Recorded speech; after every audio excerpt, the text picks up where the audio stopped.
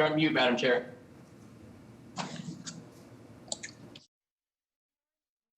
City of Boston Zoning Board of Appeal hearing for February 23rd is now in session. This hearing is being conducted in accordance with the applicable provisions of the open meeting law, the executive order of Governor Baker, suspending certain provisions thereof due to the ongoing public health crisis. This hearing of the board is being held remotely via the WebEx event platform. This hearing is also being live streamed.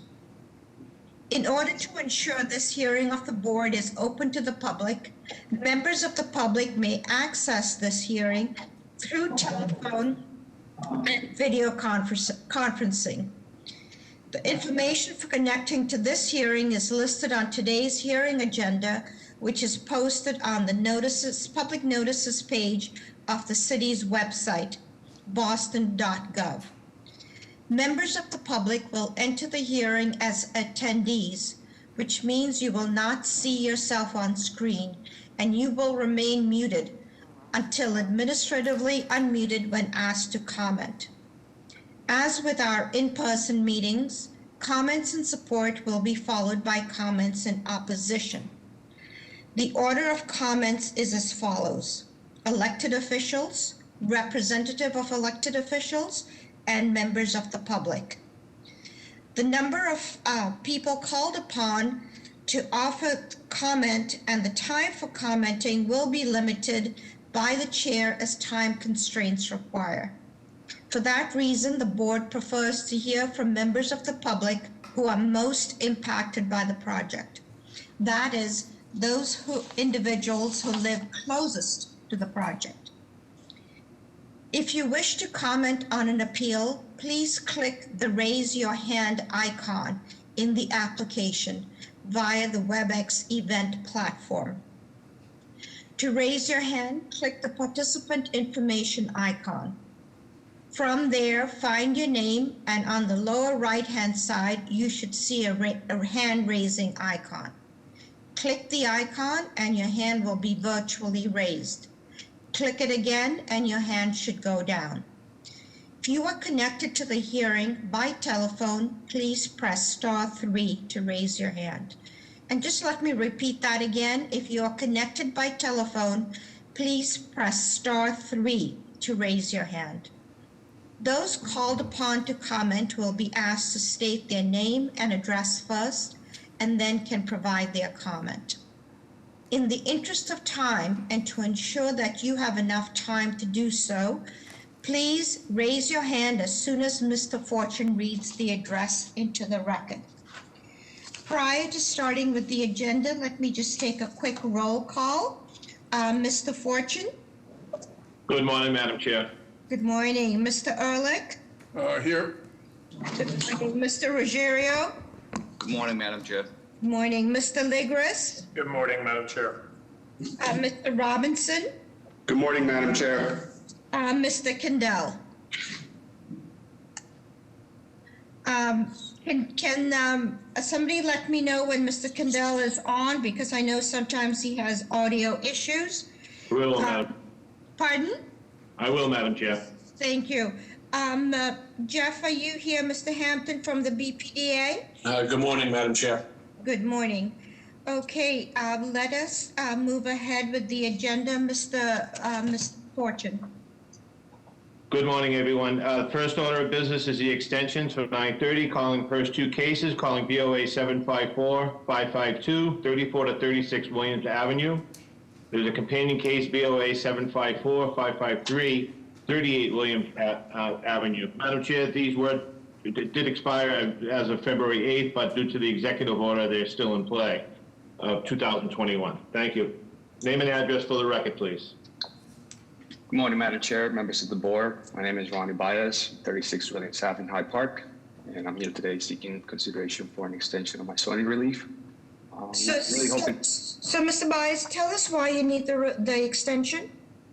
Well, we were really hoping to get started on this project last year, but with the COVID-19 pandemic and all, kind of took a.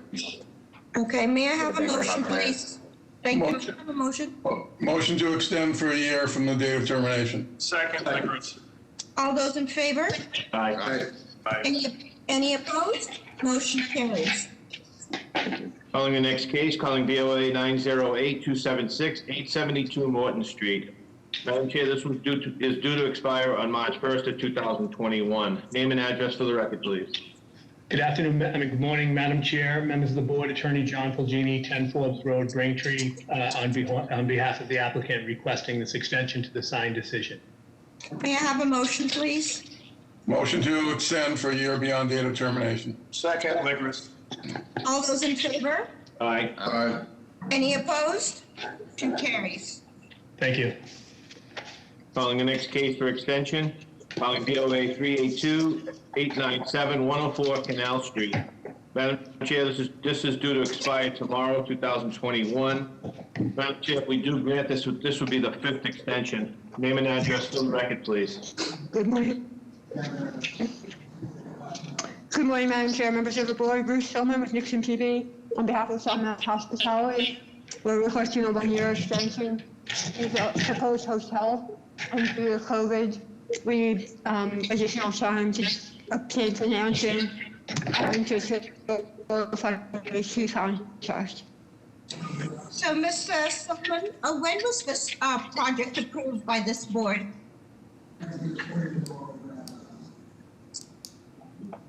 The project was originally approved, Madam Chair, in 2015, which I know is a long time ago. And we had a contract with the Hotel Flag, my clients did, and then that fell through the cracks. And then last year, when we were before you, we actually had a contract in hand, which we hope to revive, but again, due to COVID, the hospitality industry is a standstill right now. So it is still going ahead as a hotel then? May I have a motion, but please may I have a note in the file that this is the last request for an extension that we will entertain, because when we give approvals, we don't expect that they're pocket approvals and will extend into perpetuity. So may I have a motion, please? Motion to extend for a year. Second, Joe. All those in favor? Aye. Aye. Any opposed? Motion carries. Calling the last two cases for extension, calling BOA 897-316, 534 to 538 Dorchester Avenue. There's a companion case, BOA 784-986, 534 Rare Dorchester Avenue. Madam Chair, this is due to expire on March 29th of 2021. Name and address for the record, please. Good morning, Madam. I'm an attorney with the business address of 350 West Broadway in South Boston. Madam Chair, members, here requesting an extension for these matters. 534R Dorchester Ave was an application approved by this board for a new 7-unit building. My client needs additional time owing to issues with the fire department and, of course, with COVID. May I have a motion, please? Motion to extend for 1 year beyond date of termination. Second, Lickers. All those in favor? Aye. Any opposed? Motion carries. Madam Chair, Mr. Kendall is on. Oh, excellent. Thank you. So we have a full board today, and I would also like to acknowledge that we have a new board member and an alternate who are observing today. So just to put that on the record, that we will expect that they will enjoy the day today before they get put on the hot seat in the future. So let's move to board final arbiter. Calling the first board final arbiter, calling BOA 102-9694, 35 Brookley Road. This is a request to appear before the board relative to a board proviso on its prior decision subject to design review by the BPDA with attention to reducing density and massing and for the compliance of the rear yard setback requirement. The violations were Article 55, Section 19, use and regulations of local multifamily dwelling. Article 55, Section 20, floor area ratio was excessive. Article 55, Section 20, the height was excessive. Article 55, Section 20, rear yard was insufficient. Article 55, Section 40, off-street parking was insufficient, and Article 55, Section 40, 55-4.5, off-street parking design. Madam Chair, this was a demo of the existing structure and erect a new 46-unit residential building. Name and address for the record, please.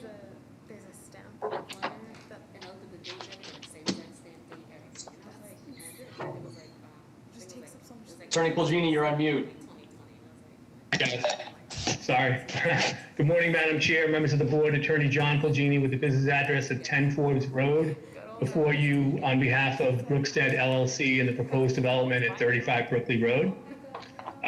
By way of background, we appeared before this board on July 21st, 2020, presenting a proposed 4-story development consisting of 45 residential units, including at least 10 income-restricted units, of which 5 will be artist live workspaces. That's an IDP percentage of over 22%. On that date, the board... Mr. Bulgini, please. Sure. Can you tell us what has transpired? Because as Mr. Fortune read into the record, there was a request for BPDA design review. Tell us what has transpired since then. Absolutely. Thank you, Madam Chair. Since the hearing, we've had extensive discussions with BPDA staff and have provided the board with a letter from Michael Canizzo, Deputy Director of Urban Design at the BPDA, which in summary states that we have reviewed the plans and per the proviso, they believe that the proposal meets the recommendations of Plan JP Rocks. We are here this morning respectfully requesting that this board finds that we have complied with the terms of their proviso. So it may meet the terms of JP Rocks, and how does it specifically meet? I'm going to rely on you to tell us how it specifically meets the our proviso. So when the motion was made, there was, like most of the motions now, there was a proviso that said, a detailed BPDA design review addressing those different issues. We did sit down with the BPDA through Zoom, obviously because of the time, and went through the plans, and they felt that this was exactly the kind of project they envisioned when Plan JP Rocks came about. We went through a 15-month process with the BPDA, and through the design review and guidance, came up with this proposal that was before you today.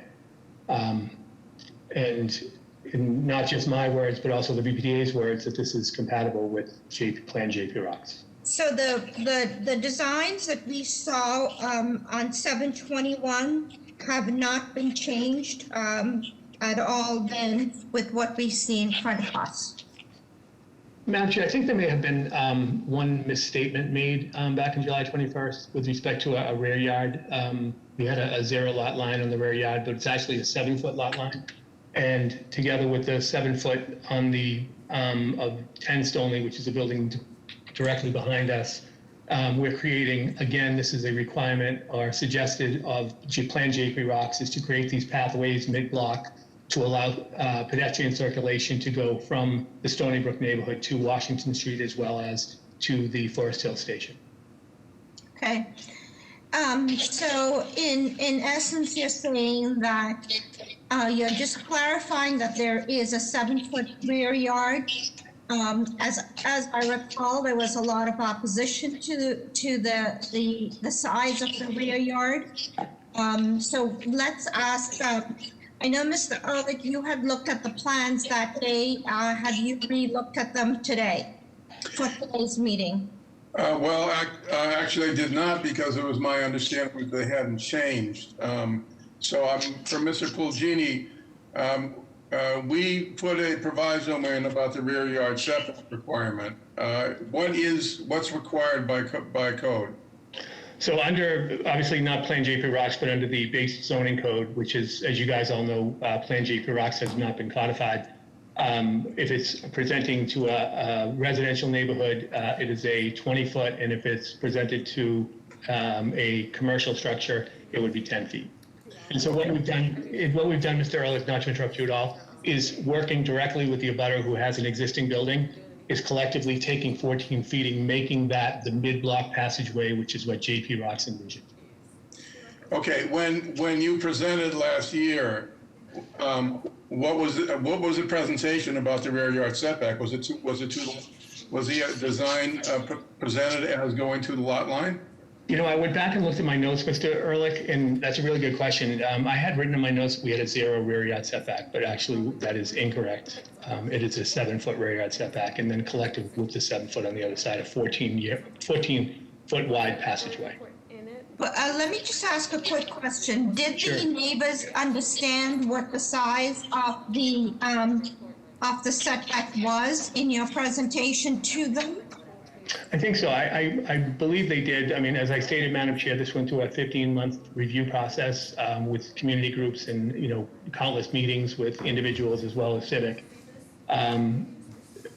So I do believe that they did. There was some concern about whether it was a safe passageway between these two buildings. And I can state that we have enlisted a landscape architect who will beautify this area and make it, you know, a nice area together with illumination, so it provides safe passageway for people who are coming from the Stony Brook neighborhood through. And this is exactly what is listed inside Plan JP Rocks. Well, Madam Chair, I guess, I mean, our proviso was based on the assumption that it went to the lot line. If in fact there is a 7-foot setback and there is a passageway that the BTA has reviewed, I actually think that then this is less of a problem than I thought. I'm looking at the emails we have received, which is highly unusual that when we have a project come in as board final arbiter, that we have this volume of emails about a project. And it looks like 90% of them are opposed to any relief to be given to you based on the design that is now before us. Let me just ask for a motion for deferral, because I do think that the applicant should go and do a reality check with the neighborhood so that we are completely certain that they understand that that is a 7-foot setback. That is a 7-foot setback. Madam Chair, just briefly, it's Kevin O'Connor here. I just wanted to point out that we did notice this request for board final arbiter because the request essentially asks to be granted relief from a zoning code violation that was not previously granted relief. So the neighborhood was notified, and that's the reason for the emails that came in. And there are probably people that are standing by willing to offer testimony if you were so desired to hear from them. But I just wanted to make that clear. Okay, thank you for the clarification. So it just seems that there are still people who are strongly in opposition. So Councilor, can you respond to that, please? Sure. So, you know, in setting up this board final arbiter, which is unique, Attorney O'Connor and myself, we sat down and decided that this had to be noticed to provide it to the abutters to let them know that what's going on, and we did do that. Madam Chair, we feel that, again, this does, as Mr. Canizzo stated in his letter, comply with the Plan JP Rocks. And it's a unique thing because this will be a passageway that's open to the public, whereas most rear yards that we see or spaces in between buildings, they're private property. This would not be. This would allow people circulation from their neighborhood to Washington Street. So again, that is exactly what Plan JP Rocks requested. And has density and massing been reduced in any way? We have worked throughout this process regarding setbacks and step backs, which is again in compliance with the JP Rocks. And again, that was reviewed by the BPDA and they felt that that was compatible. So since our hearing, then there has been nothing that's changed in reducing the density or the massing.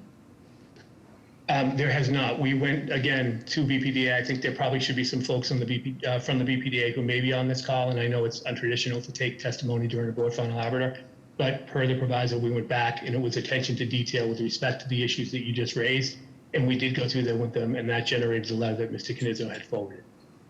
Madam Chair, can I ask you a question? On the emails that have come to the board, is there any way of knowing whether those were, the opposition was based on the assumption that it went to the lot line or that there was a 7 feet setback? Do we know? most of them are still focused on the massing and the density and the rear yard, and have basically stated that nothing has changed in the 7 months since the last hearing. Could I make one statement, Madam Chair? Sure. One thing that I think is important on this project too is there is no open space violation. So we do have, as big as the building is, and when you're addressing massing and density, we are complying with the underlying zoning with respect to open space. And again, by providing the neighbors access through this mid-block, it's not really unique to our property. It is for the benefit of the entire community. Okay, so as I recall the hearing, there were people were really head up about that rear yard and the density.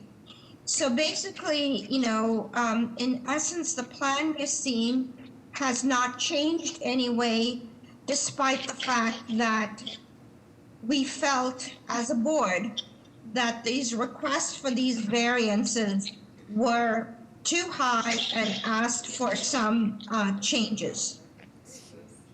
And we went to the, per your instruction, Madam Chair, we went to the BPDA and sat down and went through these plans, and they felt that this was something to, in the plan JP Rocks, the density bonus, which as I stated, it's over 22% affordability, which is almost double the amount required. This is the density bonus is what is required. It's tied into FAR. And with that, additionally, we have, the artist lit workspaces. It is a deeply affordable building that the BPDA states unequivocally complies with the recommendations of Plan JP Rocks. Okay, so Madam Chair, Secretary, I don't know if you maybe be worth the testimony from Aslan Kerr. She has her hand raised.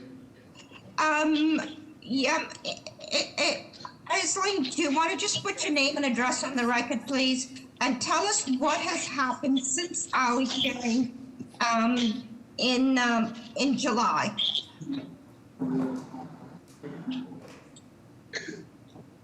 Jessica, Ms. Kerr is in the attendee list. If you could unmute her, please. This is Eric Robinson. Can I just ask a question of the council? I was not here for the previous hearing, seated on the board, but just so I make sure I understand as I review this for the first time, the rear yard setback it's a little odd because of the shape of the lot, because it's a rectangular lot. So the rear yard setback is the short side on the backside, and it's against another 4-story building. Is that correct? Yes, Mr. Robinson, that is correct. Okay.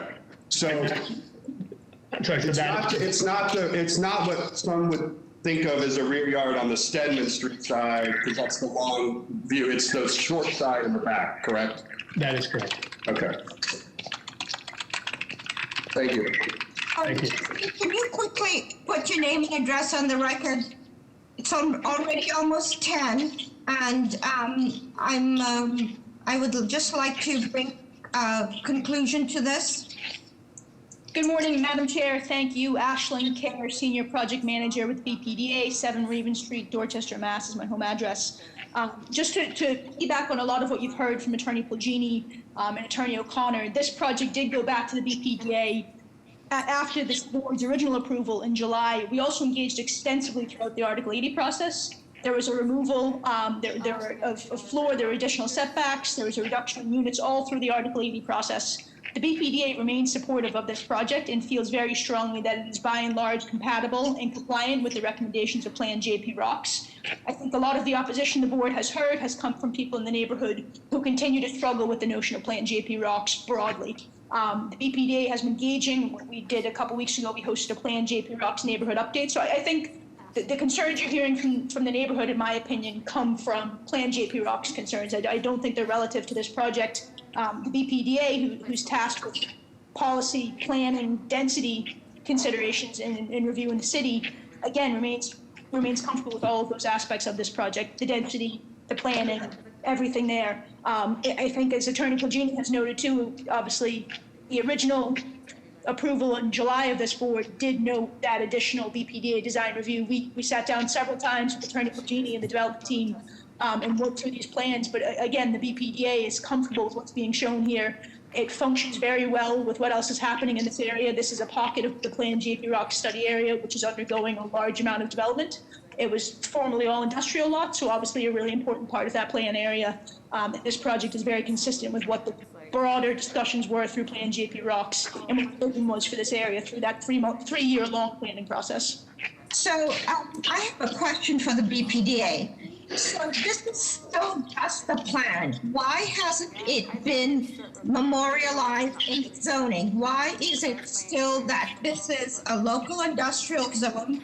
And I will also clarify, it looks like what we've heard from are abutters and not distant people. So I would like to ask of the PDA, why isn't this yet memorialized in zoning? Unfortunately, Madam Chair, I don't have a specific answer for you on that one. Again, I think there are challenges to the Plan JP Rocks plan. Obviously, the affordability is massive. This project is meeting that affordability, which was the key takeaway from Plan JP Rocks. This is actually one of the only projects I've seen that's been able to do that. So I apologize, Madam Chair, I'll get to your question now. I think what we're trying to do is trying to engage with the neighborhood, right? I don't know where we are in the process of adopting Plan JP Rocks or zoning approval or anything like that, but we are trying to assist people, as you noted, in better understanding. The neighborhood's changed a lot, right? There's new neighbors who maybe weren't there for that first planning process that don't understand how a lot of these decisions were made or these considerations were got to. So we are engaging. There's no immediate timeline for adoption of the plan, but we're still active. We're still out in the neighborhood talking to people about this plan and doing our best to help people understand it. And I will state for you too, as I state to any attorney who comes to us, is that our base point is the zoning. It's not anything else, because there have been numerous cases where people over plan, over propose. And it really affects the quality of life in the neighborhood. So thank you. I think we've heard enough. May I have a motion, please? Yeah, I am of two minds on this. On the one hand, if we send something for design review to the BPDA with a specific request, I actually don't appreciate with the BPDA coming back without having changed and respected those. On the other hand, if there was some confusion about the rear yard setback, and that was one of the specific things we made, I am, based on the importance of the affordability, I'm willing to make a motion to approve the applicant's request. I'll second. Second that motion. All those in favor? Aye. Aye. Any opposed? I will say I'm opposed on because I honestly believe that just like we had a project a week ago that went through the last meeting that went through an Article 80 process, there was a lot of opposition. There were a lot of residents who felt unheard.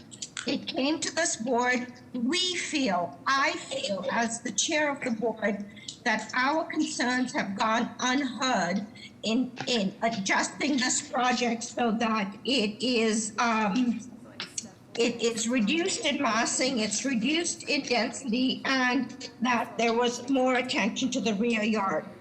If there had been a robust community process after our hearing, I do not think we would have heard any of these comments from the community. So with that, the motion carries. Thank you, Madam Chair. Thank you, Board. Have a great day.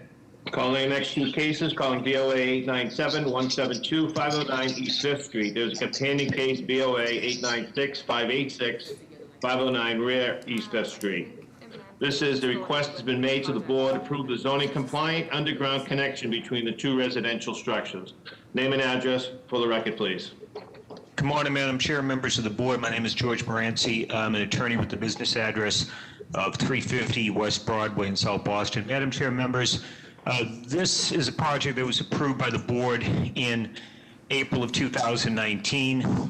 Very briefly, there's an existing three-family dwelling that had been situated to the rear of a commercial building on the front of the lot at 509 East 5th Street. The application approved in 2019 allowed for the subdivision of the lots and the demolition of the commercial building and the erection of a new 4-unit building. This, as I say, was all approved.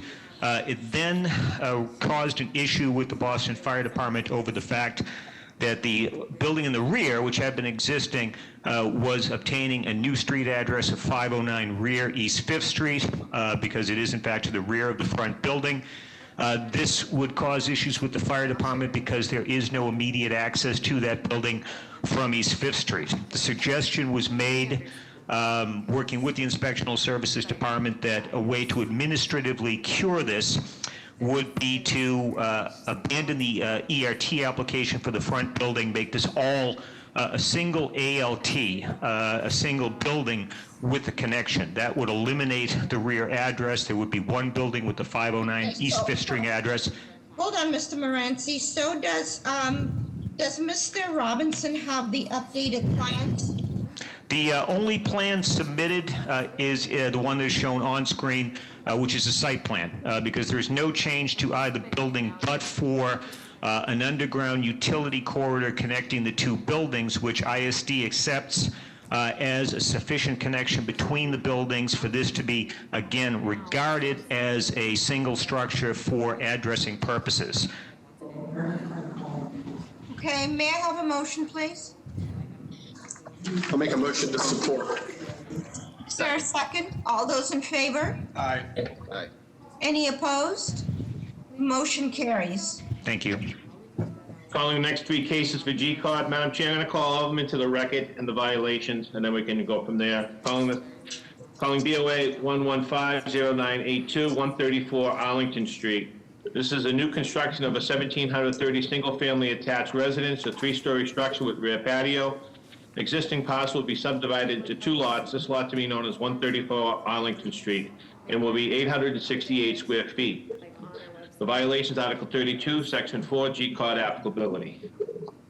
This is for BOA 1150980, 130 to 132 Arlington Street. This is new construction of a 2-unit dwelling condominium totaling 3,278 square feet, 3-story structure with rear patio. The existing parcel will be subdivided into 2 lots, lot to be known as 130 to 132 Arlington Street, and will be 1,640 square feet.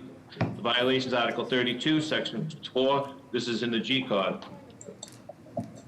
This is for the 3rd case, calling BOA 1150983, 10 Edgerly Place. This is new construction of an attached 2-family totaling 2,700 square feet, 3-story structure with deck and patio. The violations, Article 32, Section 4. This is in the G-Card. Name and address for the record, please. Madam Chair, I'm going to recuse myself on these matters, Mr. Ligris. So please put your name and address on the record.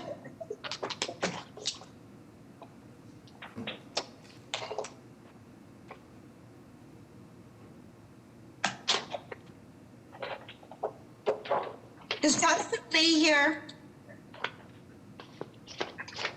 Caller 19, you've been unmuted. Are you for the case? Yes, hi. Hi. Can you hear me? Yes. Can I be heard? Put your name and address on the record, please. I'd like to just confirm that I have. Is Christian here? Christian, are you calling? Madam Chair, I am here on the call. Christian Simonelli, Boston Groundwater Trust, 229 Berkeley Street, Boston, Mass. We have both the no harm and water and sewer approval letter for 10 Edgerly Road.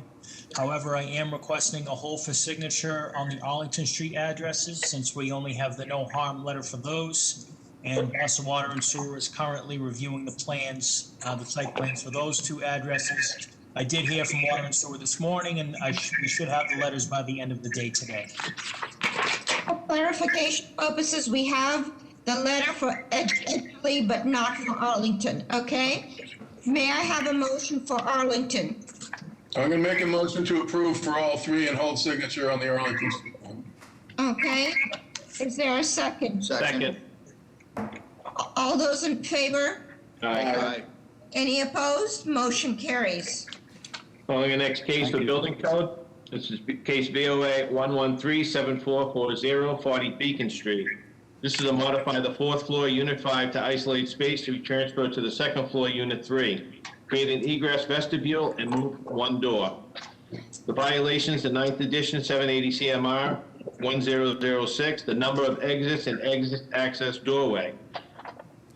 The violation is 1006.1. The number of exits or exit access doorways required within the means of egress shall comply with the provisions of 1006.2 for spaces in section of 1006.3 for stories. Name and address for the record, please.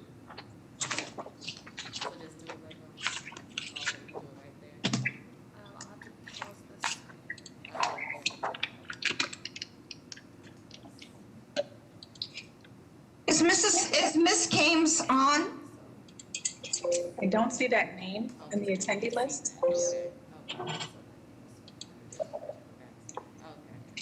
I saw Doug Anderson on here, I believe, in the panelists. Oh, good. Doug, can you please put your name and address for the record if you're here for 40 Beacon? Thank you, Madam Chair. Doug Anderson, C Cubed, address, working address is 313 Congress Street in Boston. I am the code consultant for this particular issue. This is exactly the plan we need to see. The original planned redevelopment of this building on Beacon Hill was to, where you can see the roof terrace in the top rear and the little piece of roof below that. The original intent was to physically connect the portion on the left with the portion on the right. However, Beacon Hill Architectural Commission denied it because of a very small visibility issue down a driveway from, I believe it's Willow Street. So the development went forward, and the rear part you see on the right and the front part on the left were originally marketed together as Unit 5. The Unit 5 buyer did not want the rear part, so the rear part was sold off to the buyer of Unit number 3, which is 2 floors down. This introduced an egress issue.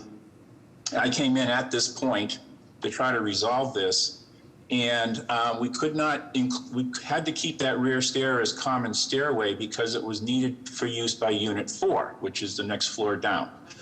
So as a form of compliance alternative, we proposed as a second means of egress, you can see door B on the left. That door would be equipped with an electric strike that the occupant of the top floor could use to access as a second means of egress. The roof terrace is heated, so there'd be no snow or ice issues. I looked at this as it's analogous to a connecting balcony, where you exit your unit through a window and go to the other side and then break through a window. Hold on, Mr. Anderson. Mr. Robinson, are you comfortable with this? I wasn't at first, but after going through the documentation and the letter put forth by Mr. Anderson, I am more comfortable with it, yes. Okay, may I have a motion, please? Make a motion to support. Is there a second? Second. All those in favor? Aye. Any opposed? Motion carries. You're all set. Good luck. Thank you, Madam Chair and members of the board. Madam Chair, I'm going to call the 930 cases for deferrals or withdrawals. Please give me the address before you speak. So these are for deferrals or withdrawals for 930 only. 167 Lexington Street. Thank you. For the record, calling BOA 105-5809, 167 Lexington Street. Name and address for the record, please. Good morning, Madam Chair, members of the board. Attorney John Haskell with Drago and Toscano, business address of 11 Beacon Street, requesting a deferral on this matter. Based on the community process, there are final changes that need to be made to the plans, and unfortunately, our client had to hire a new architect, and these plans will take a few months to finalize and resubmit. Okay, hold on. May I have a motion, please? Motion to defer, Madam Is Chair. there a second? All those in favor? Aye. Any opposed? The date, please? We have a date of April 27th. Do we need more time than that? If we could please request a May date, that would be preferred. We can do May 18th. That would be great. Thank you so much. That'd be at 12:30, May 18th. Okay. Thank you. Are there any other deferrals or withdrawals? Address, please. Mr. Fortune, 137 Layden Street, please. Thank you, Mr. Moranci. Calling BOA 102-4228, 137 Layden Street. Name and address for the record, please. Good morning, Madam Chair, members of the board. My name is George Moranci. I'm an attorney with the business address of 350 West Broadway in South Boston, requesting a deferral to allow for additional community process. As in the previous case, Madam Chair, I think a May date here would be more appropriate than an April date. May I have a motion for deferral? Motion to defer, Madam Chair. Is there a second? All those in favor? Aye. Any opposed? Motion carries. We can also do May 18th at 12:30. Thank you. Are there any other deferrals or withdrawals for 9:30 only? Hearing none, I'll call. Is there somebody out there? Calling the first case for 9:30, calling BOA 114-5521, 35 Utah Street. This is a change of occupancy from a legal two-family to a three-family. The violations, Article 27G, this is in the East Boston iPod. Article 52, Section 8, the use is forbidden. Article 53, Section 9, the floor-to-area ratio is excessive. Article 53, Section 56, off-street parking is insufficient. And Article 53, Section 9, open space is insufficient. Name and address for the record, please. William Mohan, the licensing and permitting consultant, working with Markarian Corporation, who's the owner and also the occupier of the first condo. Business address is home 59 Cotting Road in Norton, Massachusetts. So can you tell us what is being proposed and how this this third unit is going to be accommodated? Yes, this is a three-story, a three-floor building with a full basement that is strictly always been used for storage. There'd be no living accommodations in the basement at all. This structure was suffered severe fire damage a couple of years ago, where the interior of the building was heavily damaged and the rear decks were damaged. Markarian Corporation acquired this building, and they started working with. There's three different proposals. One, there was an ALT. Okay, so hold on. So you're proposing 3 units. What's the size of the proposed units? The size of the proposed units are approximately 840 square feet each. Okay, and is there any roof deck proposed? No, none. Flat roof. And no occupancy in the basement, right? That's correct. Okay, Mr. Robinson, how are the plans? The plans look good. Any questions from the board? Is anybody here to speak in support of this proposal? Yes, Madam Chair, members of the board, Connor Newman with the Mayor's Office of Neighborhood Services. I'd like to go on record support of this proposal. The abutters meeting was held on December 11th. The applicant addressed most of the concerns raised by abutters, and they received strong support from the Eagle Hill Civic Association. Thank you. Madam Chair, members of the board, this is Michael Benetti from Boston City Councilor Lydia Edwards' office. The council would like to go on record in support of this project. Thank you. Good morning, Madam Chair, members of the board. Karen Foley, Councilor Wasabi George's office, would like to go on record in support of this project. Thank you. Madam Chair, members of the board, Paul Sullivan, for City Councilor at Large Michael Flaherty, Councilor to go on record in support.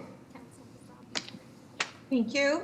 Members of the board and all that other good stuff that they usually say. This is Councilor at Large Julia Mejia, just going on the record in support of this project. Thank you. Madam Chair, I have one raised hand. I'm not sure if it's for this case. Do you want me to? Okay. Hi, Robert. Do you want to give testimony on this case? Robert White? No, that was the error on my part. Okay. Can you please lower your hand? Given that information, may I have a motion? I'd like to make a motion to approve with design review. Is there a second? All those in favor? Aye. Aye. Any opposed? Motion carries. Thank you very much, Madam Chair and board. We appreciate your support. Jeff, with the design review, if you can just, they put new siding on, can you just, it's Eagle Hill, it's like a historic area, if they can just keep the context of that in mind with the new siding? Yeah, I'll make sure that it has neighborhood context. Yeah, we had, just for your information, Madam Chair. No, we- we're done. I'll take Okay. care of it with the PDA. Calling the next case. Calling the next case, calling BOA 113-5699, 25 Atlantic Avenue. This is the proposed new construction of a 5-story, 6-unit residential building. Project includes 4 single-story flat units and 2 duplex-style units. All units are 3-bedroom units. There will be a common roof deck for all tenants. The violation is Article 32, Section 4, this is G-Cod, and Article 54, Section 18, roof structure restrictions. The height of the proposed new construction exceeds the prior height of the existing building. Name and address for the record, please. Okay, sorry, but there was a project on 35 Utah Street, and, Can I, Ms. Ambassador, can you just mute everybody? Just a reminder that this is Atlantic Ave. We received a lot of information on the project, both in support and opposition.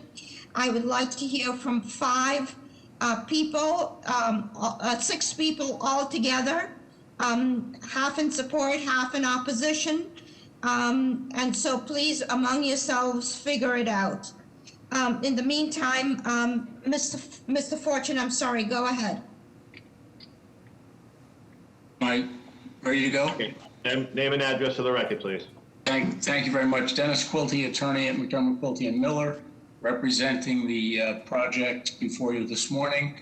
With me is Richard Walsh, who's the property owner, the project architect, Matt Frankie of MGF Architects, and as well our engineer consultant, Howard Mosher from Van Essang and Brusselen, who all of whom will be saying a few words for you. So we want to just first, if I may, of course, this is a G-Cod matter as well. Our belief is that the documentation is on file.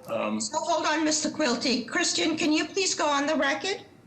Good morning, Madam Chair, members of the board. Christian Simonelli, Boston Groundwater Trust, and we do have both the no harm and Boston Water and Sewer approval letters. Thank you. Thank you. Thank you, ma'am.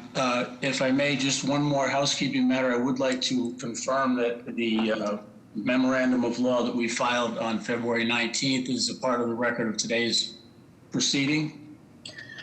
Yes, please go ahead, Mr. Quilty. Tell us what's being proposed. Thank you, ma'am. This is the proposal to create a residential 5-story, 6-unit building in place of a current vacant lot, which previously housed a very unusual series of small structures, a laundry facility, a gasoline station, and was dilapidated and really an eyesore in the community for many years.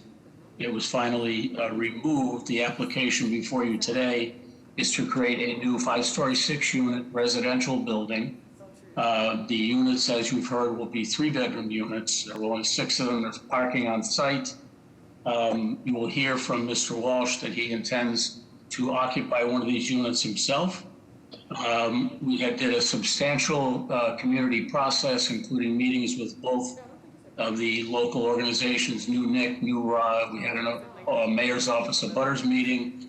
We have the support of the neighborhood council. Mr. Quilty? Yes, ma'am. We'll hear all of that later on. I'd like your technical expertise to tell us about the size of those 3-bedroom units, the range of sizes, what the ground floor use is anticipated to be, and then the roof structure if there is a proposed deck on top. Thank you, ma'am. I know Mr. Walsh would like to be heard on the particulars of the units themselves. I can tell you that the ground floor of the building is for parking and mechanicals and things of that nature. Will not be used for living space. As suggested, there are 4 floor-throughs and 2 duplexes, making the 6 units. They are all 3-bedroom, all family-sized units. There is proposed a deck on the ultimate roof. I think, other than that, I know Mr. Walsh would like to be heard on the particulars of those units. Mr. Walsh, can you please go ahead and add some more information? Is this subject to Chapter 91? Yes, thank you, Madam Chair and board members. Yes, it is subject to Chapter 91. I'm president and CEO of a company called Walsh Brothers. We're a 120-year-old construction management firm. Okay, can you please tell us, we have a long agenda ahead of us. We'd like to more immediately understand the project that you're proposing. We just don't want to be put in a position where Chapter 91 requires you to provide public accommodation, and you're not providing public accommodation and be caught up in that roundabout. Madam Chair, can I take that question, please? Yeah, please go ahead. We are subject to Chapter 91. We cannot proceed with Chapter 91 without going through your process. The Chapter 91 process will allow us to utilize portions of the city sidewalk for our open space. This is something which we will do in conjunction with the BPDA and the Public Improvement Commission. We have had preliminary meetings with both, which have indicated a willingness to work with us in this regard. As the board knows, the Public Improvement Commission routinely provides use upon payment and maintenance for public spaces. Hold on, Mr. Quilty. Yes, ma'am. Okay. Anything else to add that will help us understand the project, Mr. Walsh? Yes, I just mentioned the company Walsh Brothers because we're a 120-year-old construction management firm, but our headquarters is directly across the street from this site. And the site itself was what I'll call a very blighted corner. We kind of know that site, yes. Dilapidated structures, but with hold on. How are the plans, Mr. Robinson? The plans are fine. There is a large common roof deck with head houses for the stairs and the elevator. And I just have one question for the team. So the project is about 18,000 square feet, plus or minus, is my understanding. So that's below the BPDA small project. So have you had any interaction with the BPDA on this project? And partly is because, you know, the aesthetics of the project in relationship to its context, where it's conceived of as a modern mansard building against some very old traditional buildings. I just didn't know if they had, you've talked about that in terms of the aesthetics of this building yet. Yes, indeed. Indeed, we have. We've had multiple meetings with Mr. Canizzo, BPDA staff, very positive meetings with them. We have been asked to come back, on a continuing basis on design review. Interestingly, the building we have discovered is very, very similar to probably at least a half a dozen other buildings of its exact almost size and design in the North End neighborhood. This, I'm losing the terminology. Flatiron, exactly. But we've had very positive meetings with the BPDA on design. Our project architect is here. We're continuing to review it with them, but they've been very, again, very positive about our design going forward. Does that answer your question, Mr. Robinson? Yes. Any other questions from the board? Is anybody here to speak in support of this proposal? Yes, I am, Madam Chair. Your name and address for the record? My name is Ryle Rhodes. I live 1252 Mass Ave in Boston. I'm asked, are you a direct abutter to this project? No, ma'am, I'm not. Okay, thank you. May I have any direct abutters to this project to speak, please? Madam Chair, we doing elected officials first? Yes, are there any elected officials on? Madam Chair, members of the board, Paul Sullivan for City Councilor at Large Michael Flaherty. The council acknowledges that the project has gone through an extensive community process. The North End Waterfront Council voted unanimously to support, and the North End Waterfront Association voted unanimously to oppose. Thus, the council defers to the board's knowledge and understanding of the zoning laws as it pertains to these hardships. If the project is to be approved, the council asks the proponent work closely with the neighborhood at every step of the project. Thank you. Okay. Mr. Ambassador, Karen, go ahead. I was just waiting for the ONS or the district councilor to speak, but Good morning, Madam Chair, members of the board. Karen Foley, Councilor Wasabi George's office, and we are in opposition to this project. I attend the meetings, the NURA meetings every month, and they opposed it, and that's it. Thank you very much for your consideration. Ms. Ambassador, any other elected officials or representatives of elected officials? Don't see.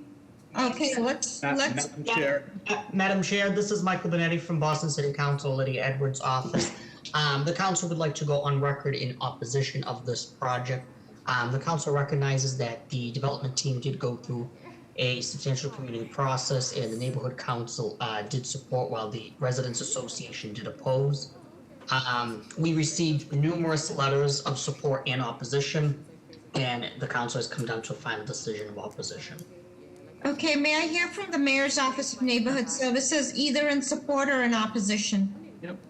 Madam Chair and members of the board, this is John Romano from the Mayor's Office of Neighborhood Services. So the project did go through an extensive community process with both the North End Waterfront Neighborhood Council voting in unanimous support, along with over 200 plus letters of support with 80 into the direct abutting radius. Alternatively, we had the North End Waterfront Neighborhood Residents Association in opposition, along with over 60 letters in opposition in direct abutting radius. And so due to this, we defer to the board for your judgment on this project. Thank you. Madam Chair, members of the board, this is Dave Vittorini on behalf of City Councilor at Large Michelle Wu. We'd also like to go on record in opposition. May I hear from abutters, please? Okay, yeah, I have. Go ahead, I have. Madam Chair, before we go to the butters, I want to say, could I raise my hand? How do I get in this mix? Go ahead, Councilor, put your name and address on the record and tell us if you're in support or opposition. This is at-large City Councilor Julia Mejia, and I want to go on the record with opposition of this project. Thank you. Madam Chair, Secretary here, before we go to the public comment, I just wanted to let you know we have over 200 letters of support and over 200 letters of opposition as well. So it's left to our discretion, huh? Okay, so may I hear from 4 people, please? Okay, sure. I'll start with Daniel Pascantelli. Daniel, you've been unmuted. Good morning, Madam Chairman and members of the board. Thank you for the opportunity to speak. My name is Daniel Pascantelli. I live at 145 Commercial Street, and I'm a direct abutter to this project. I'm here to voice my support for the project. I have lived in the North End nearly my entire life, raising 3 children on Hanover Street. Mr. Pascantelli, thank you very much for getting on. May I hear from somebody else, Ms. Ambassador? Tucker Oninsky, you've been unmuted. Hi, my name is Tucker Oninsky. We're a direct abutter. I'm here with my girlfriend. Can you speak up? We live at 357 Commercial Street. We're in strong support of this project. We walk by the site nearly every day, and it's an eyesore. And this project just makes sense for people like us. Okay, I'm sorry. Did you say you were in support? We are in support, correct? And what was your name again? Tucker. Tucker Oninsky. Thank you very much. Somebody else, Ms. Ambassador? Jane Orlandello. Yes, hello, Madam Chair and members of the board. We're a direct abutter at 85 Atlantic Ave. We are in support of the project. I think it's beautifully designed, modestly sized, and it will be a great addition to the neighborhood. Thank you. Also have State Rep Patrick from Patrick Lyons from State Rep's office. Patrick, go ahead. Hi, Madam Chair, members of the board. Thank you. Sorry about that confusion, not speaking with the other elected officials. But this is Patrick Lyons from Representative Aaron Michaewicz's office. I know Luigi from Senator Boncore's office is in this meeting as well, so I can speak for them as well. We're going to be would like to be on the record in opposition of this project as it presently stands. Not to say we're not to say we're opposed to development of this parcel, but we'd like to see the proponent work more closely with the direct abutters on something that will work for the entire for that entire area. Thank you. So Mr. Lyons, you're on the record for both Boncore and Michaelwitz. Yes, in opposition. Okay, thank you. Thank you. Brian Kaplan, you've been unmuted. Good morning, Brian Kaplan. I'm an attorney. My office is at 123 2nd Street. My clients are homeowners and the condo associations in the two buildings that will be most impacted by this project.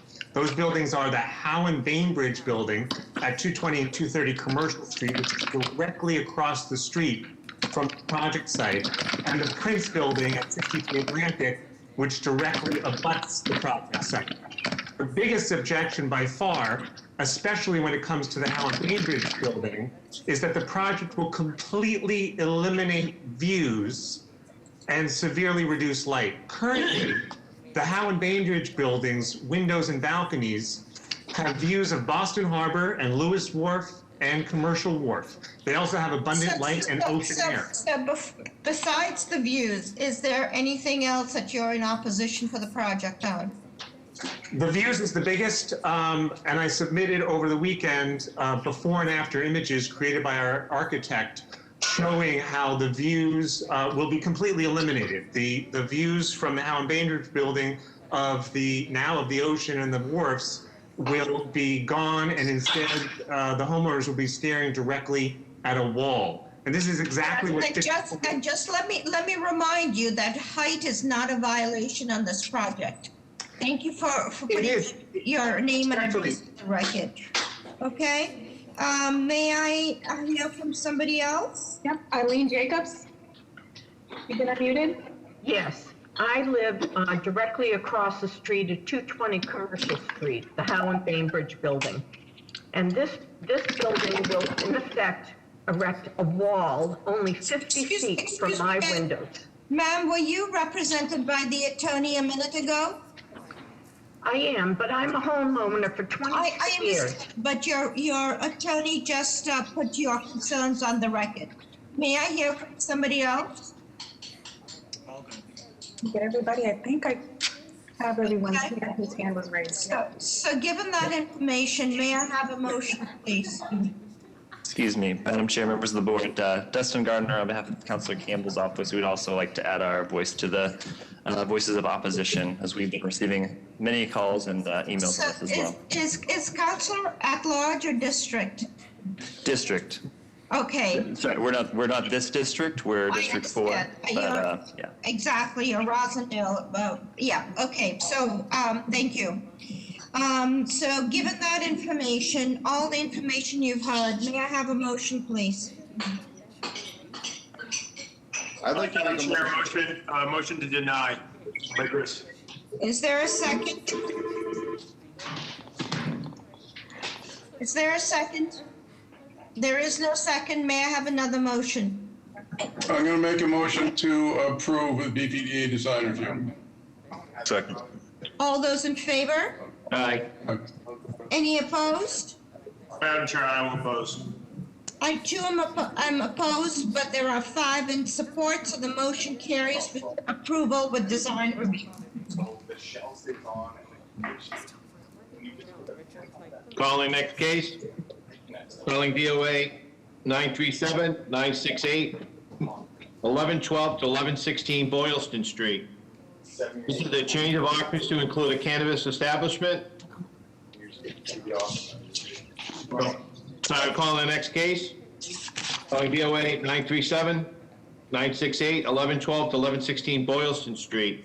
This is a change of occupancy to include a cannabis establishment and associated renovation. The violations, Article 66, Section 14, a cannabis establishment use is conditional, and Article 66, Section 14, the location is within 1/2 mile of another cannabis establishment. Name and address for the record, please. Morning, Madam Chair, members of the board. Josh Zakum, 257 Commonwealth Ave, representing the applicants, Victor Chang and Carlos Castillo, 2 of the founders and owners who will deliver this presentation. I appreciate your time. Please, whoever's talking, put your name and address on the record and tell us what's being proposed. I believe Carlos Castillo and Victor Chang should be participants. Hi, this is Victor Chang. Please tell us what's being proposed. Come on, people, hustle. Good morning, Madam Chair. We are proposing a cannabis dispensary at 1114 Boylston Street in the Fenway neighborhood. We are the only minority-owned dispensary applicant in this area. We're committed to local and minority hiring. Please tell us about the specifics about the project. Tell us your hours of operation. Talk to us about the layout. Talk to us about how you will deal with lines. So talk to us through all those things. So we're proposing a total of 7,800 square feet of retail space over 3 floors. The first floor is nearly 1,500 square feet where we'll do most of our queuing. Our hours of operation are Monday through Saturday, 10 a.m. to 9 p.m., and Sunday, 10 a.m. to 6 p.m. Okay. And walk us through this plan. Tell us how things are going to work. So this is Victor Chang. So the view you're seeing here, Boylston Street is on your right. People would enter into this space and be seen with security, validating their ID before they can enter the space. The large area in the middle of this floor plan on the first floor would be used for indoor queuing. So we would not have anyone outside of the store. We would have outdoor security. If the inside occupancy was met, we would ask customers to come back at a later time. Primary retail will happen on the second floor. So we can go to the next slide, which would be where most of the retail transactions will happen on the second floor. The lower level, which is the basement level of the building, is for back of house or employee use only. The lower level is accessible from the back alleyway, where the back alleyway grades down, so that's actually street level. So all of our deliveries will come through the back, so we will have no impact on Boylston Street for deliveries. The site we have, in terms of public transportation, there are 6 subway stops, 15 bus stops, 13 blue bike stations in the area. Can you hold on, please? Will you be taking any orders online? We will. Absolutely. Okay, and tell us about where your security personnel will be. So there's a security desk at on the first floor, right at the entranceway, where IDs are checked. We will also have outdoor security planned for higher traffic times or during events at Fenway. And then we will also have security that patrol sort of the immediate area, particularly in the back alleyway when we do deliveries. Okay, and what was the former use of this space? The first floor is the Little Steve's Pizza Shop, which is since closed. And then the second floor was, I believe, classroom space used by Berkeley. Okay, and so during Fenway games, how are you going to deal with people again? Please tell us. We'll increase the number of security personnel on staff. We will increase our outdoor presence so that we will ensure that there isn't any additional queuing outside of the store. Okay. Okay, and just to let all applicants know that when we look at these facilities, we are not giving pocket approval. We expect that, in fact, the project will proceed if you should get the approval. Let's see, how are the plans, Mr. Robinson? The plans are good. They're introducing an elevator to provide full accessibility within the building. I'm a little concerned about the front elevation changes in terms of the aesthetics. Okay. Can that, any other questions from the board? Yeah, Madam Chair, I have several questions. I'd like to know more about the security plan that has been proposed with respect to events or games at Fenway. The applicant just inferred that the security would be increased. I'd like to have some very specific granular explanation around that. I apologize. We lost connection for a second. Could you repeat the question? Sure. Could you please explain the increase in security, like very specifically, head counts, protocols, how you're going to prevent queuing in front of this location before and after events at Fenway Park? So typically during normal hours, we anticipate having 3 security personnel on site. So for during Fenway events, we would likely go to 5 to 6, and essentially have at least 2 personnel outside of the store, so that if we are at occupancy, we would simply ask customers to come back at another time. And to add on to that, Mr. Legris, they are also in communication with the Red Sox as well as D4 to make sure that there's, good coordination between all interested parties at this location. What is the applicant's experience with cannabis establishments? We have a site that's opening in Newton, Massachusetts, as well as we have been approved in Natick, Massachusetts for retail. Okay, I think I'm still trying to pick up on Mr. Ligris's concern, is that, we've all been at Fenway when there are crowds of young people and crowds of people there. How are you, and police are, looking at other activities going on there. How are you concretely going to manage people who want to get into your store? And also answer, what is the capacity within your store? From the code review that we'd had done previously, it was 107 would be occupancy. Obviously, that would be subject to COVID regulations now. Again, with security personnel, you cannot enter the store without passing security. So I think it's very simple for our outdoor security to let customers know that we're at occupancy and that they can simply need to come back another time. There are other approved dispensaries in the neighborhood, so we don't think that all of the Fenway traffic is simply coming to our site. So there are, ones on the Brookline side as well as in Back Bay. Let's talk about that, Mr. Chang. So can you elaborate as to why this location is within another location located on Boylston Street? And as you know, that there is a buffer zone. So I'd like some clarification on that, or Attorney Zachem, maybe you could elaborate. Thank you, Mr. Legris. I appreciate the question. Yeah, absolutely. As many of you know, I was formerly on the Boston City Council and participated in the drafting and passing of the buffer zone. And, the intent of that rule was to make sure that there was not a clustering, sort of a cannabis district in the city. We wanted to make sure that the opportunities and the impacts were spread.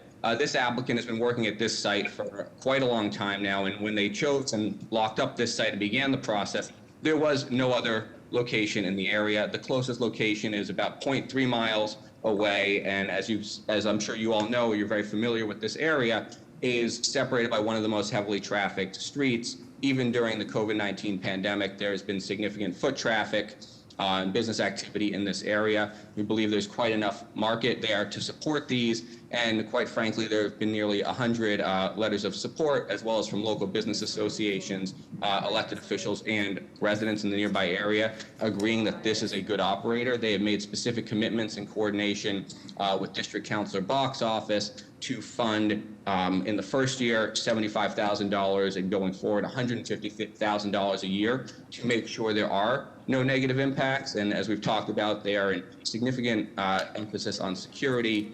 No outdoor consumption will be allowed. Folks will be added to a list where they will not be able to access any of this applicant's dispensaries around the state if they violate these rules. And they've also committed to quarterly meetings with interested neighbors moving forward to make sure all these concerns are being addressed. I personally live quite close to this location, and hearing from my neighbors, and I'm sure you have many of those letters, feel this is an appropriate use. It meets the standard for the variance in that it is consistent with the spirit of the zoning regulation. And obviously, these are local majority minority applicants. As you looked at the Boston Cannabis Board memo, and in support of this, they considered specifically the buffer zone issues around their own regulation and unanimously supporting this. And I'm happy to answer any additional questions around this issue. Thank you. Oh, thank you. I appreciate that. I think that the concern is that this area sits between Berkeley College, a thickly settled residential area with a lot of students. One of my vices is ice cream, and I had illegally double parked to go to JP Licks on a regular basis there. This particular stretch, and I in no way, shape, or form question the experience of the operators, but this particular location, to be able to control traffic on this sidewalk and on this fair portion of the street, which is already traditionally, in light of the pizza place obviously being displaced by this location, but other retail and food establishments there, as you've indicated, a very heavy traffic portion of the street. And if the legislative intent was to not have clusters, Well, we're now seeing clusters appearing in front of this board with locations within that buffer. This is the second one that I've heard of. So. No, I understand that, Mr. Legris, and obviously, given the half-mile buffer, this is 0.3 miles. And to your issues of traffic, as we see in this neighborhood, there are multiple T-stops, bus stops, blue bikes, a lot of foot traffic. Even recently, the applicants are in active discussions with the Transportation Department around rideshare locations. Their outdoor security, again, is committed to enforcing no double parking, and they're also willing to increase the security presence as needed. I think if you... So, Ms. Councilor, just let me ask you, we anticipate that the pinch point is going to be during high-level events, the marathon, I don't know what else, Fenway Games, whatever. Is there any plan by the applicants to close early on those days to, in fact, limit the pressure on the police department, the transportation department, and every other public service, so that to limit those pressure points? Sure, absolutely. I think they're working with the Fenway Park Ownership Group and other abutters, and I think, I will let them speak for themselves on this, but I believe they'd be open to that as part of the quarterly review, as part of input, obviously, from other abutters, many of whom are in support of this application in the police department. Josh, thank you. Absolutely. I think we definitely would close early if we found that it was overly congested, or during those events, our security, with the additional security, weren't able to control the crowds. We definitely would meet and close early. That's not even something we would think about twice. And the current proposed closing time is 9 p.m. during the week? Correct. Okay, any other questions from the board? Just a quick question about occupancy. You mentioned that the total occupancy for this use is 107 people. And how many staff would be, is that including staff or not including staff? And then how large of the waiting area, which I understand you do have on the first floor, how many people can that accommodate specifically? So the 107 would include employees, so that's total occupancy. We anticipate the staff count to be somewhere between 20 and 25, not including the security personnel. So security would add an additional 3 to 5, but primarily outdoors. Floor, I believe the occupancy would be in the 48, range. I believe it was.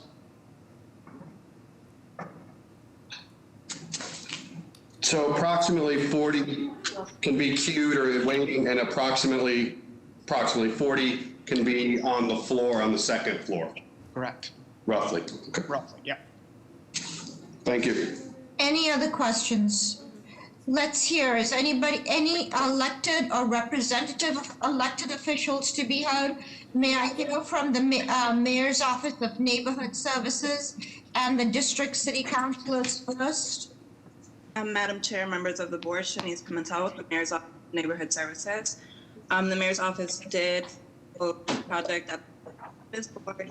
The reason being received letters of opposition from Fenway Civic Association, Berkeley College, and St. Clement's Church. The community feels that this location is not appropriate given concentration and demographic. On the other hand, it is important to note that there are many neighbors that do support the proposal, and the Mayor's Office does not have any direct concerns with the proposal itself. So the Mayor's Office will on record and at this time. I'm sorry, what did you say? You're breaking up a little bit. Are you at the Mayor's Office in support or opposition? We're going in opposition at this time. Thank you. District City Councilor, is there a representative? Hi, can you hear me? Yes. Hi, Madam Chair and members of the board. My name is Lauren Brody. I am the Chief of Staff for City Councilor Kenzie Bach. The councilor wanted to be here herself today, but had to attend the BEA topping off ceremony happening right now in her district, so she asked the board's indulgence for me to read a statement. Councilor Bach is non-opposition to Cypress Tree. Cypress Tree's ownership team is local and majority minority. Although this team doesn't qualify as an equity applicant, the council is confident that Carlos Castillo's deep background in Boston communities of color will help recruit a diverse local workforce for this site. The location is easily accessible on public transportation. There are concerns from members of the Fenway Neighborhood Improvement Committee, including Fenway Civic Association and Berkeley School of Music, about addiction, mental health, and homelessness around the intersection of Boylston and Massachusetts Avenue. Community members have expressed their fears that putting this use into the block could undo their prior good work to remove liquor store uses and make it a safer place to dine and spend time at the heart of Berkeley's campus. Cypress Tree has responded by making a significant long-term financial commitment to helping meet the mental health, homelessness, and addiction challenges that people in the area are wrestling with every day by increasing the direct resources available. They have also committed to frontage parking management and no sale of single joints. With the ownership's offices literally down Boylston Street, the councilor expects an open line of communication regarding any issues at the site. Councilor Bach feels that Cypress Tree's commitments represent meaningful, good faith efforts to address neighborhood concerns about the location, and that as local ownership group, they are willing to work with the community to have a positive economic and social impact. The councilor does believe that the board should apply a very high standard of scrutiny to every application for a variance from the buffer zone rule, but she accepts that one exception to the buffer zone is likely within denser areas. Therefore, the councilor is in non-opposition to Cypress Tree's application for a variance. Thank you. Any other elected officials? Yes, at large. So are we good for the at large? Just put your name and address on the record. Yes, so this is at-large City Councilor Julia Mejia. And I am just really excited to fully support this initiative. And I also want to make note, especially to you, Costa, I'm not sure if you're still here, I think I see you here. One of the things that I was really worried about in terms of the appointments is making sure that we have diverse perspectives and voices that make up the CDA. Because I believe when we're looking at projects, we need to lead with a racial equity lens and making sure that we are creating opportunities and not creating more barriers for people of color to be able to thrive in the city of Boston. And this project here is a great example of what it looks like when we invest in residents of color so that they can build their businesses. And so I'm in here 110 in support of Carlos's project. And I hope that the board recognizes that one of the ways that we're really going to ensure that people feel like government is representing them is if we really look at how we vote on things that support or hinder people from economic prosperity. So I am in full support of this project and hope that the board recognizes how important it is for you all to pay attention to how we show up in these spaces. Thank you. Good afternoon. Good morning, Madam Chair. Thank you so much for having me. This is Representative China Tyler, representing the 7th Suffolk District here in Boston. I also, too, wanted to second Councilor Mejia's commentary and come on and support this project. Just off the simple fact of many factors, but one in particular that I heard the committee actually ask questions around was around ability to be able to manage security-wise and public safety-wise. And I know Carlos really well. He owns a ton of projects in my district, a ton of companies in my district from on a wide scale from small residential all the way up to very busy, high volume commercial.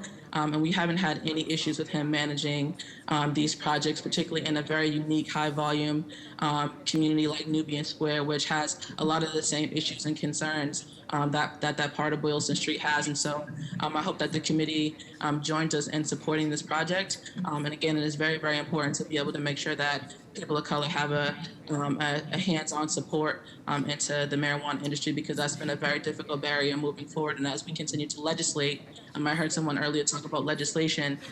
We think that this project is very, very adequate to be able to be on board. And so thank you so much for having me, and welcome to your new member also. Rep. Tyler, it was good to see you at the ice sculpture on New Year's Eve at that event. Same here, thank you. Anybody else from the neighborhood to speak in support or in opposition? Madam Chair, I have a few raised hands here. I'll start with John Ferris. Okay, John, you've been unmuted. Yes, thank you, Madam Chairwoman. My name's John Ferris. I live in South Boston on Tudor Street, and I just wanted to voice my support of the project. I know the Okay, thank have you. done a lot of business. Thank you. Thank you. I know Carlos has businesses in Nubian Square. What I need to know is from abutters, because this is a land use issue. And we need to look at it as a land use and neighborhood impact issue. So I would like to hear from any abutters to the project. Madam Chair, Secretary here, before we get more, I just wanted, we have numerous letters of support for this project. Thank you. Any abutters on who want to be heard? Hi, Allison, you've been unmuted. Are you a direct abutter? Yes, I am. This is Allison Gossman. I live at 26 Isabella Street in Bay Village, which is in between Back Bay and South End, very close to this location, and I'm in support of this application. Thank you. Okay, let's see. May I, given all this information, may I have a motion, please? And if appropriate, provisos based on what we've heard in this testimony here. Madam Chair, can I ask before we get to motion, one simple question? I gather there is another establishment that is 0.3 miles away from this, less than half mile in the buffer zone. I'm curious, what's the address? Where is it? Mr. Ehrlich, that's 927 Boylston Street. I believe they actually have their representative here to speak on this if it's in to hear from them. So that's on Boylston, further toward downtown Copley, right? That is correct. Okay, thank you. So, may I have a motion? Madam Chair, I'm sorry, before, we also have a letter from the Boston Cannabis Board support. Yep. May I have a motion? I'd like to make a motion to approve, with the. With design review. Design review, yep, with design And review. to this applicant This only. applicant only. And do we want to look at closing hours during high volume events? Yeah, yeah, with the. So I don't know how we want to word that, because what about like weekend day games at Fenway Park and like daytime events? Yeah, let's actually, we've done this before. We have asked applicants to report back to us. Yeah, can they come back in a year? 1 year after opening. Yeah. Okay? So with that proviso, that they come back in a year, to give us some, data on what's going on. I'll second that. All those in favor? Aye. Aye. Any opposed? Opposed. Motion carries. Madam Chair, before we move on, do we need a separate motion on GCOT for 25 Atlantic Avenue? I don't think so. Okay. Oh, for Atlantic Ave, no, it's all in one place. Okay. Yeah, they have the no harm Yeah, letter. Mr. Ehrlich, we took the testimony from Kristen. Yep. Okay, but I don't think we didn't approve it, but that's okay. It's all along the violations, and everything's been approved as a package. Okay, that's fine. Calling the next case. We took the vote, Madam Chair, we did not. Yep, on Boylston Street, for the applicants, good luck. Going to the next case, calling BOA 927-849, 48 to 62 Brookline Avenue. This is a change of occupancy from a restaurant lounge, art supplies, health club to restaurant lounge, art supplies, and a retail cannabis sales. The violation is Article 66, Section 11. The cannabis establishment is conditional use in the Fenway Triangle, the NPA subdistrict. And Article 66, Section 11, Table A, location is within 1/2 mile of the cannabis establishment, of another cannabis establishment. Name and address for the record, please. Good morning again. Dennis Quilty, attorney at McDermott, Quilty and Miller, representing the applicant Nudea. With us this morning is the proponent, Ross Bradshaw, the property owner, Dana Van Fleet, and our architectural firm, Sousa. I do want to state at the very outset that this applicant is a certified equity applicant.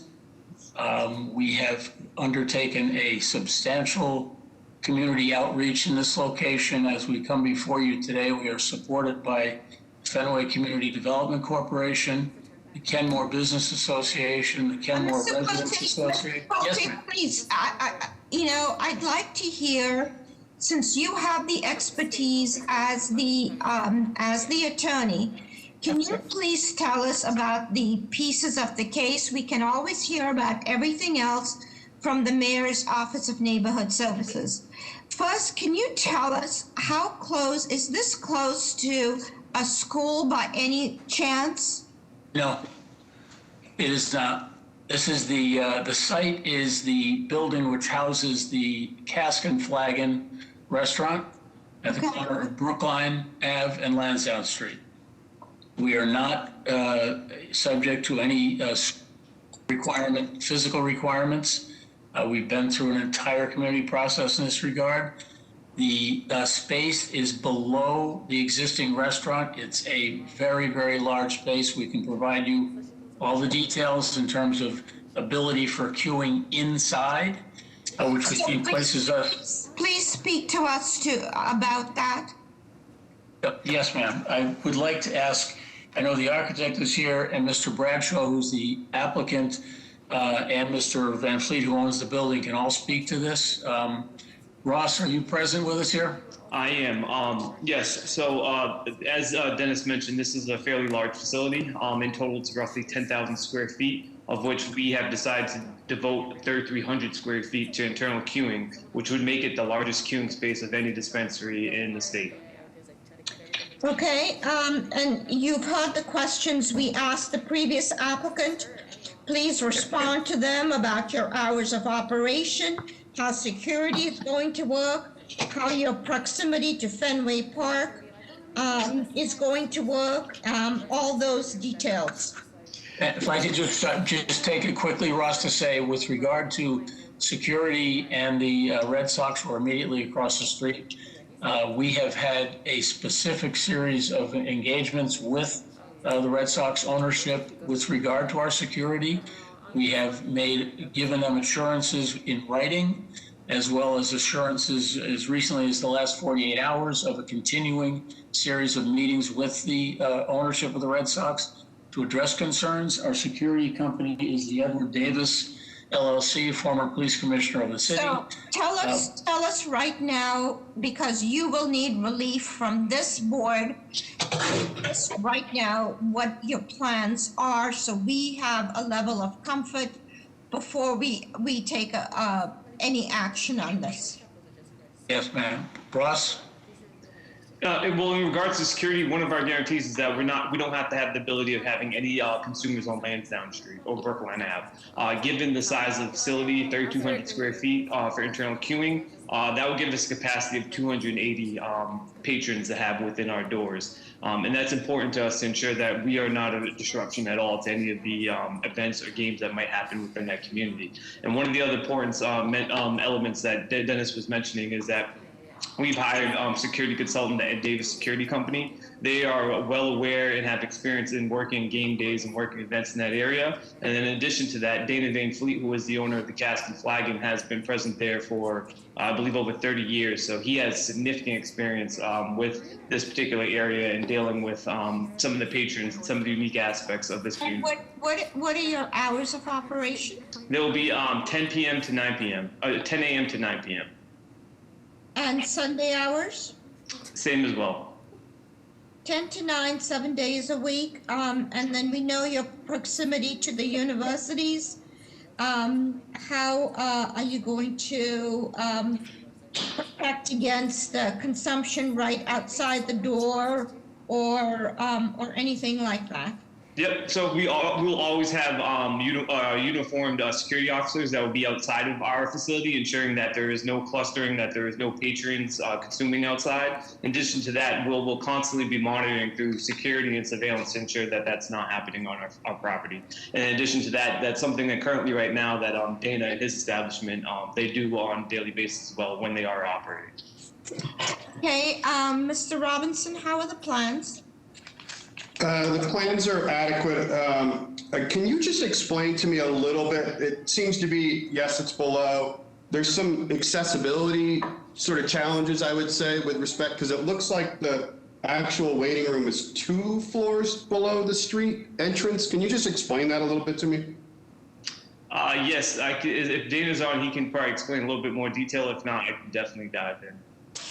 Is Dan Van Fleet? Hi, this is Danny Van Fleet from the Cask and Flag and also the landlord. To answer your question, looking at the building from the street, it is a little confusing. The stairway kind of goes down into the sidewalk so that you can enter a mezzanine level that's below the cask. And from that mezzanine level, there's yet another level below that. That is the basement level. If that answers your question. So if I'm coming to the establishment and I need support, accessible support, I have to go through 2, are those lifts you're showing? And do you require a variance from the MAAB for utilizing those 2 lifts to get actually down to the floor? Dennis, can you answer that question? There's no citation for accessibility. It's an existing structure and facility. This space has been occupiable for many years. Mr. Van Fleet has had numerous tenants in there. It's just replacing one basically retail use with another, and we were not cited for any variance requirements at the MAAB.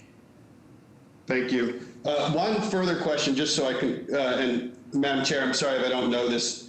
What is the dimensional separation from a school? Because I believe, isn't the Boston Arts Academy building on the backside of Fenway Park? I just don't know what the dimension. Well, I can tell you when we applied, we very carefully reviewed the surrounding area for just this purpose, and we were not within a requirement, and we're not within a distance requirement that required us to seek any relief for schools within the area. Yes, that was exactly my question. What is the distance? Is it a half a mile? I measured it on Google Maps, so forgive me, and I went straight line. It's 820 feet, but I just don't know how that dimension is typically, assessed, if it's by down the road or if it's, there is a new facility going up on the sort of the backside on, I think it's Van Ness or Switchway back there, and I just didn't know what that dimension regulation was. But that facility, has previously existed at the same site, and again, we were not cited. I believe, the statutory restriction is on elementary, et cetera, and that was a high school. Yeah. We were not cited again. There was no school within our area of concern that we were cited for. Thank you. Any other questions from the board? Could you elaborate on some of the assurances regarding security that you've given the Red Sox ownership? Only specifically because I suspect that was the concerns that they brought up are similar to some of the concerns we have regarding security and consumption outside. I am not convinced that consumption can be patrolled and monitored outside, similar to alcoholic beverages where you can see a container. So I'd like some more granularity around that, Attorney Quilty. Yes, sir. We did discuss security at every meeting we had. We had specific meetings with the Red Sox who had concerns that were raised as we approached our cannabis board hearing. As a result of those concerns, we took our case off the list and spent at least a couple of weeks meeting with the Red Sox. I believe they are present today and can speak themselves. But in those series of meetings, we provided we addressed specifically street activity, observing people, patrons coming and going. Mr. Van Fleet engaged with us as well as the property owner. His businesses, of course, will be undergoing business at the same time as we will, and at the same time as the Red Sox will. So our building will have 2 complete sets of security eyes and ears. In addition, that is the CASC facility, CASC security and Nudia security.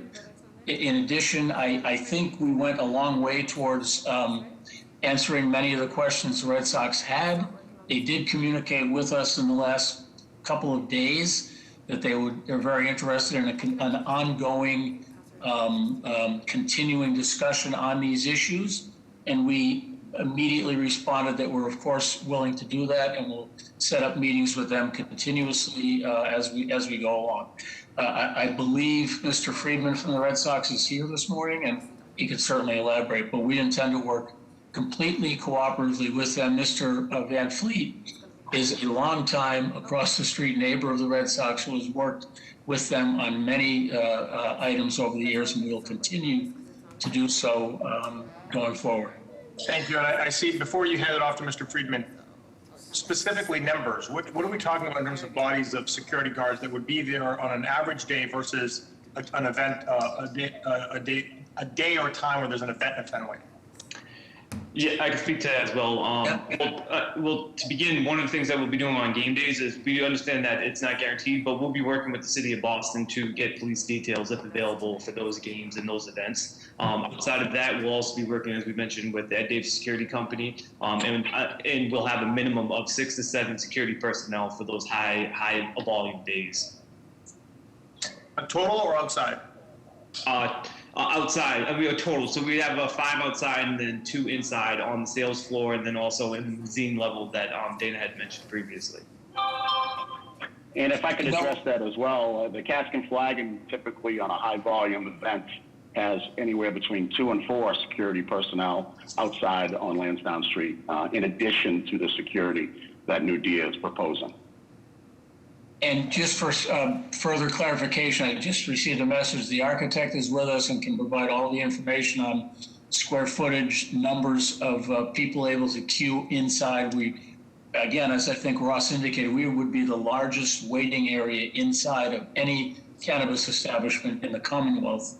Again, giving us opportunity to house most of our people, customers, et cetera, inside and not out on the street. So let me ask you, will you be doing any online transactions? Yes, we will be. Another element that we'll be doing is queuing. On those high capacity days, we'll have the ability to queue beforehand to know what our volume and to know where our capacity is inside. Okay. Any other questions from the board? Mr. Van Fleet, you mentioned that you have security personnel outside during games. Are you saying that your personnel will also be policing consumption from your tenant? Dana, are you still there? I think if he is, I know I've represented Dana in the Cask for many, many years, and I know he as a purveyor of alcoholic beverages, you have to be on the lookout for people trying to take something outside or drinking outside, et cetera. It's a similar situation. We'll be jointly keeping an eye on people trying to utilize the cannabis outside, which we will strongly discourage, which of course is illegal, and we will have staff to make sure that we do everything possible that people are not outside smoking. We don't want them outside smoking, and we'll do everything we can cooperatively with the Cask and the Red Sox and the Boston Police to do our part in ensuring that doesn't happen. Thank you, Councilor. I'm sorry to push on this, but the specific question I asked is, will the security that's working for the Cask and Flagon also be policing consumption? I understand that everyone wants to discourage illegal behavior, but it was represented that security force was in addition to, I'll get to you in a second, Mr. Bresham, was in addition to that. And so I just want some clarity. It's really a yes or no question. Yeah, the answer is yes. Ross and I have had extensive conversations about working together. We've even had conversations of my security staff training with his security staff in terms of everything from what their packaging looks like to communication between the staffs. So we will work in concert.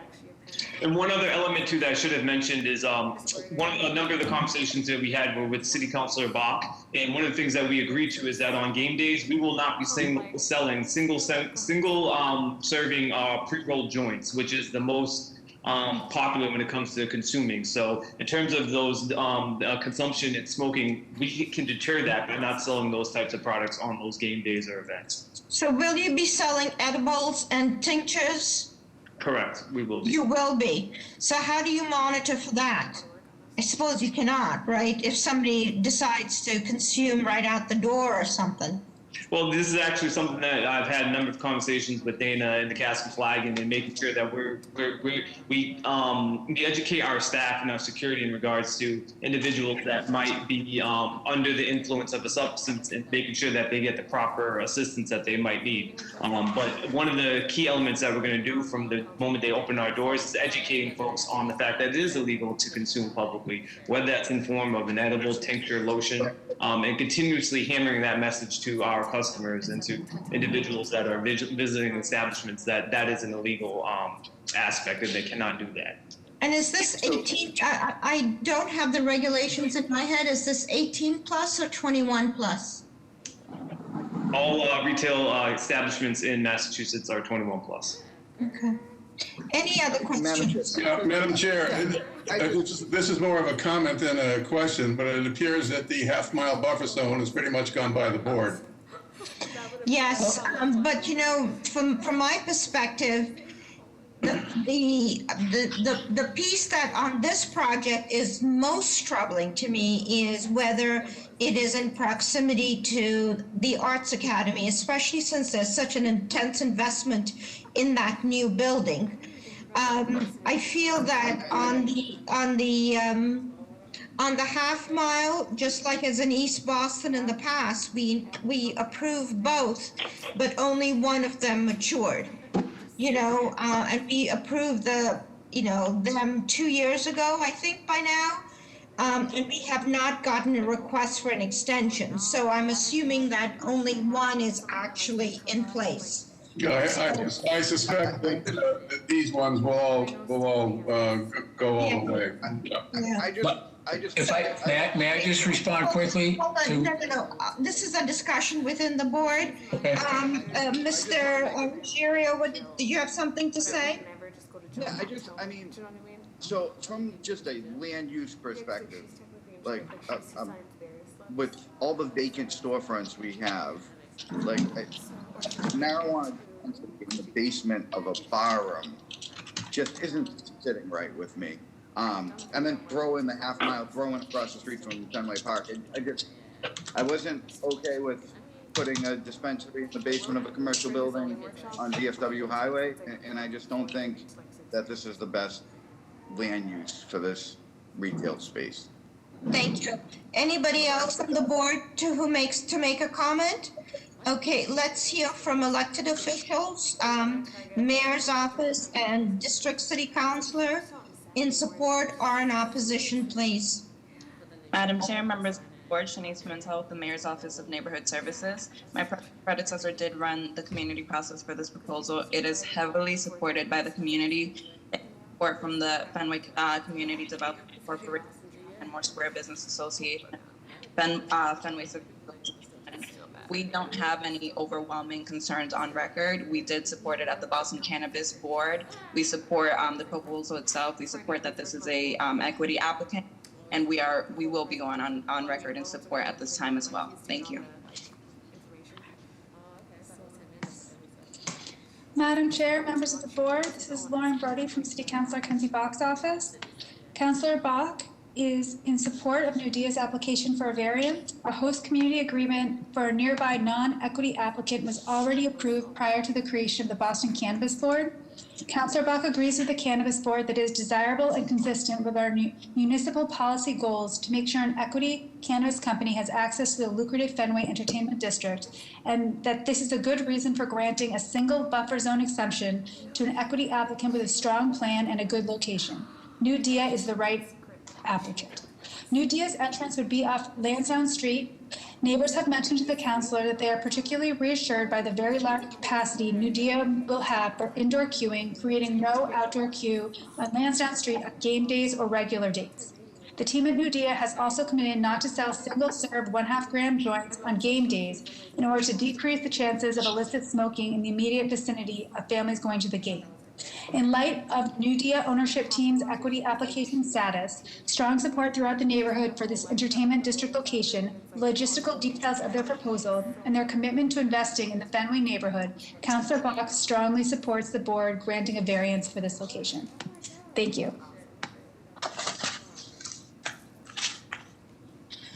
Any other representatives of elected officials? Okay, let me hear from Pam Beal, please. Okay, Pam, you've been unmuted? Okay, can you hear me now? Yes, please put your name and address on the record.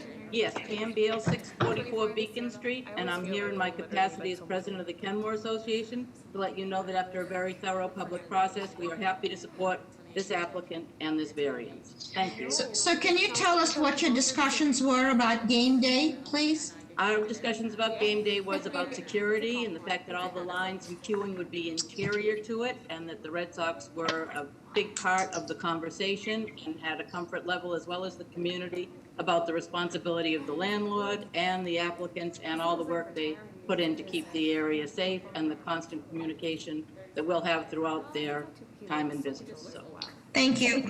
Madam Chair, before you take the next person, the secretary here, we do have about 14 letters of support, 1 letter of opposition, and we do have a letter from the Boston Cannabis support. May I hear from Rich Giordano, please? Hi, Richard, you've been unmuted? Madam Chair, thank you very much for the opportunity to testify. Members of the board, for the record, my name is Richard Giordano, representing Fenway Community Development Corporation at 7th Burbank Street in Fenway. We've been working with the applicant and Dana Van Fleet for some almost 2 years now, and fully in support of their application for a variance. Aside from everything that everyone else has talked about, we've gotten assurances and commitments from the operator that they will be hiring 75% of staff from impacted communities of Mission Hill, Roxbury, Dorchester, and they will also be working with the Fenway CDC Walk to Work program to hire local people. They will be definitely prioritizing individuals with convictions stemming from the historic prohibition of cannabis. They are definitely committed to counteracting what's been happening to the community with jobs and with training. Thank you, Mr. Giordano. May I hear from Colin, user number 21? Okay. Hi, Colin, you've been unmuted? Yes, hi. My name is Terry North. I'm at 466 Commonwealth Avenue in Kenmore Square. I've been a resident of Kenmore Square for 48 years, have known Dana for a lot of those, and am fully supportive of this project. This has gone under so many reviews. We've been to community meetings. We've talked to the owners, the developers, and Dana, with whom we have utmost trust. And we are very comfortable. We're happy with the diversity involved in this project. We are very comfortable with the fact that the space allows for no lines and no disruption to city traffic and streets. And again, I think it's our support of Dana, having watched him operate his business so admirably for so many years, that reinforces our absolute support. Thank you, Ms. Ambassador. May I hear from Ms. Michelle, please? Michelle, yeah. I don't see a Michelle's hand. Last name, M-I-C-H-E, yeah. Oh, no, but did she put it, okay. And then I know David Friedman wanted to speak. David, do you speak? Yes, Go ahead, David. Good morning, David Friedman on behalf of Fenway Sports Group Real Estate and the Boston Red Sox for Jersey Street. Appreciate the chance to quickly comment. I'll say at the outset that the Red Sox organization does support equity applicants and for expanded opportunity for businesses owned and operated by persons of color. We recognize, of course, that retail cannabis is now legal in Massachusetts. It's an evolving industry that we're all trying to understand better and see how it operates. And we do have a long-standing relationship and friendship with Mr. Van Fleet, and worked closely with this business for quite a while. And we've certainly appreciated the chance to get to know Nudia, and others, as well as Edward Security Operation. Mr. Bradshaw and Nudia have made commitments for all security issues. We don't doubt his intentions. I'd say that at this stage, we have a numerous length of questions and some concerns that we're continuing to discuss with them and still working out, relating to specifics of how this unique operation would be. As you know, it's right on the doorstep of Fenway Park. So with respect to large events, both games, but also concerts and other things, we have a variety of questions that we would want to go through not just an intention, but specific. And so those involve some of our own issues, which is how do we ensure that patrons of New Dia don't then make product and for them, because our policy at this stage doesn't allow cannabis products inside Fenway Park. So we do continue the dialogue. At this point, we're not here in opposition, but we do have a variety of issues to continue to work through, assuming that the board were to grant their variance. Okay, thank you. May I have a motion, please? Madam Chair, just a point of information for Mr. Robinson's question. I was looking it up. The commission's criteria are that a cannabis establishment not be located within 500 feet of school grades 1 through 12. So it's not just elementary, and it is measured in a straight line from the nearest point of property line in question to the nearest point of property line. So. Thank you. And we were not violated for that. Hold on. Mr. Ambassador, can you mute everybody? I need a motion, please. Motion to approve BPA design review, I guess. This applicant only? This applicant only. And 1 year after opening? Yes. Second. All those in favor? Aye. Any opposed? Opposed, Ligris. Okay, and I'm sorry, opposed, Joe? So there are 5 in support, so motion carries. And we just will clarify that the applicant is New Dia. Okay, good luck. Calling the next case, calling BOA 106-6438, 1 to 59 St. James Avenue. This is 31 St. James Ave, Suite 123, Bay State College. Renovations. The violation, Article 8, Section 7. Use is conditional. A college or university classroom. Name and address for the record, please. Good morning, Madam Chair, members of the board. Attorney Connor McIsaac with the business address of 400 Atlantic Ave, representing Capital Properties today in their appeal. And also with me here today is Ann Rogan from Capital Properties, Jeremy Shepard from Bay State College, and our contractor, Ed Harrison. This appeal is in connection with a use change inside of a multi-tenant building, seeking a conditional use permit for college and university use classroom. Bay State College has been a tenant in this building since 1994, expanded So in 2010. tell us, I'm sorry, can you please, Colette, can you please move to the layout so we can see exactly how much space it is? Can you please, on behalf of the applicant, go directly and tell us what square footage it is, what floor it is, and I just need to ask, is Bay State subject to an institutional master plan? So it is on the first floor of the building, Suite 123. It's about 1,032 square feet, and I do not believe that they are subject to an institutional master plan. So this is just for 1,032 square feet, and it would be basically in operation during daylight hours, or does Bay State run evening classes? So it will be from 8 a.m. to 5 p.m. normal business hours, Monday to Thursday only. Okay. The space will be classroom slash presentation space for no more than 30 people with non-fixed seating. The classroom will be for no more than 15 people at a time. Okay, thank you. How are the plans, Mr. Robinson?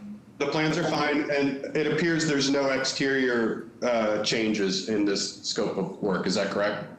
There is one exterior addition. It's a small HVAC unit being installed on the back of the building on Providence Street. I see. In line with the other HVAC units that already exist. But no changes to the exterior from the standpoint of windows or anything? Okay, thank you. Any questions from the board? Is anybody here to speak in support of this proposal? Madam Chair, members of the board, Shanice Pimentel with the Mayor's Office of Neighborhood Services. As stated, there is no exterior work for this proposal. We do not have any concerns with the request, so the Mayor's Office will be going on record in support. Thank you. Thank you. Madam Chair, members of the board, Ana Calderon from Councilor Flynn's office. The councilor would like to go on record in support as no issues were reported by neighbors and the Back Bay Neighborhood Association. Thank you.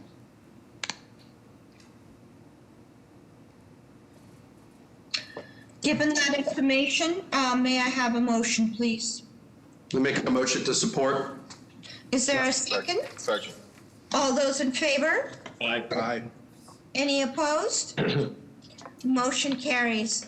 Mr. Fortune, can we go ahead and walk our way through the recommendations, and then we will take a 10-minute break? We can do that, Madam Chair. Thank you. So this was the hearing meeting of 5 p.m. On February, sorry, the date on that one. February 11th at 1010 Mass Ave. These are the recommendations. Case BOA 970-452, 1 Brigham Street, was deferred to the 5/13/21 subcommittee.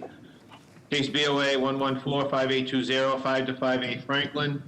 This was the extension of adding a roof deck and access stair was approved with BPDA. Case BOA 112-9072, 18 Ferrin Street. This was to construct a second floor rear walk closet addition. It was approved with BPDA. Case BOA 1112-8906, 32 Pleasant Street. It was a conversion of an existing basement into habitable space. It was approved. Case BOA 113-2953, 25 Greenbrier was denied without prejudice. Case BOA 114-3815, 133 Florence Street was allow an elderly, the bathroom on the first floor. It was approved with BPDA. Case BOA 111-9524, 15-17 Alborough Street was denied without prejudice. Case BOA 114-3220, 34-36 Guernsey Street was a family with 2 units. It was approved. Case BOA 106-5948, 44 Worley Street. It was deferred to the subcommittee on March 18th. Case BOA 114-2855, 10 Westbourne. It was a renovation of the interior of the house, renovation of bathrooms. It was approved with BPDA. Case BOA 999-494, 6 Mount Vernon was deferred to the full committee on 4/27 at 12:30. Case BOA 105-7679, 18 Birchcroft Road was denied without prejudice. Madam Chair, we need a motion for approval of the minutes of this meeting. Motion to accept the recommendations from the subcommittee. Second. All those in favor? Aye. Any opposed? Motion carries. Board will now adjourn until 11:45. In the meantime, can the applicants for the next case make sure that you're on board? We'll see you at 11:45.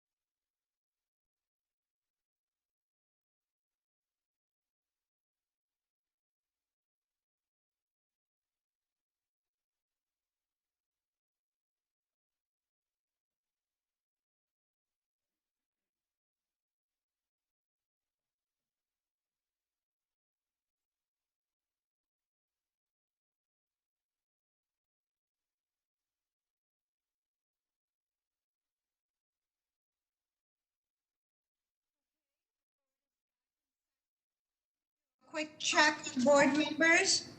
Mr. Fortune, I'm here, Madam Chair. Mr. Ehrlich, Here. Mr. Ruggiero, Here. Mr. Legris. Still good morning, Madam Chair. It's still the morning, huh? Mr. Robinson, Here. Mr. Kendall. Excellent. Let us proceed. Calling the next case, calling BOA 114-6198, 407 East 7th Street.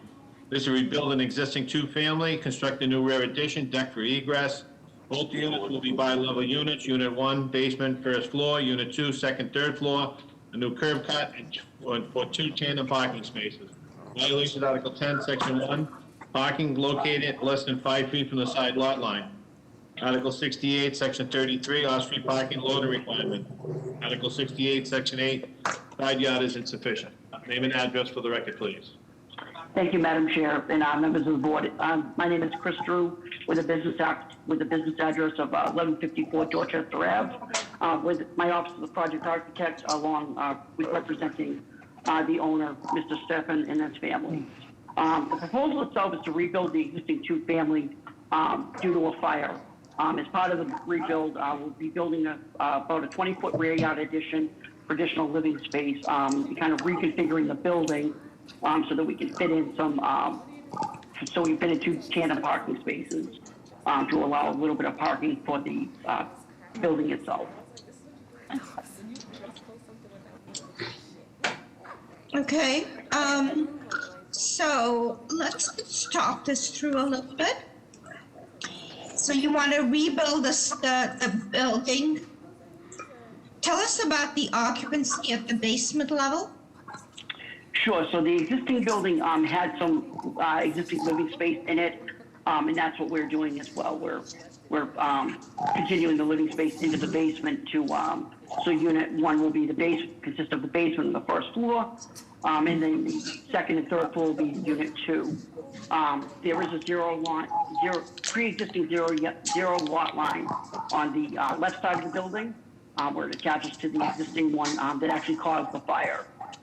Basically, what you can see on the landscape plan is that outline plan in blue is the existing building, and pretty much where we're infilling that 20-foot rear yard addition was the existing deck. We're then adding our deck on the back so that we'll have proper egress from the entire building out every floor. You have your expertise. So can you tell us just briefly what's in the basement? Is there living space in the basement? What is it? Yes, there will be living space in the basement. If you just scroll down on the plan a smidge more, right now we're looking at the first. So you can see right there. Yeah, because we know that the only violations that are triggered appear to be parking, but we need to understand that basement use is still doesn't create any health safety hazards.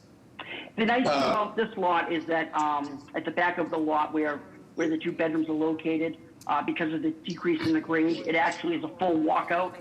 So the front part of the basement, which is where the family room is kind of on the East 7th side.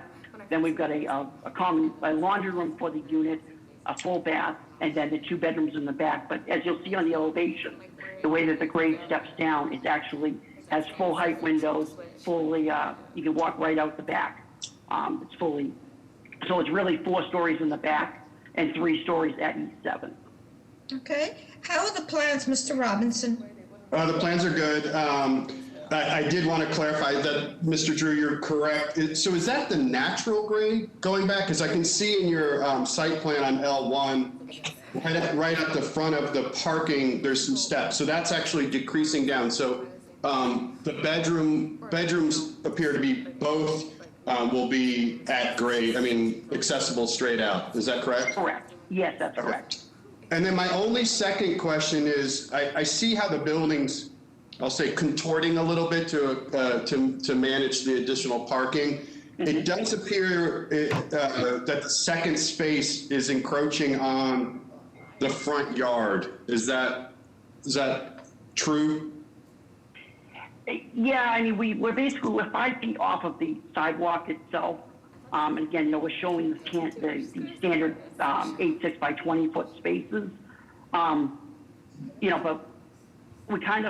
we know it's not an ideal situation, but with the rebuild and the fire, we kind of saw it as an opportunity to be able to bring some parking where the occupancy isn't changing. It's kind of, we're rebuilding from the ground up anyway, so why not try to, improve the property at the same time, as well as for the neighbors.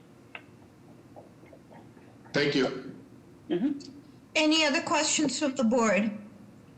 Is anybody here to speak in support of this proposal? Hi, Madam Chair, members of the board, Haley Dillon, Mayor's Office of Neighborhood Services. I'd like to on record in support of this project. As you know, they lost everything in the fire, so we're really excited to have them stay in the community and rebuild and keep living in the community. Thank you. The chair, members of the board, Ana Calderon from Councilor Flink's office. The councilor would like to go on record based on a good community process and support from neighbors and abutters. Thank you.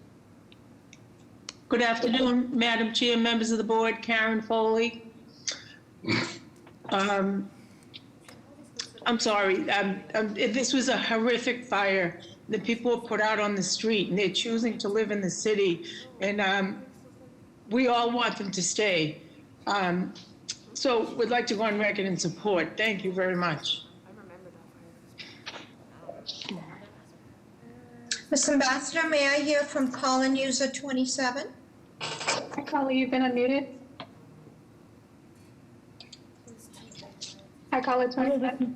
Michelle in response to 655 Morton. Okay. I will wait until that property's Thank you. on the ticket. Can you just lower your hand by pressing *3, and then when they call it, just you raise your hand? Madam Chair, we have one letter of support. Excellent. May I have a motion, please? Make a motion to support with BPDA design review. Second, Ligris. All those in favor? Aye. Any opposed? Motion carries. Calling the next case, calling Thank you BOA. very much. Good luck, yeah. Calling BOA 114-3458, 3371 to 3375 Washington Street. This is to construct a new 5-story mixed-use building. Structure will consist of 39 residential senior rental units, elderly housing, 770 square feet of commercial space restaurant. No parking spaces or loading area will be provided. Madam Chair, this is Eric Robinson. I'll be recusing myself from this case. Thank you. The building will be constructed on parcels created by combining parcels. The violations, Article 55, Section 19, elderly housing use is forbidden. Article 55, Section 20, the floor area ratio is excessive. Article 55, Section 20, the building height is excessive. Article 55, Section 20, the rear yard is insufficient. Article 55, Section 40, off-street parking restaurant is insufficient.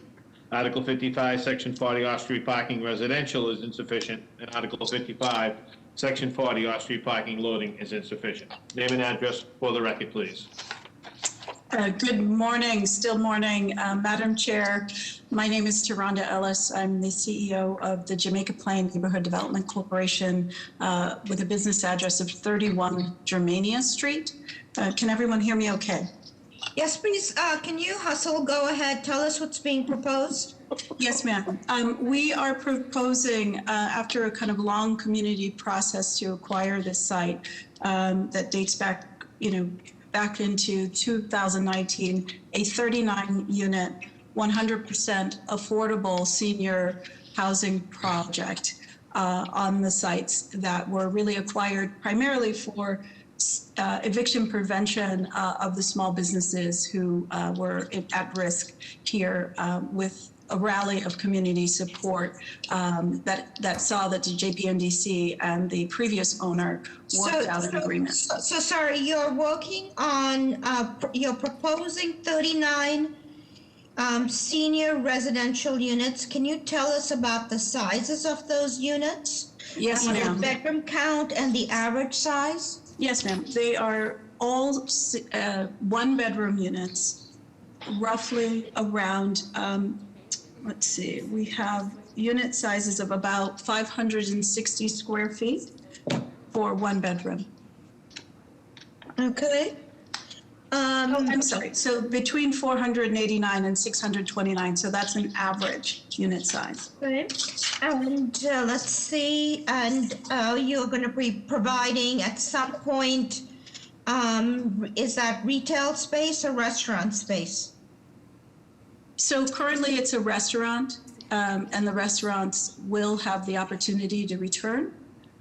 Okay. And is there any parking that you're proposing?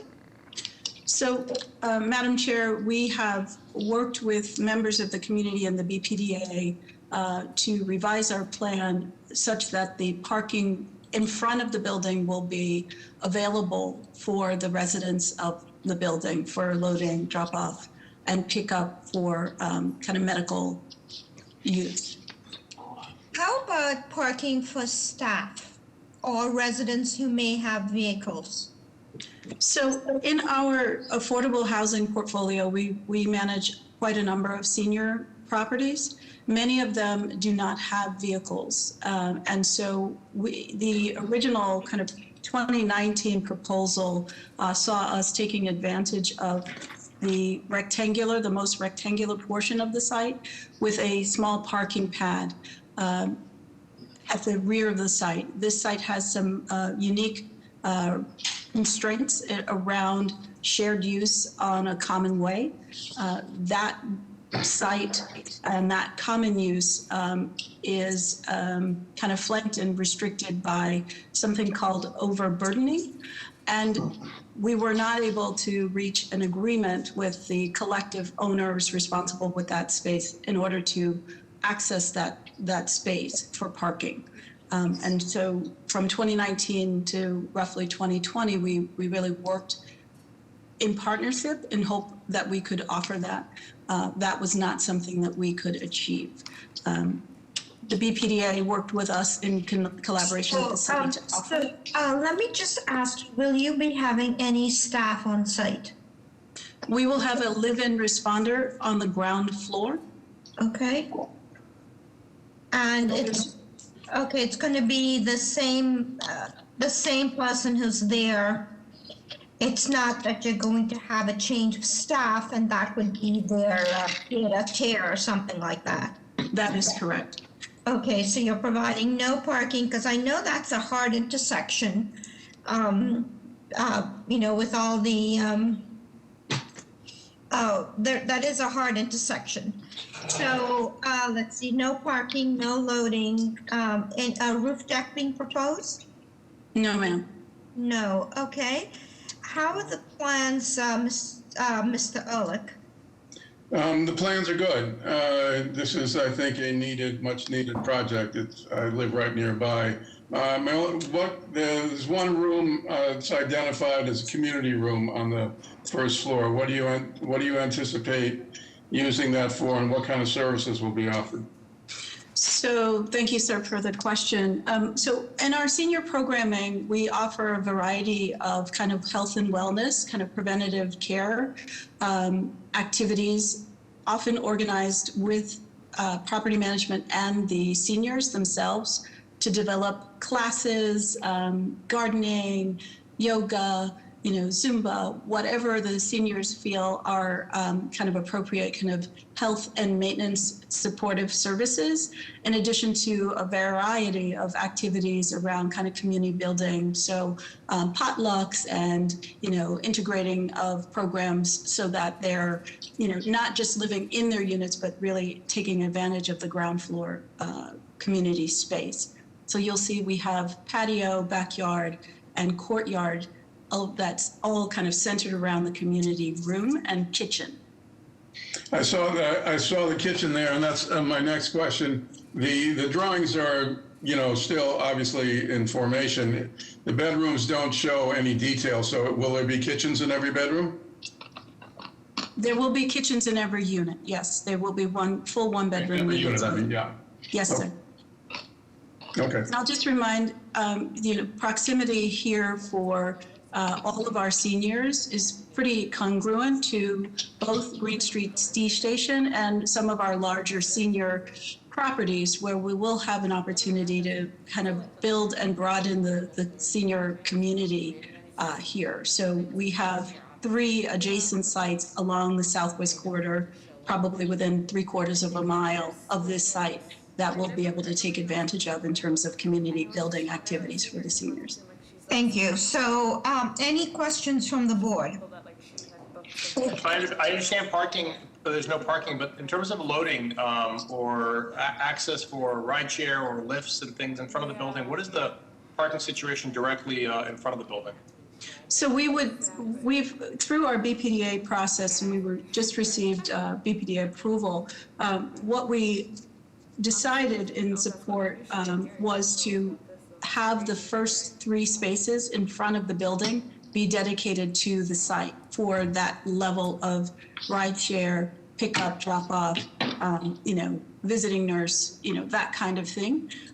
Certainly the rear access for emergency use is available on the Common Way, and that is, that's something that is available to the building for the level of activity that may need to,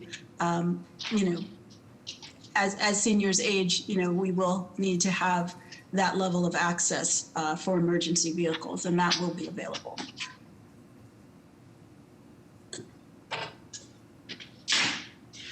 Is anybody here to speak in support of this proposal? Yes, Madam Chair. Good morning, Madam Chair and members of the board. My name is Lindsay Santana from the Office of Neighborhood Services. The applicant has had an extensive community process. They had their public meeting on December 8th, 2020. They also engaged with abutters outside of this meeting. The applicant has received support of the Jamaica Plain Neighborhood Council, but we understand that there are still concerns regarding design, so the mayor's office would like to go on record in support with design review. Thank you.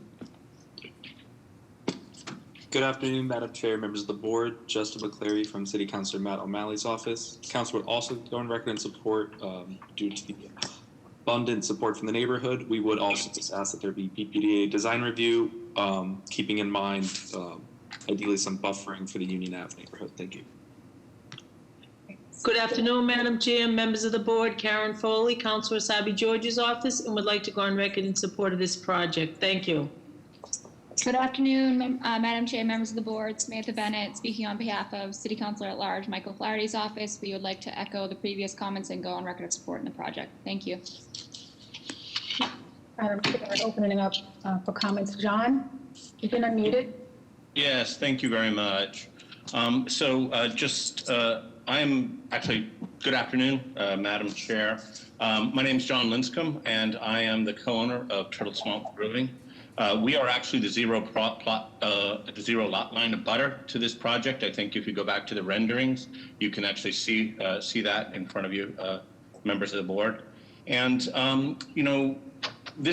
we strongly agree that Jamaica Plain does need affordable senior housing, but being the business most impacted by this, we feel very strongly this goal must be balanced with the goal of protecting existing small businesses such as ours, who have created 15 local jobs for Jamaica Plain residents, and these are good manufacturing jobs. And so, to be clear, our concerns are, we've not really been provided with any details on how this construction along this zero lot line will not force our business to close. To address the variance issues, the number of variants is truly unreasonable. The collective impact of ignoring, height, parking, loading zone requirements, including a cafe that is actually literally sitting where we pull 18-wheelers in. It multiplies the adverse impact on abutting businesses such as ours, and really considering the 5 projects within 200 or 300 yards that have been approved. I don't think it's really realistic to think that that parking cannot simply be ignored. The developer also doesn't hold any rights of access or air rights over our property, and Turtle Swamp Brewing, to continue operating, not only during construction, will not be able to provide these rights and remain operational.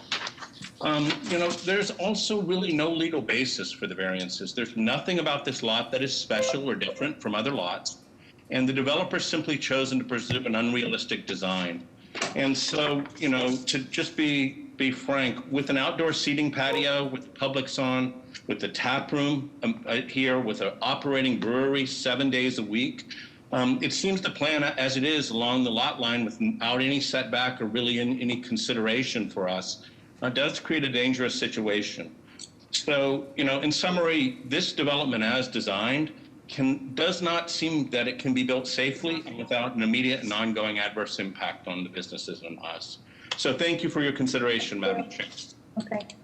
Lisa Thompson? Yeah, can you hear me? Yes. Yep, state your name and address, please.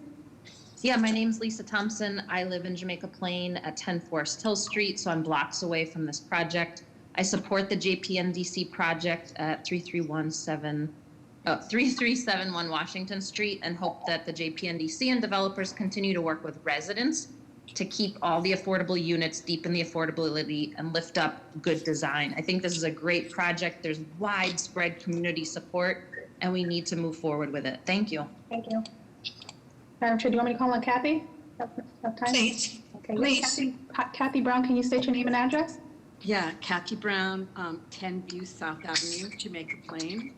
And, you know, longtime affordable housing supporter and work on this issue and longtime JP resident. And this project is so important. The need for senior housing there's such huge need. Also, in terms of business, small business, El Embajador is going to be able to stay there, and that is a long-time community business. I was just there on Saturday.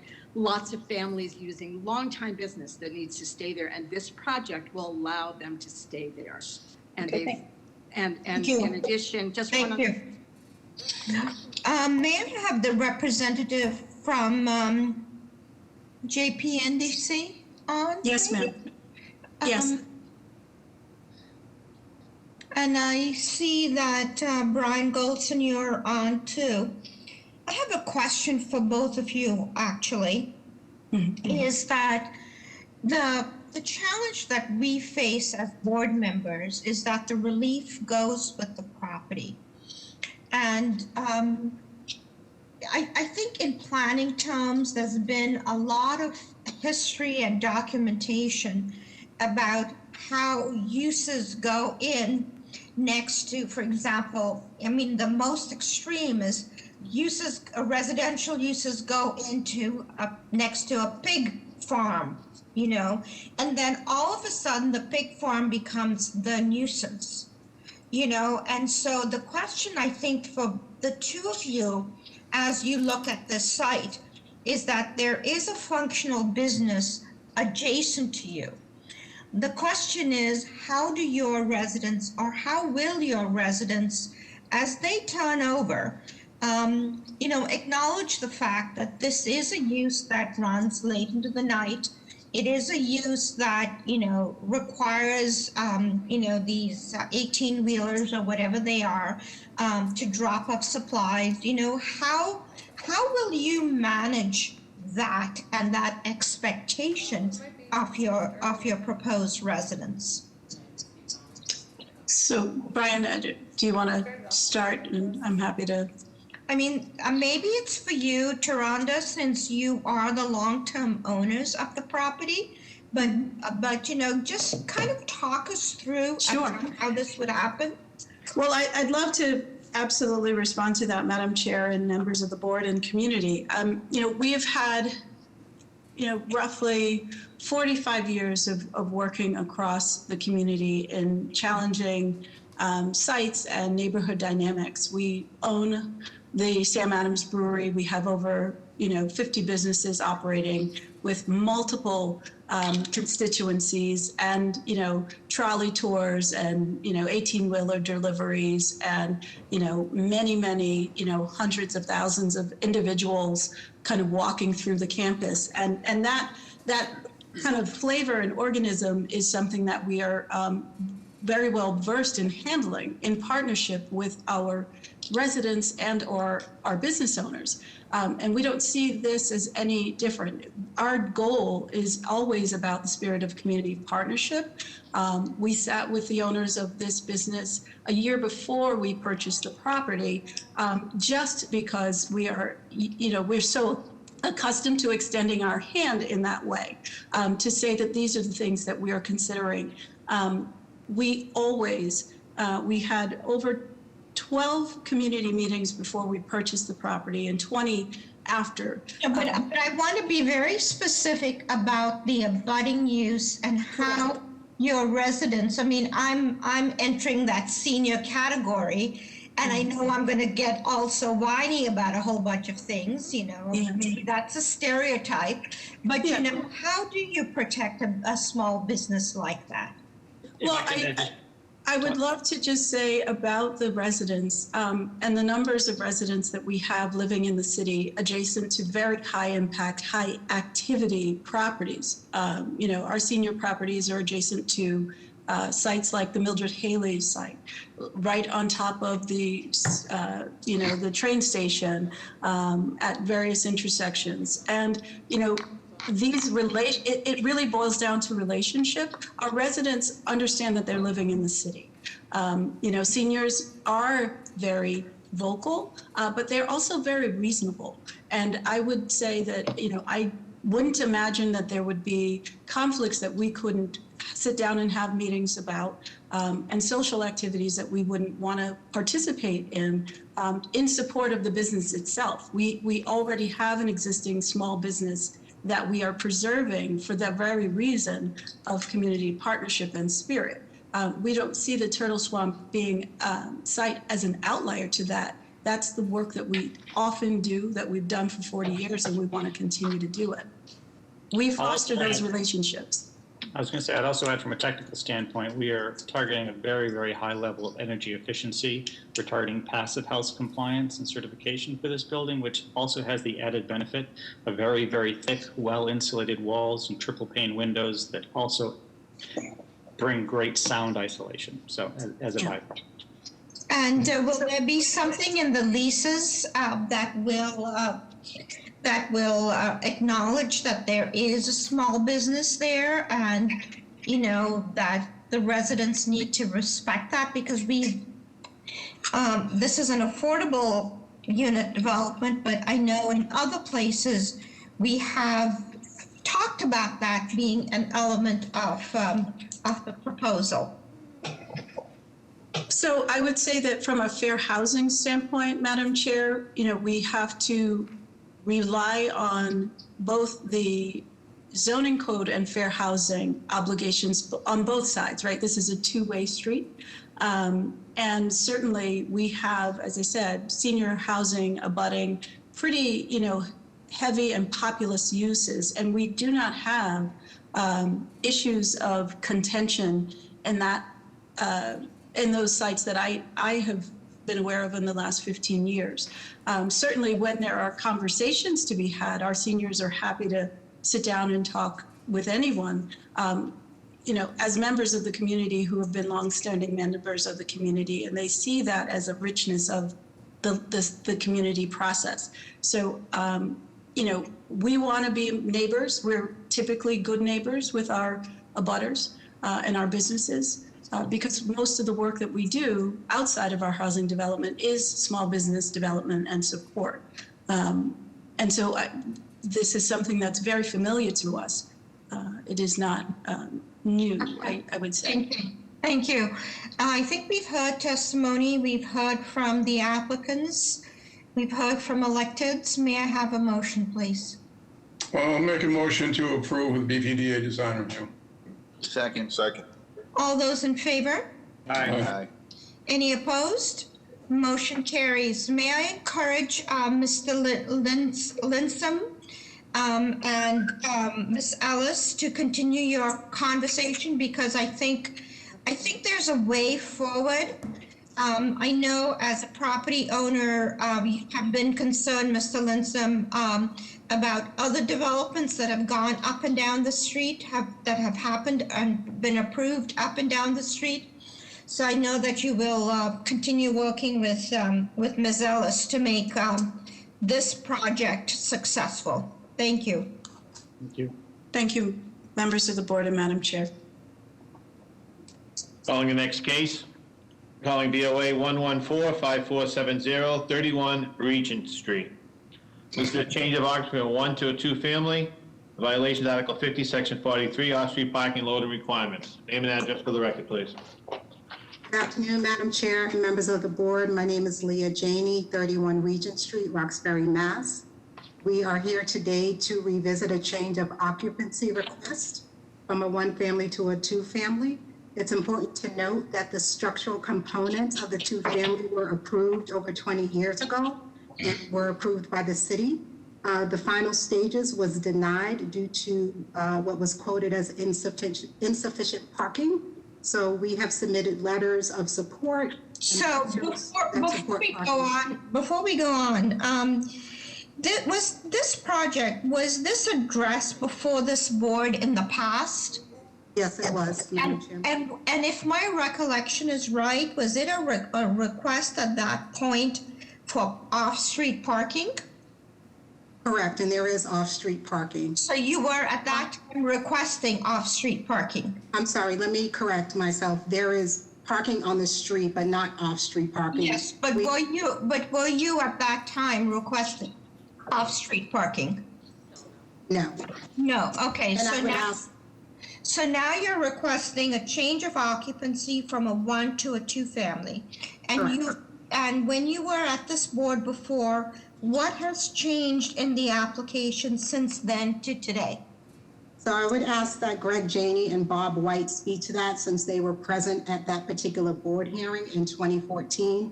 If they could raise their hands and speak to that, please. Sure, thank you, Leah. I wasn't at the board, but I could submit that nothing has changed. There is a 0 lot line and no opportunity for on-site parking. And as Leah mentioned before, this is a condition that has been in its current state for, I would say, over 20 years, perhaps 30. Not to toss. Hold on, Greg. Hold on, Mr. Janey. Mr. Robinson, can you look at the plans and tell us, do you have any questions? I don't have any questions. Obviously I wasn't here in 2014. I assume this is just a confirmation of it. There's no work being done associated with this application, correct? There is not. Yep. I have no questions. No questions on the plan. So tell us about the proposed size of each unit, and also tell us if there's any proposed living in the basement. So there has been no modifications at all whatsoever. Bob, I don't know if you're on, so this isn't a proposal for construction.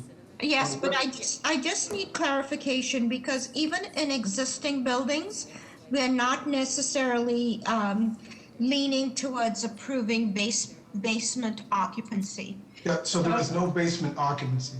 Okay, and what's the size of the proposed units? The units as they are current, Bob, correct me, I think they're around 800, Each are 800 square feet? somewhere there, Bob.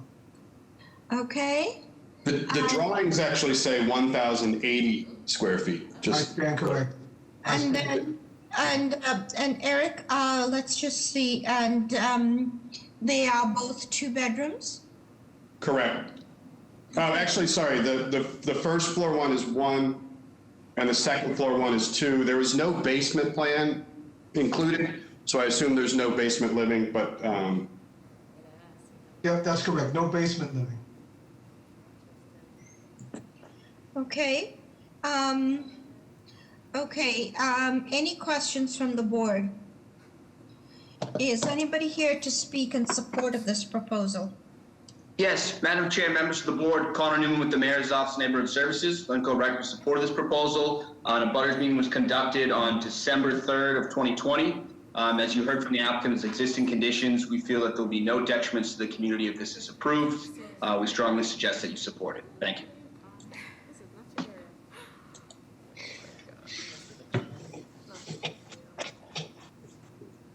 Madam Chair, Secretary here. We have letters of support as well. Madam Chair, I see 2 raised hands from the previous tenants, but Robert White, maybe, Robert, would you like to speak on this case? Yeah, so I was just trying to comment on the unit sizes and that there's no unit in the basement. I just couldn't chime in. Oh, thank you. Okay, I'm noticing BOA 114570. So I understand that you did not meet with Tommy's Rock, is that right? So Chuck, are you on at all? So 2 things. One, I'm a member of Tommy's Rock, as a founding member, in fact. as is probably two of the members of 31 Regent Street. I don't want to speak for my brother who is on the line, but reached out to the association to get some input, and as I understand it, had no response. Leah, do you have any record of that? I do not. Charles would have. I know before the hearing, we sent out flyers to the community, and then we had the hearing, and some people showed up and questioned the parking, but that's all I have. You guys hear me? Oh, here we go. Yeah, we did have the hearing, just to cap what my sister said, and Tommy Rock was online with that. Since then, we have gotten community support letters, as the board member had mentioned, at least 25 or so, and photographs of the neighborhood, just to illustrate some of what we're talking about in terms of parking situation. There's all on-street parking, as there are 1, 2, 3, and multi-unit dwellings in the area. So that has never been an issue over the past 20 years. But again, just to cap off that, we certainly have gotten communities.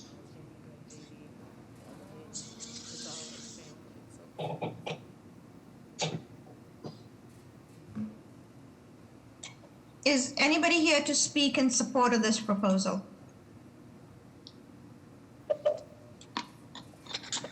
I unmuted Robert earlier. Robert, are you going to give testimony in support or opposition? Yes, I support this proposal. Okay, can you give your name and address?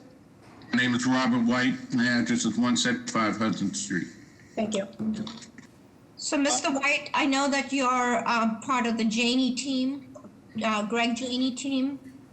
Is there any elected officials to speak in support or in opposition of this proposal? Madam Chair, I think we already done that. I'm not 100% sure. Yeah, I apologize for interrupting. I just recalled a couple of minutes ago, the mayor's office spoke in support.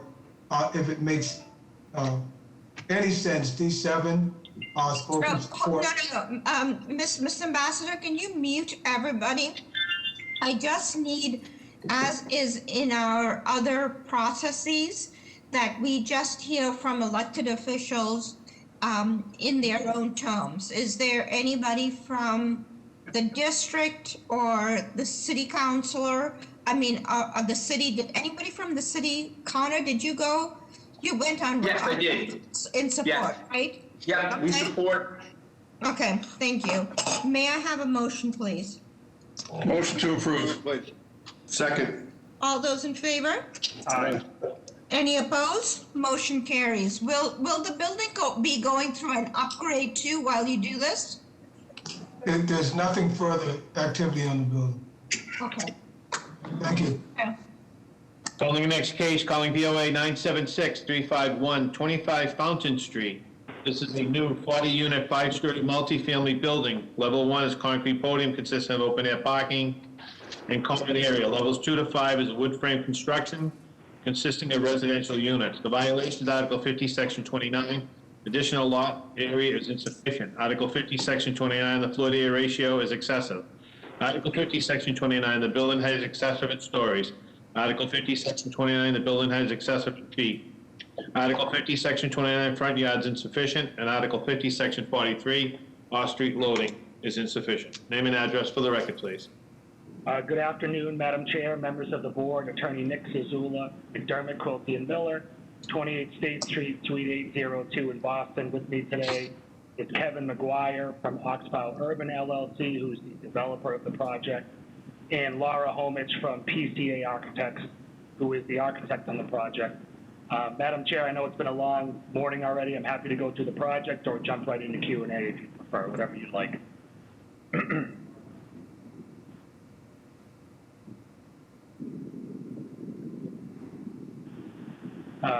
Madam Chair, can you hear me? We're on mute, Madam Chair. Yes, please go ahead. Give us the details. Okay. Sure, absolutely, Madam Chair. So this property is it's about a little almost 37,000 square foot vacant lot, as you're seeing from the images in front of you right now.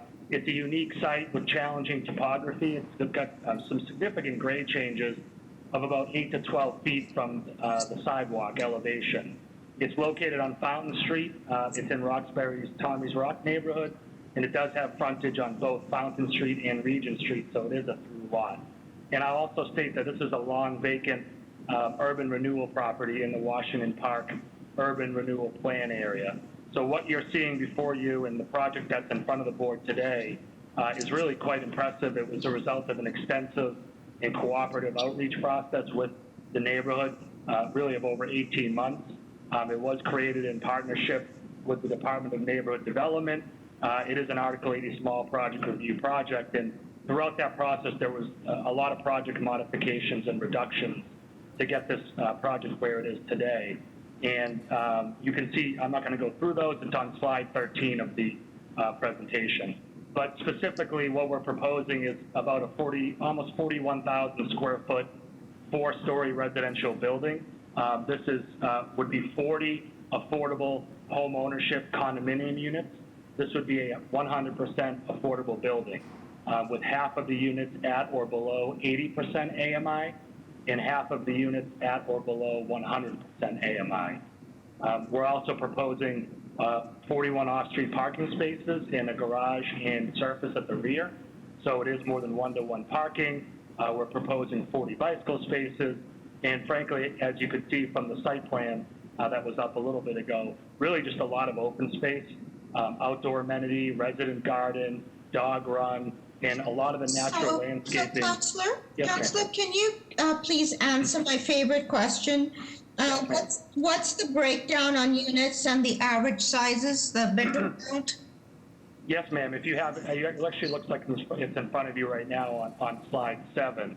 I figured you'd ask that question, so we wanted to have it in plan form for you. There would be 13 studios, about 610 square feet average, 19 one-beds, 775 square foot average, 6 two-beds, a little over 1,000 square feet, and 2 3-beds at 1,375 square feet. So there is a mix of units, and they are all amply sized in terms of the minimum unit size. They are all larger size units. And any basement occupancy proposed? No, ma'am. Let's just see what else. Let's see, what's the zoning district here? It's an MFR subdistrict, Madam Chair, so it's a multifamily residential, so the use is allowed. Yeah.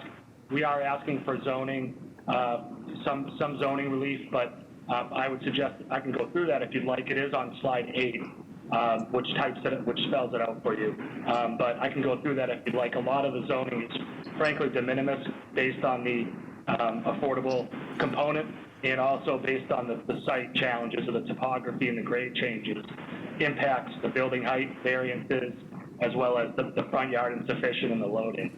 Yes, I can go through those if you'd like. I know the site. So how are you making this 100% affordable? Do you have a nonprofit partner in this? We are working with DND, Madam Chair, who I believe is providing a significant investment. Mr. McGuire from Oxbow was on. Kevin, I don't know if you want to expound further as to how you're able to do this. No, that's fine. That was just a question. How are the plans? How are the plans, Mr. Robinson? The plans look great. Any questions from the board? Is anybody here to speak in support of this proposal? Yes, Madam Chair, members of the board, Connor Newman with the Mayor's Office of Neighborhood Services, would like to go on record support of this proposal. Went through an intensive BPDA process. They also secured support from Tommy's Rock Neighborhood Association and the Roxbury Path Forward Neighborhood Association. They were in support. We think this is a critical project that's going to bring affordable homeownership opportunities to the neighborhood, and we think this is going to be a great addition. Thank you. Madam Chair, members of the board, Christopher Rooney from the City of Boston's Department of Neighborhood Development. D&D has awarded affordable housing funds to the project, and D&D is in strong support. Madam Chair, members of the board, Karen Foley, Councilor Sabi George's office, would like to go on record in support of this project. Thank you. Madam Chair, members of the board, Paul Sullivan, on behalf of City Council Michael Flaherty, councilors to go on record support. Thank you. Anything else to speak, Ms. Ambassador? Greg Janey, did you want to speak on this one? I see your hand is raised. Okay, and it looks like the other two are from a different. No, I apologize. No, I'm all set. Thank you. Okay, thank you. Let's have a motion, please. Madam Chair, Secretary here, we have letters of support as well. Thank you. May I have a motion? I'd like to make Motion Go ahead. to approve with DA design review? And can we add special attention? I didn't notice a landscape architect is listed. There's extensive amount of outdoor space and landscape, and I want to make sure that's taken care of as well. Yep, with special attention to what Mr. Robinson mentioned. Screening, landscaping. So it's design review for the structure and landscaping. Yes. Second, Second. all those in favor? Aye. Any opposed? Motion carries. Thank you. Thank you. Good day. Thank you. Case calling BOA 112-0246, 655 Morton Street. This is a renovation of a basement into an apartment and change of occupancy to a boarding house. The violation is Article 60, Section 60-9, lot area for additional units insufficient. Article 60, Section 8, the dwelling unit is forbidden in the basement. Article 60, Section 8, the lodging house use is forbidden use. Article 60, Section 9, the floor area ratio is excessive. Article 60, Section 9, the usable open space is insufficient. Article 60, Section 37, off-street parking is insufficient. Name and address for the record, please.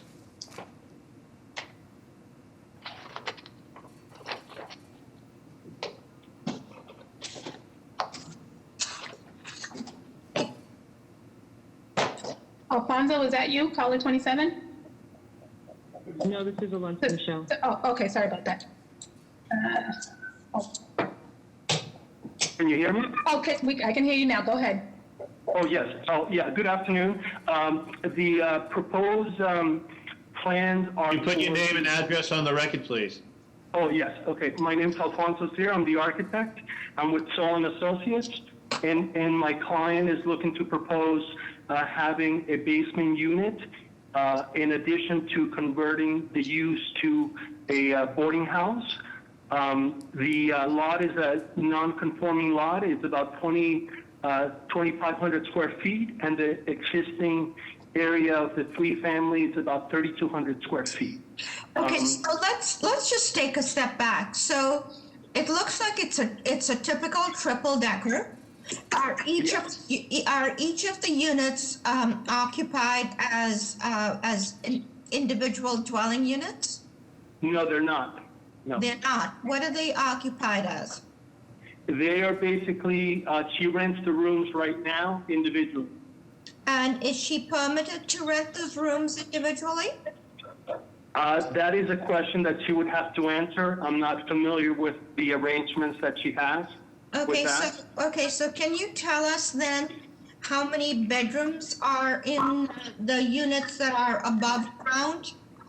Yes, right now there are 4 bedrooms, but she is going to give one of the bedrooms up to become living and additional living common space. So it will be 3 bedrooms per floor. So that's 9 bedrooms above ground. Right, exactly. And what are the terms of the rental? I'm not privy to that. I'm sorry. I would have to ask her, or she can speak on behalf of that. I don't know the terms. Okay, so tell us about the basement. Tell us what's being proposed for the basement. The basement is basically, she was trying to convert it into an ADU, but because she doesn't live in the unit, that's not possible.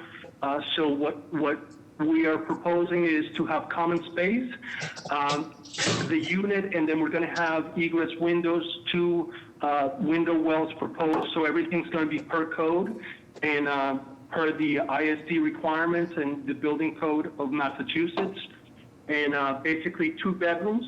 So the total living space, a kitchen, a bathroom, and a common space for utilities and a common entry. There's 2 means of egress. There's a direct door.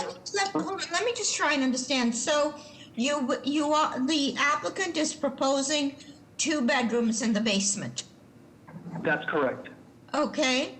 So in the meantime, can you look up and see what the legal occupancy is for this building? It's 3 at 5,000, I believe. So the zoning is 3F 5,000, but what's the legal occupancy for the building? Is there a way of finding that out?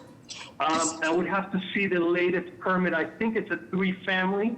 I don't recall, but I would have to dig into all the permits. I don't have that information right in front of me. Mr. Sarah, just hold on.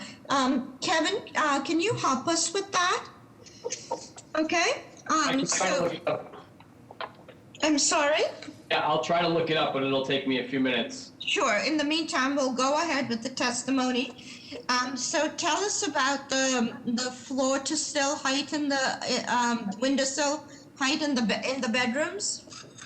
Right now, they're not what is required to have an egress window. So she's going to make that better. So that is the proposed accommodation that will be taking place, is changing the sill, changing the size of the windows, creating the window well so that it's all for code for each bedroom. What's the floor to ceiling height there? It's 7 feet, so it meets the required minimum. Okay.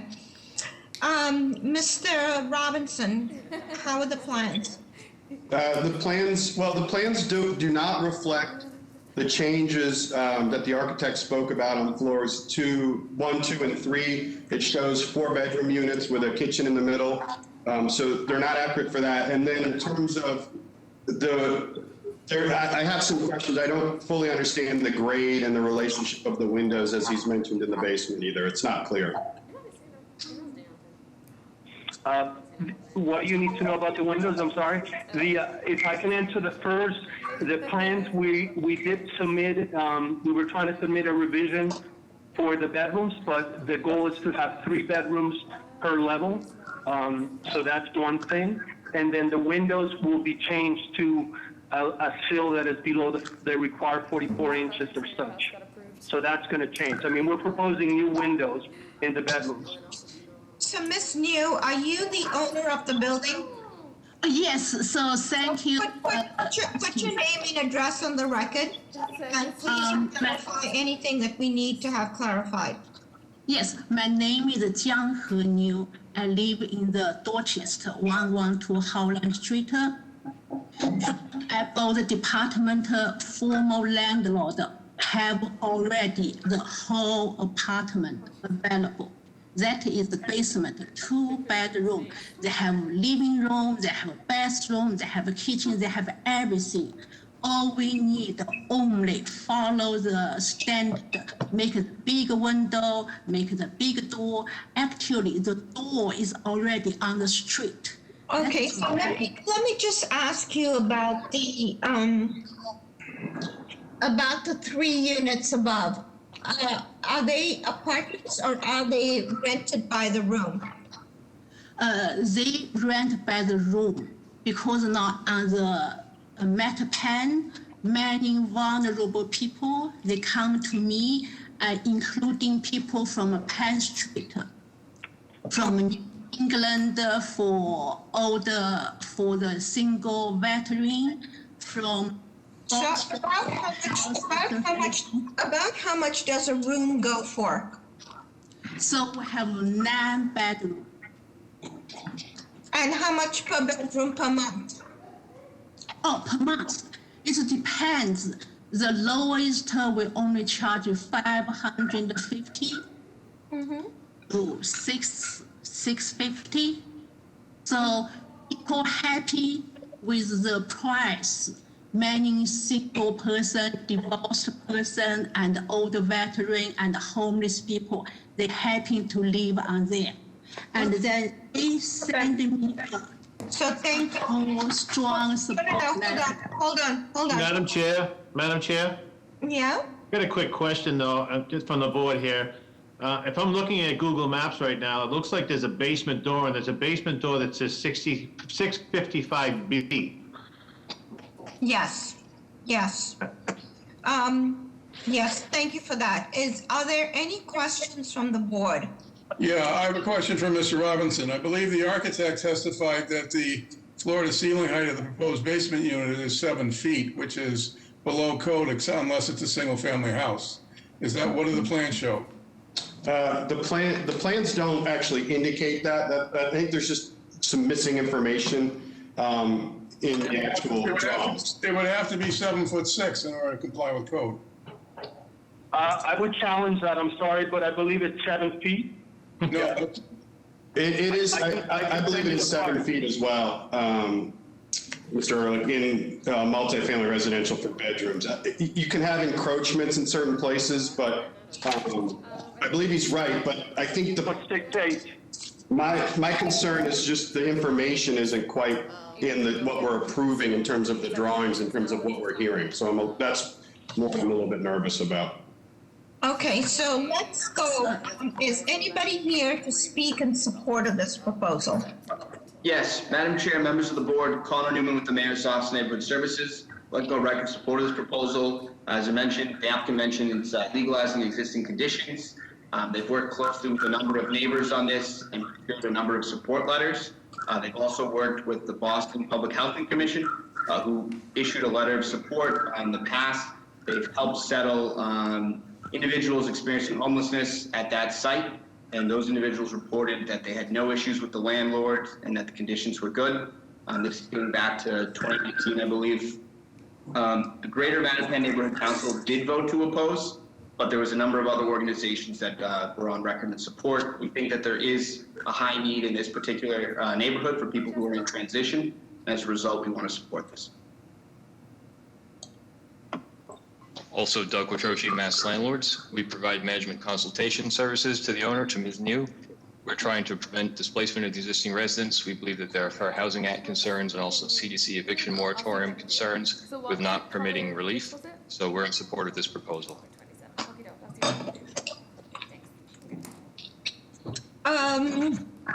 May I hear from caller number 27? So can we also have to see? No. Please quiet. Mr. Ambassador, can you quiet everybody? I need to hear in from caller using number 27. Can you hear me? Hello, is that me? Oh, no.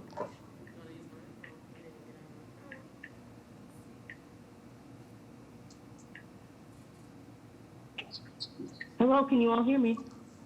Yes, put your name and address on the record. This is Alonso Michelle, and I'm in a butter in regards to 655. I don't think you're ready for me yet, are you? Yes, I am. Okay, wonderful. Thank you, Madam Chairman, and thank you everyone for the opportunity to speak. I will try to be brief, but there is much to cover. My name is Alonso Michelle, and I'm an urban planner and a housing advocate, a longtime Mattapan resident, actually lifelong, and I live at 639 Morton Street, which is 2 property units away from 655 Morton Street. So I am a direct abutter. So can you, Ms. Michelle, can you tell us bullet points what your support or opposition is based on? Yes, my position is opposition, and I have many bullet points which I'd like to get through. The first of the matter is that this property has had a series of incidences, and while the Mass Association of Landlord Associations have not found any police reports, I can tell you as a person who lives and walks on this street frequently, I have seen a number of issues where tenants occupying the basement floor have engaged in open substance use, such as public drinking. There have also been a number of cases where myself and other residents who have stood at the MBTA bus stop, which is directly adjacent to the property, have been harassed by tenants, sexually harassed by tenants.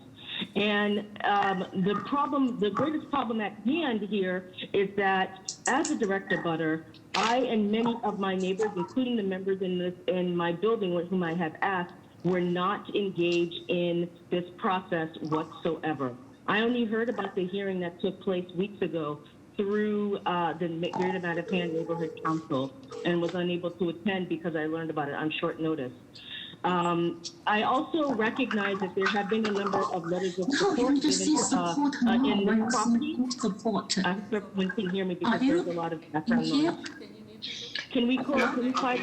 Okay, hold on. Can we mute the background noise? Miss Michelle, can you hold on?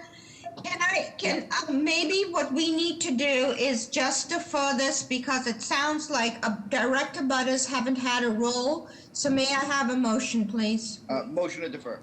Second. Second. All those in favor? Aye. Any opposed? The date, please. You'll have a date of, hold on 2 seconds, April 27th at 12:30.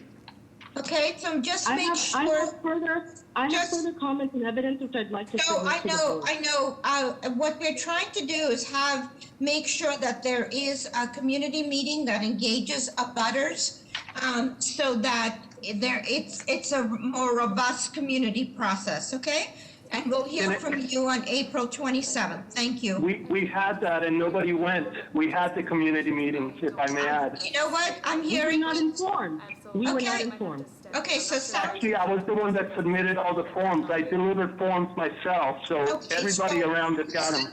Listen, get in touch with the mayor's office of neighborhood services and let's solve it there.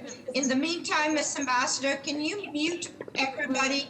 Yeah, Madam Chair, I don't know if you can hear me. I'm having issues, connectivity issues, but I'm gonna try to come in and out. It won't let me. So I can hear you now, Jessica. you can hear, okay, yeah, so I'm still having connectivity issues and I'm not able to mute and unmute people, so I'll try logging out and logging in. I apologize.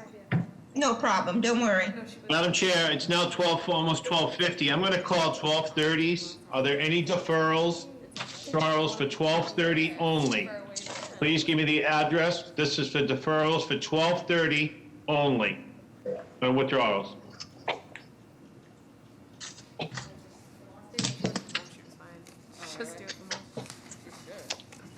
Is anybody deferring? 35 Avalon Road. Okay, give me 2 seconds here. Hold on 2 seconds. Yep, my apologies. For the record, calling BOA 109-8890, 35 Avalon Road. Name and address for the record, please. Good afternoon, Madam Chair and members of the board. Alec Benelli with the business address at 10 Forbes Road West on behalf of the Hanley family. So, may I have a motion, please? Motion to defer. Is there a second? Second. Second. All those in favor? Aye. Aye. Any opposed? Motion carries. The date, please. We have a date of April 27th at 12:30. Thank you. Are there any other deferrals or withdrawals of 12:30? Address, please.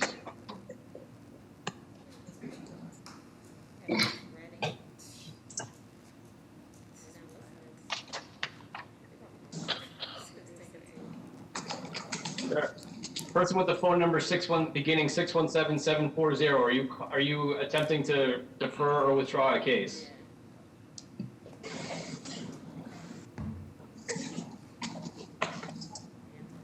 No response, Madam Chair. Okay. Madam Chair, we do have some on the docket, but they're not calling in, so what I'll do is just go to the next case and we'll get them as they come in. Okay, cool. Sorry.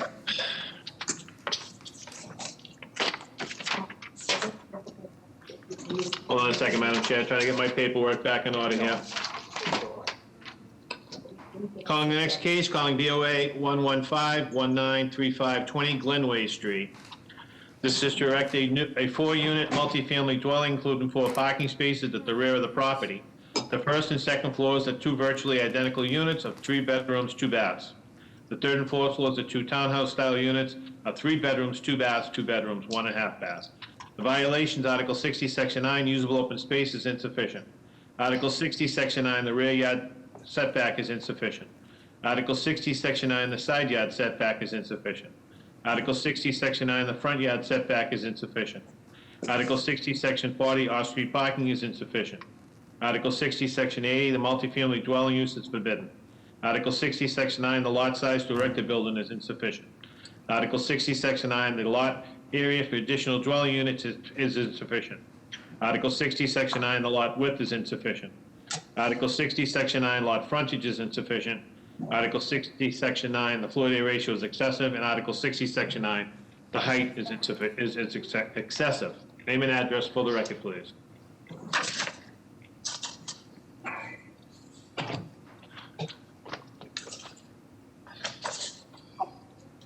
Tyrus. Hey, Tyrus, go ahead. Can you hear us? Yes, good morning. Can you hear me? Yes.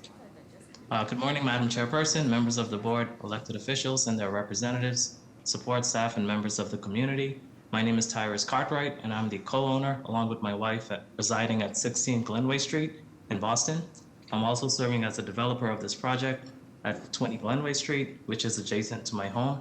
I'm here to seek relief from the board in constructing a 4-unit multifamily dwelling, including 3 units of 3 bedrooms and 2 bathrooms, and the 4th unit as a 2-bedroom, 1.5-bath unit to accommodate single-parent households with very limited options in Boston, with mostly 3- and 4-bedroom units as inventory.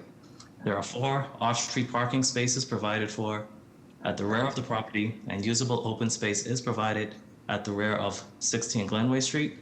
So please, before you go any further, please tell us the sizes of the proposed bedrooms. Tell us, are you proposing a roof deck? And we're particularly concerned about the side yard setback and the rear yard setback, so we understand what the impact would be on the abutters. The square footage for each unit is they range from 1,175 square feet for the 3-bedroom units to about 1,100 and 1,300 respectively for the top side split units. So the bedrooms are considerable size. The specific dimensions are described on the plans. But regarding the side offset, this property is in alignment with is consistent with the neighborhood. The same space on each side of the property is consistent with the other properties in the neighborhood.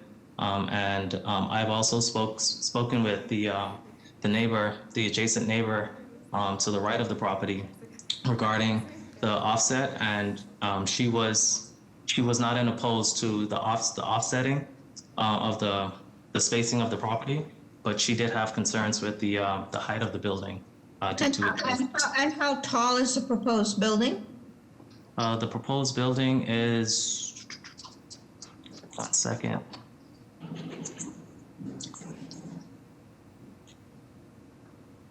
You can see on the side elevation, it is 43.5 feet. Okay, and let me see what else. Okay, and tell us how parking is proposed to work.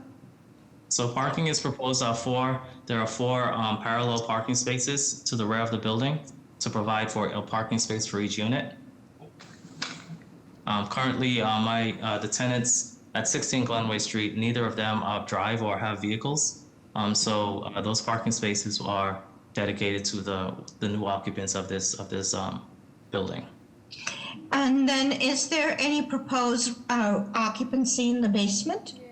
No, there is no proposed occupancy in the basement. The 16 Glenway Street basement has flooding issues because the street is on a slope coming from Franklin Park. So we wanted to avoid having a basement for at least for that reason, and also to reduce costs from excavating deep down into the ground at that site. Okay, so please stay on. Mr. Robinson, how are the plans? The plans look fine. Okay. One question on so you're relocating the curb cut toward the left-hand side as you're facing. There's a light pole that appears. Are you missing that light pole, or is the light pole need to be relocated? There is no. You mean on the street? Yes. No, that light pole will remain at the location. Okay. Yes.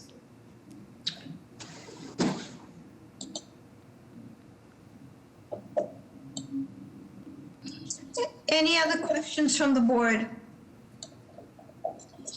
Is anybody here to speak in support of this proposal? Yes, Madam Chair, members of the board, Connor Newman with the Mayor's Office of Neighborhood Services. I'd like to go on record in support of this proposal. During the ONS-run community process, we feel the applicant has worked well with neighbors in addressing concerns and also secured the support of the local neighborhood civic, which is the Erie and Elliston and Brainsley Partnership. Thank you. Madam Chair, members of the board, Dustin Gardner on behalf of City Councilor Andrea Campbell's office. We would also like to go on record in support. Madam Chair, there is one raised hand, but it is from the previous caller. Okay. May I have a motion, please?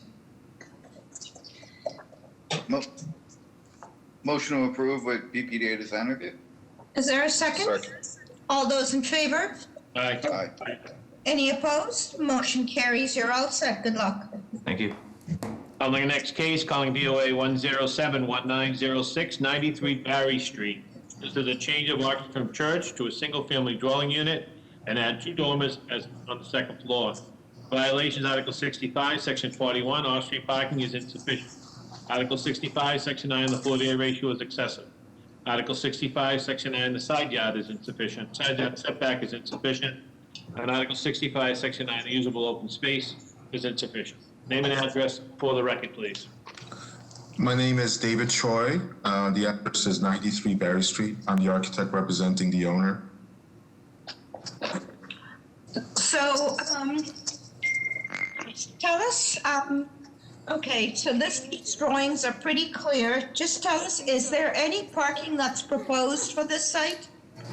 Yes, Madam Chair, there is an existing parking that is on site currently. That is to the right of the building as you're looking at both the existing and the proposed rendering. That will not change. There is a parking, off-street parking, Madam Chair. Okay. How are the plans, Mr. Robinson? The plans are good. Any questions from the board? Is anybody here to speak in support of this proposal? Yes, Madam Chair, members of the board, Connor Newman with the Mayor's Office of Neighborhood Services. Lincoln on record support this proposal. When ONS conducted the community process, they received support from abutters as well as the Greater Bowdoin Geneva Neighborhood Association. We think this is a popular decision to add more housing opportunities for the neighborhood. Thank you. Madam Chair, members of the board, Joe McEachran, City Councilor Frank Baker's office would like to go on record in support of the project.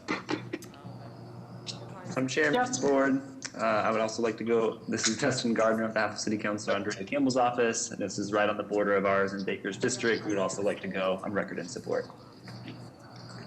Madam Chair, members of the board, Karen Foley, Councilor Sabi George's office would like to go on record in support of this project. Thank you. Okay, let's speak. Caller 28, you've been unmuted. Hi, caller, user 28, can you hear us? Would you like to chime in? Yes, I'd like to chime in. Thank you. Can you hear me? Yep, can you give your name and address, please? Address is 26 Glenway Street. Okay, and your name? And my name is Marlena Carter Diaz. Hi, Madam Chair and board members. Sorry, ma'am, we're on 93 Barry Street. Yeah, and thank you. I was just on the line with your main office. I kept raising my hand for 20 Glenway Street, and for some odd reason, I was blatantly not picked up. Are you in support or in opposition on that?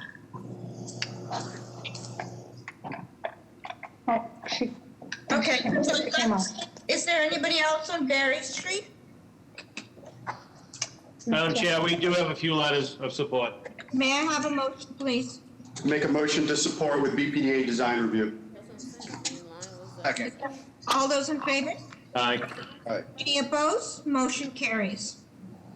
Next, calling BOA 114-4252, 2 to 20 Fairmont Avenue. This is to remove the proviso for takeout restaurants of this petitioner only. The violations, Article 69, Section 11. Restaurant with takeout use is conditional. Name and address for the record, please.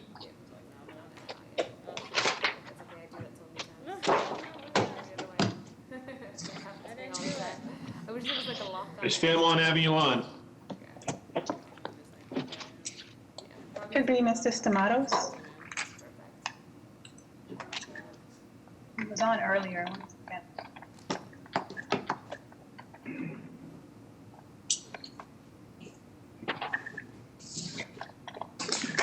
Don't see him on. He was on earlier. I made him a panelist, but I don't see him. Oh, there, no, I see it.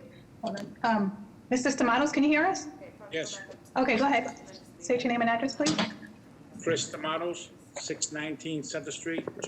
Yes. So, Mr. Samaras, please tell us what's being proposed. This is an existing restaurant that has been there for, well, a restaurant has been in existence in this property for close to 15 years plus now. And we're just here to remove the provisional that was granted to the previous business owner, to petitioner only, just remove that provisional. Okay? So what is the proposed business going in? It'll be another local restaurant. What is it called? Because when we do this, we need to find out what it's called. Gourmet Wings. Gourmet Wings, okay? So why am I not being able to find 20 Fairmount? Does the front of the building have any grates on it? No. It's the corner of Fairmont Ave and River Street, right at the corner, 2-20. I know. Sometimes it's not popping up on Google. Okay. Madam Chair, this is Eric. I could not find it when I was reviewing as well, so I'm in the same boat as you were in terms of its location. Okay. Okay, so what's the name again? Gourmet Wings, okay? And who is going to run this, this restaurant? It's 2 individuals. Mrs. Stamatos, you've done enough business with us over the years. You can tell us a little bit more because we need to understand that they have takeout experience. This is an individual that was in the restaurant and catering business. Yeah? Right now, they're expanding their business to a takeout as well as, a new small business that they've opened up now in this location. Okay, so do they have another Gourmet Wings in the city of Boston? No, this will be the first one. Okay, and so this is their first real run with takeout, right? Yes. Okay. How are the plans, Mr. Robinson? The plans appear to show basically the existing condition, not much else than that. Okay. Any questions from the board? Is anybody here to speak in support of this proposal? Good afternoon, Madam Chair, members of the board. Danielle Fonseca from the Mayor's Office of Neighborhood Services. We would like to go on record in support of this proposal.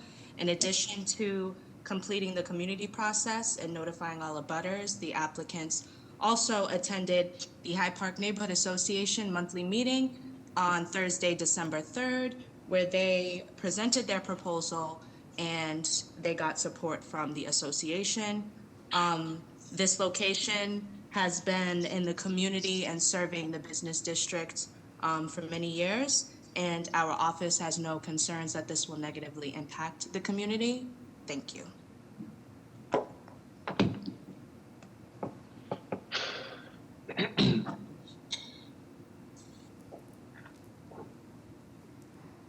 Madam Chair, I have no raised hands.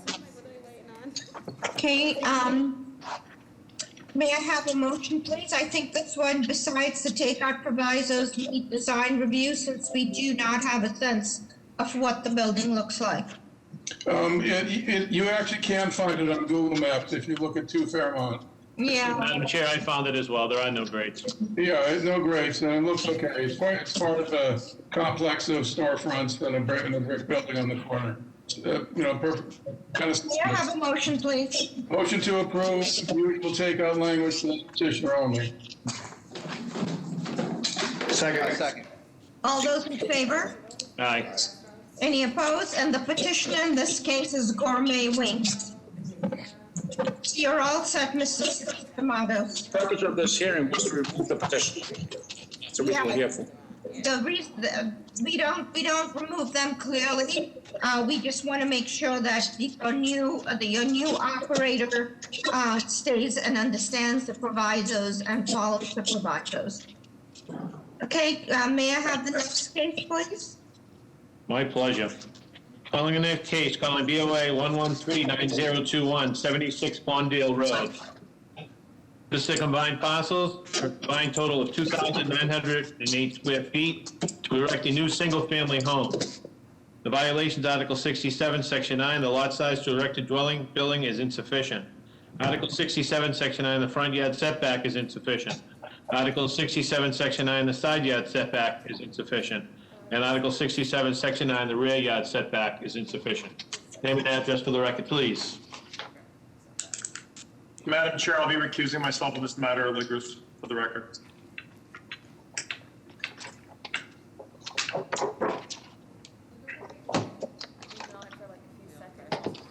Is the applicant here for Fawndale?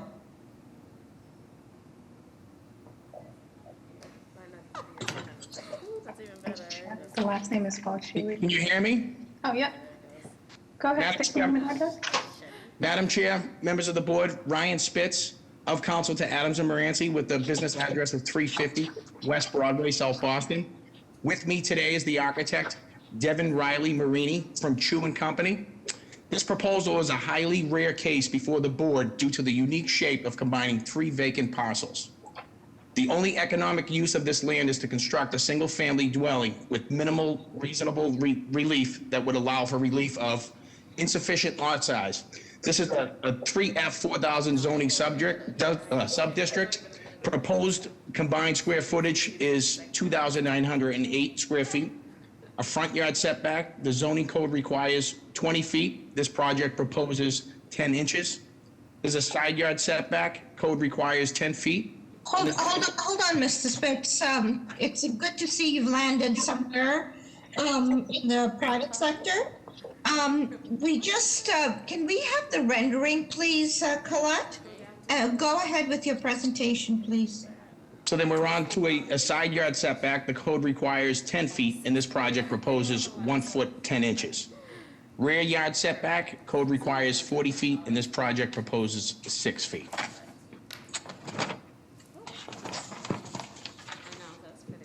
So this is at the bend of the road on Fawndale, right? Correct, yes. Yeah. It's right on the corner lot. Yeah, okay. And will some of those trees be maintained or will they be gone? So the trees are not on our property, so they will be maintained. They're on the neighboring property, which is the housing development in the rear. So the only thing that may be done to the trees, they may have to be trimmed, but that's about the extent of anything having to do with the trees. Okay.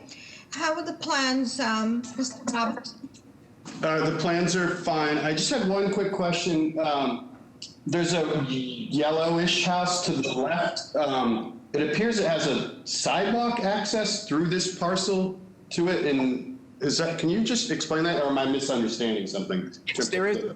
Yes, so there is a sidewalk access to it. So they have like a metal gate that's up there, and typically it's locked every single day because on the adjoining street that runs parallel is what they use for their entrance and exit. The only time they actually use that existence, because we spoke to the neighbors, is when they're putting out their trash pickup on Fawndale Street.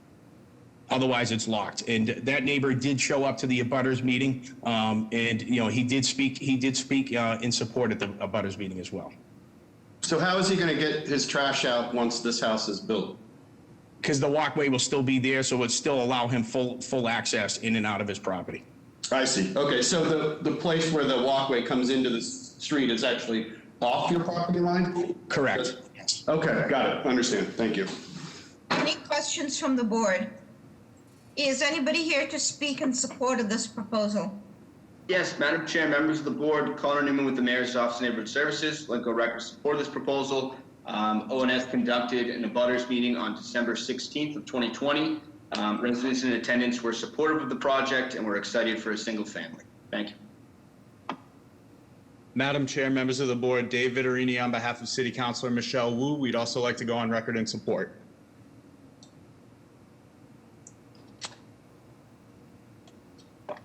Madam Chair, I have no raised hands. May I have a motion, please?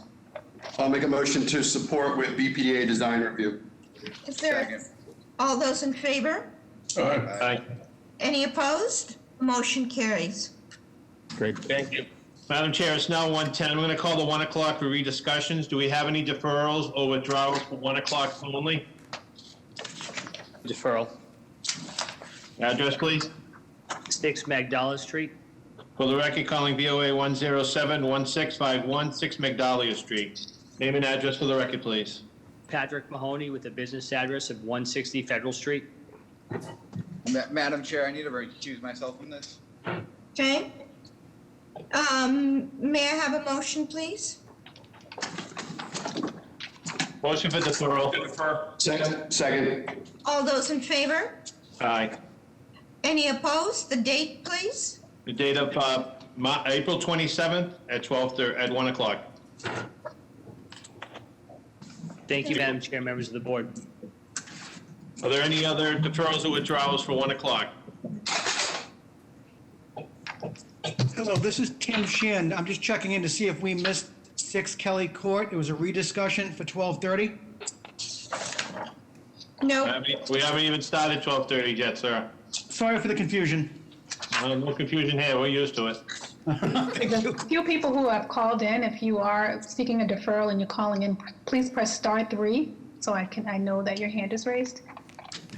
Otherwise, I don't see anyone. Madam Chair, Jessica, sorry to interrupt you. Madam Chair, we do have for 12:30s I'm sorry, not 12:30s.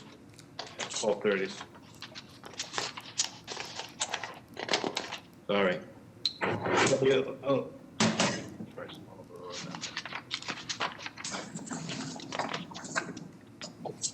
For the 12:30s, a rediscussion. I have 2 cases that are being deferred to March 23rd, so I'm going to call them in for the record.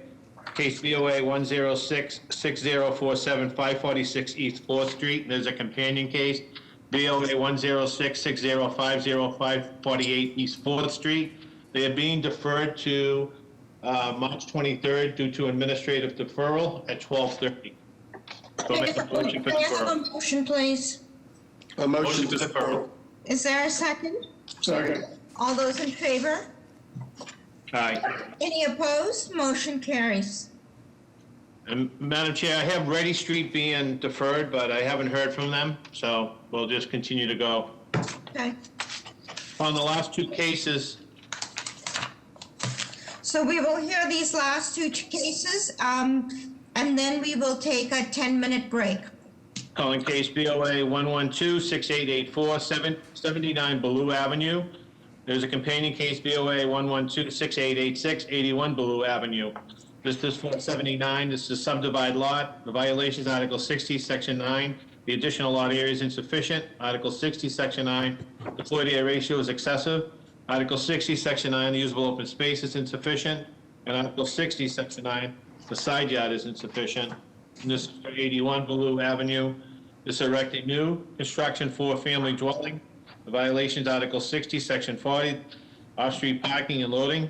Article 60, Section 8, the use is forbidden in the 3F 5,000 sub-district. Article 60, Section 9, the lot area is insufficient. Article 60, Section 9, the additional lot area is insufficient. Article 60, Section 9, the floor area ratio is excessive. Article 60, Section 9, the usable open space is insufficient. Article 60, Section 9, the front yard is insufficient. Article 60, Section 9, the side yard is insufficient. And Article 60, Section 9, the rear yard is insufficient. Name and address for the record, please. Yes, hello, good afternoon. Madam Chair, members of the board, this is Courtney Avery. I am the owner at 79 Ballou Ave, owner occupant, and seeking approval to subdivide my lot and to erect a new four-family building per the plan.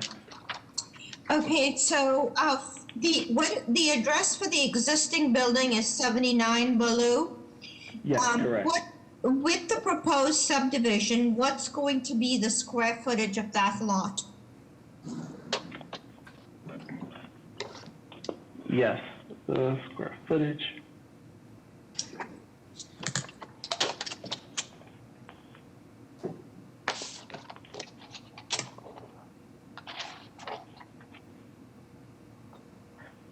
Sorry, I'm just checking here. Just 5,000 square feet.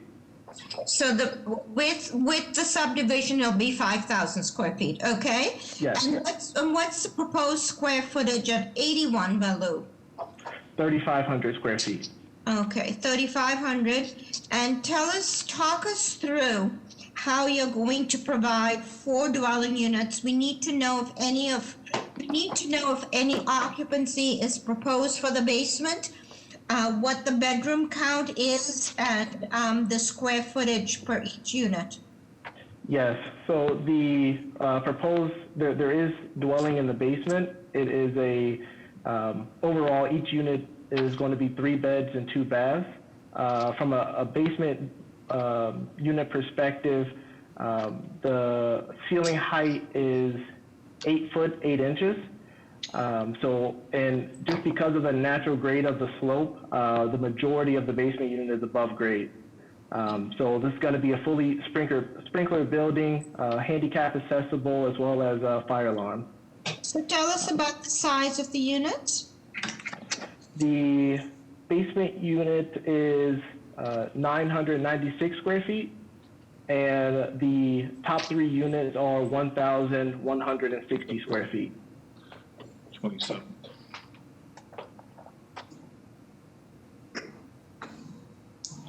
Okay, let's just see. Okay, and I'm assuming that your front yard requirement is off because you're looking at modal front yard. Okay, how are the plans, Mr. Robinson? The plans look good. I just had one question. Is this the natural grade, or are you excavating the backyard? It's a little hard to tell as it slopes down, because the drawings do show it sloping down, and I just wanted to make sure that bedroom number 1 in the basement level is indeed, will meet, be above grade in terms of its location. It looks close in the section, but I just want to make sure. Yes, that's natural grade. Okay. Okay. No further comments. No. Any questions from the board? Is anybody here to speak in support of this proposal? Yes, Madam Chair, members of the board, Connor Newman with the Mayor's Office of Neighborhood Services, with going record in support of this proposal. We conducted an abutters meeting on November 18th. There were no serious concerns raised by abutters in attendance. The applicant went on to receive, collect 22 signatures from neighbors in the area in support of the proposal, and also received support from the Woodrow Avenue Neighborhood Association, which is the local neighborhood group. I think it demonstrates clear community support. I would like to go on record. Thank you. Madam Chair, members of the board, Dustin Gardner on behalf of City Councilor Andrea Campbell's office. We would also like to go on record in support.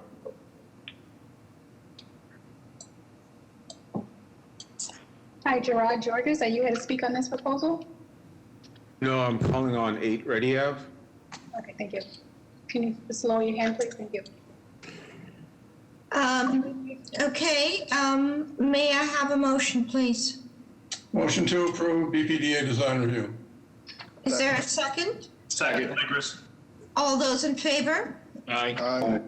Any opposed? Motion carries. Jessica, what was his name? George, what was this guy's name who we just had on? It was Ready Avenue? Yes, is he still on? Do you Yeah, tell Gerard. him? Yeah. Yep, let's go for it. All right. Thank you, Madam Chair and members of the board. Madam Chair, we're not ready for Ready Avenue. Take it, sir? Yeah, it's on for 12:30, and are you requesting a deferral on this on Ready Ave? Yes, requesting a deferral. Okay, thank you. We call it into the record, sir. Hold on 2 seconds. Sure. Thank you. For the record, calling VOA 108-2341, 8 Ready Avenue. Name and address for the record, please. Gerard Georges, 78 Blake Street, Hyde Park, Massachusetts. They're requesting a deferral. Yes, please. May I have a motion, please? Motion to defer. Second, Legris. All those in favor? Aye. Any opposed? The date, please? We have a date of April 27th at 12:30. Thank you very much. Okay, the meeting is now adjourned. We will reconvene at 1:30, and we will move right on to the first cases of 12:30, starting with 533 Washington Street.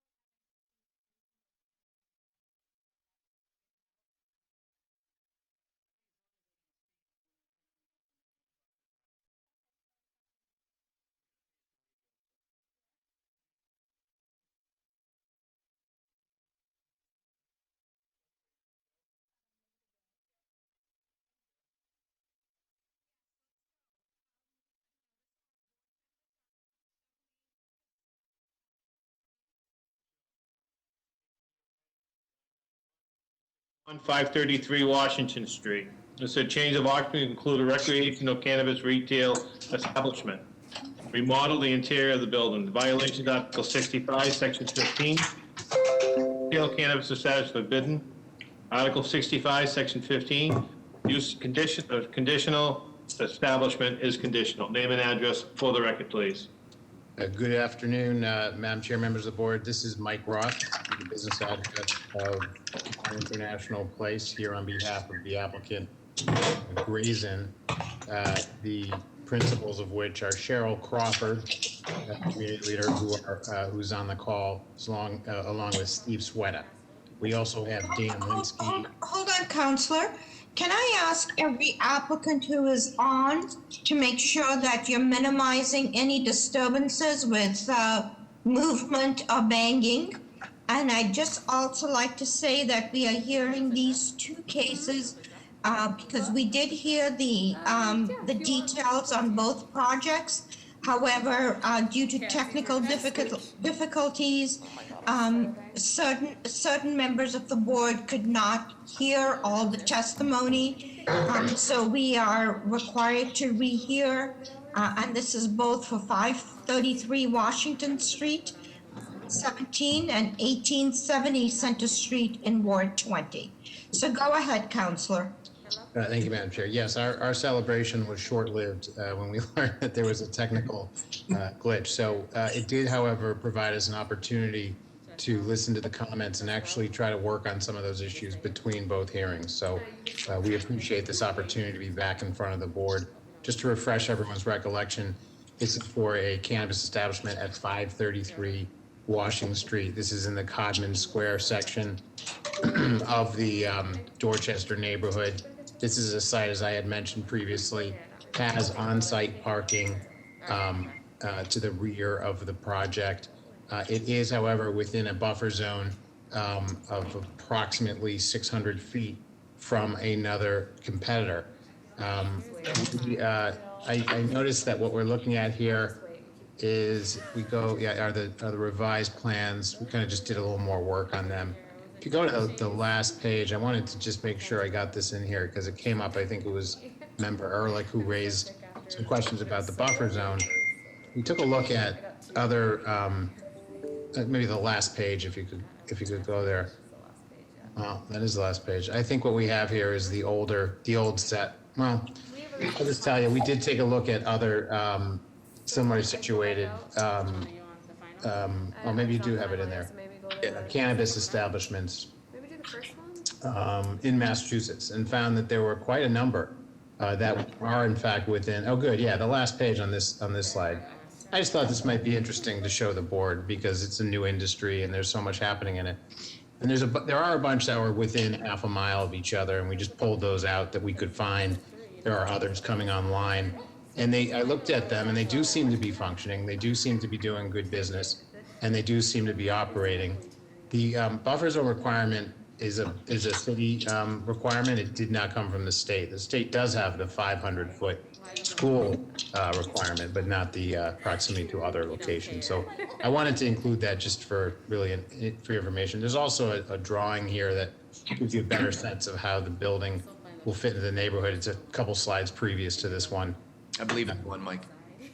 Pardon me? I believe it's one up. Yeah, one or two up. Madam Chair, if I could just make a quick comment to respond to Mr. Ross. Yes, sir. You know, as a board, we try to be respectful of city policy and conform to it. So when the buffer zone was originally passed, it sort of seemed like, okay, then this board should comply with it. It now seems like the city council has a different attitude about it. And so if city policy is changing on that, then I suppose that we need to be open-minded about that approach as well. I mean, I guess all I'd say in response is that if you are within 600 feet of another dispensary, like we are, it should beg the question about how will it work. And in our case, we tried to make the case that in this very busy section of the city, it could work. We would be servicing the immediate people of Codman Square. And then it also, I think it's incumbent on us to make the case to make sure that we are doing everything we can to mitigate any downside. You'll recall at the last meeting in January, when we were in front of you, there was a neighbor next to us that raised a concern. Since then, the operator has reached out to that individual and has agreed to put a fence between the two properties, which I think is going to go a long way to addressing the concerns that that neighbor had, a nice fence in between both properties. If you go up one more, I think there's a better visual of what we're talking about here. But in the end, this is, and you know, our security consultant, Dan Linsky's on the call here. In the end, this is a very busy section of the city. It's in a very commercial area. The previous use of this property has been a nursery school. Interestingly enough, a nursery school is no longer operating as a nursery school. That operated on that first floor of that building. And it's something that served the immediate community. A lot of the people were coming immediately from that community. This is going to be no different. It's going to serve that immediate community, and we think it will do quite well. And just to clarify, that will there be residential units above? No, there will not. The upper floors are commercial only, office space. They're not even part of, they're certainly not part of the cannabis. We're only presenting to you on the previous slides, floors 1 and basement. And to refresh your recollection, floor 1 is an 1,800, you can go up if you could, Madam Ambassador. Floor 1 is an 1,800 square foot sales area. Maybe one more slide down if you could. And then the basement is just the secure delivery. So that's where the vault is, that the access to the basement is off of the side street, off of a separate entrance. It's not accessible, to the public. And so our security team will come right in on that side street, Rosedale Street, this is good. I'm sorry, I'm just gonna need to, can't see anymore. Here we go. So the basement is the plan on the right. Thank you. And you can see that on the top of that plan where the arrow is, that's the entrance, that's a dedicated entrance off of Rosedale Street. And that's where security will come right to just put the product directly in the vault. And likewise, if there's any cash pickups, they'll handle that right from that area inside the building securely and efficiently. The left side shows. Counselor, we have one new member who has not heard the details. So can you talk about the hours of operation and how your security will work? Yes. I believe, I just had that. The hours of operations, I believe, are 9 to 8. I'm gonna pull that up just to confirm that, 7 days a week. The security team, Dan Linsky is from Kroll Associates. He's our consultant. He's on the call here. I think it would be great to hear a little bit about how he's going to run the operation. He is not your average, paid security, private security. The Kroll is a very good at what they do, and I think we're proud that he's working with the team. If it's okay, Madam Chair, just let Dan maybe. Yes, please. We are running behind schedule, so please be succinct. Yep, Dan Linsky. He needs to be unmuted, I believe, Jessica. Hi, can you hear me now? Yes. Hi, Dan Linsky from Kroll.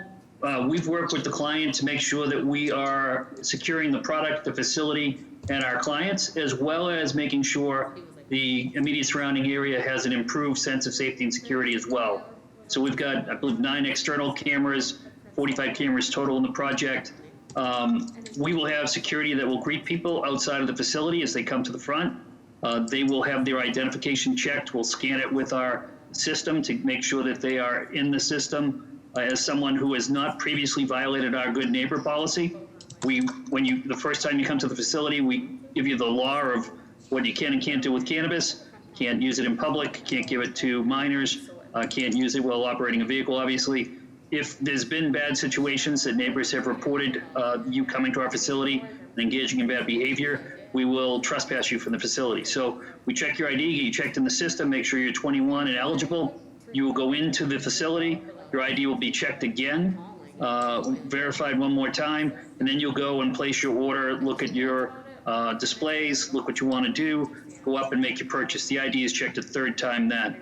So we have a combination, we believe, of both in-house security and private outside security professionals that will supplement our team, making sure that there's no disorder around the streets, no gathering, no loitering, no use of product, that we are not having people double park and coming on our facility, and making sure that we are keeping the neighborhood safe as well. We'll have randomized deliveries for cannabis and can control when people come to minimize any opportunity for robberies or theft or diversion. And I'd be happy to answer any specific questions in the interest of keeping it short for you for time.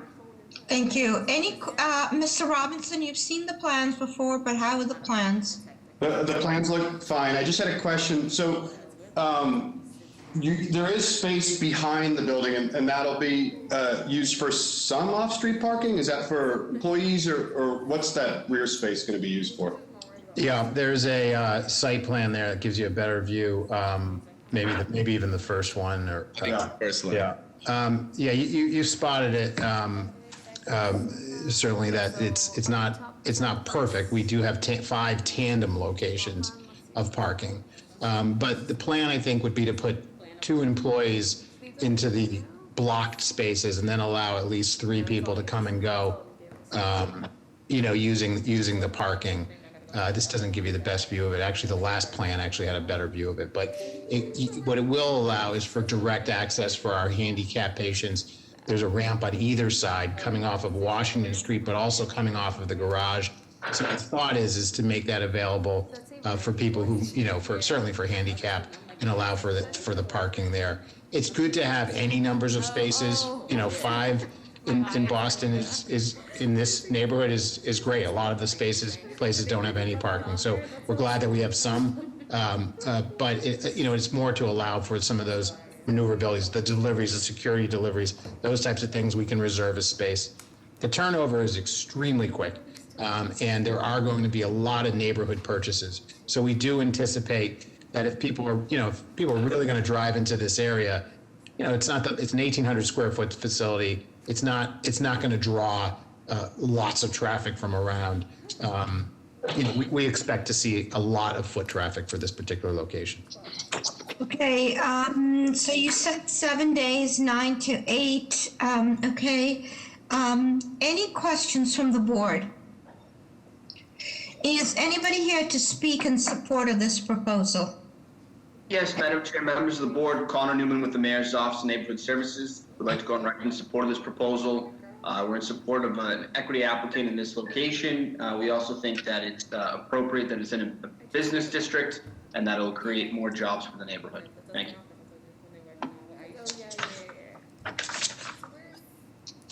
Madam Chair, if there are no additional methods, I have caller user 44. Caller 44, you've been unmuted. Can you hear us? Hello? Hi, yes. Hi, you here to speak on support or opposition to this project? I'm sorry. I pressed that in error. I wanted to speak for the next case about Center Street. Sorry. Okay, no problem. If you could just press *3 to take your hand down. Thank you. Madam Chair, as we stated the last time, we have letters of support, but we also have some letters of opposition. Thank you.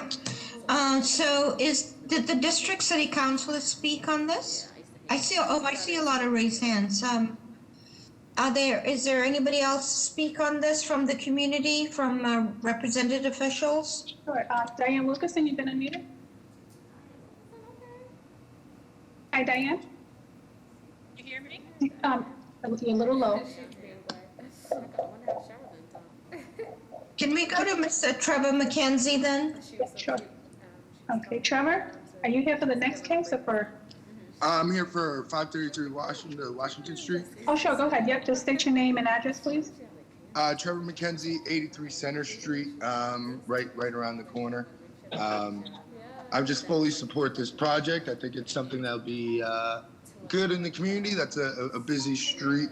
I don't think there would be an issue with having 2 within such a close distance. I mean, there's multiple liquor stores on the street, multiple restaurants, multiple, of pretty much everything, right across the street from each other. they all seem to thrive, and just knowing of the parties involved in this project and this store, I know it will be good for the community, from jobs to opportunities and stuff like that. So I just wanted to give my full. Thank you. Miss Ambassador, can I hear from both callers? Sure, yeah. Okay, caller 51. You've been unmuted. Yes, this is Ian Martin with 31 Monadnock Street, and I just want to go on record that I fully support the location and the operators. Thank you.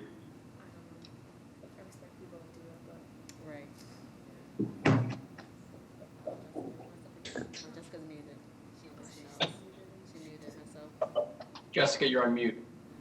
Sorry, I had caller 44, but he is on for another call. Haynes Emmanuel, go ahead. Yeah, hi. Haynes,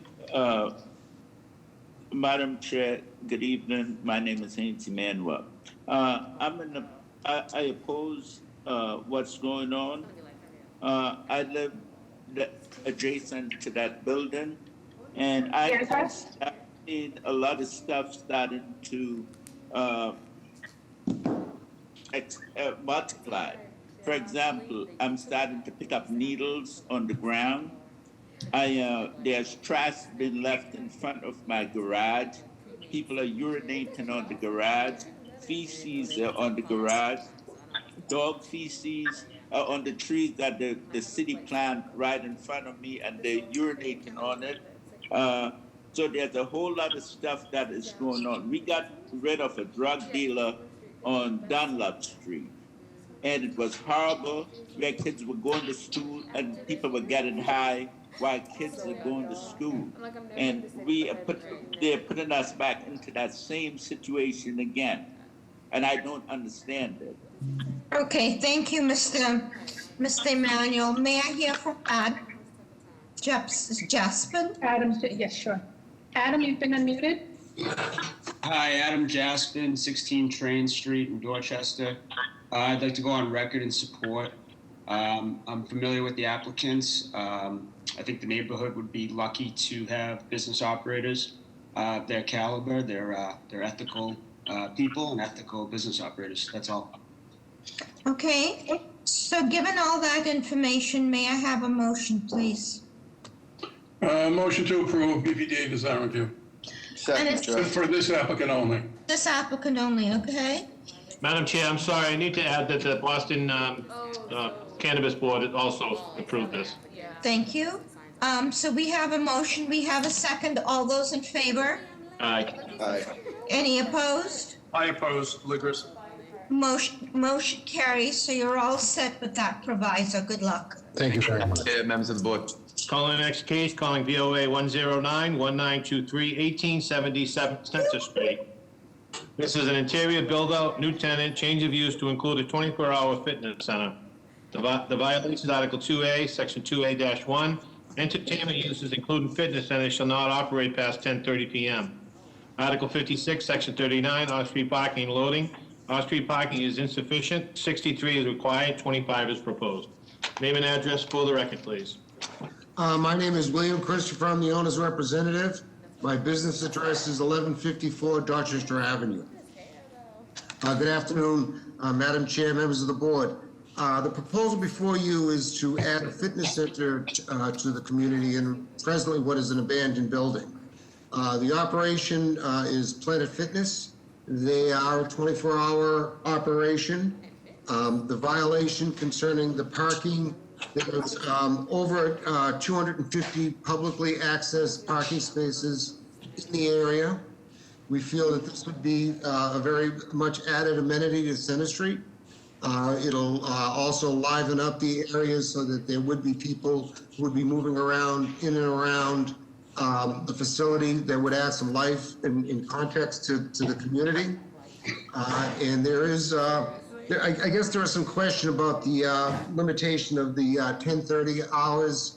Article 2A clearly defines the limitations of 10:30 per the definition, limiting to restaurants with or without entertainment, not specifically fitness centers. But that's an issue to be discussed. But Planet Fitness is a well-known entity, well organized, throughout the country, but primarily in this area. There are other Planet Fitnesses that do operate 24 hours. There's one that I quote here is 17 Winter Street. That is a gymnasium that operates 24 hours. And there's also Fit Choice, which is at 4170 Washington Street in Rosendale, that operates 24 hours a day. Their facility would hire between 18 and 24 local residents to work and manage within the facility. The facility itself, as I say, is a vacant building currently. We recently had somebody break into the building because it was vacant. The building will be totally accessible.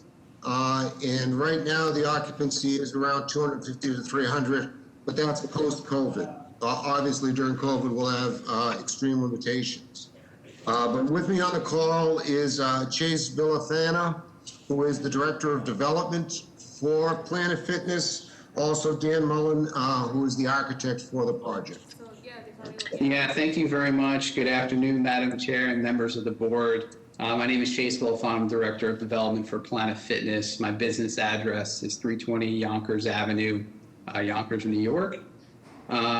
We have, just to also add, there's a few other locations of Planet Fitness in Boston in particular, one in Jamaica Plains that also operates 24 hours. That address is 3525 Washington Street. In addition to that one, 500 Neponset Avenue in Dorchester.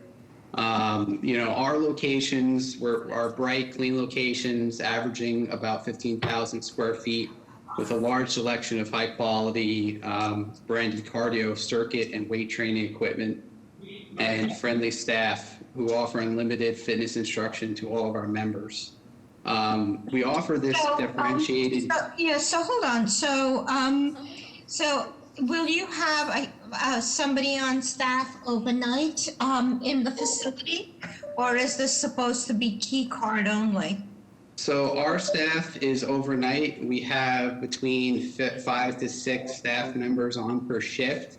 In addition to that, we also have 21 security cameras, which are backed up for 90 days on a DVR system that's located inside of the facility. And we also, of course, train our staff to operate 24 hours. We have 2,000 clubs nationwide. And it's imperative for us, quite frankly, to be able to operate 24 hours, predominantly to be able to provide fitness experience to everyone.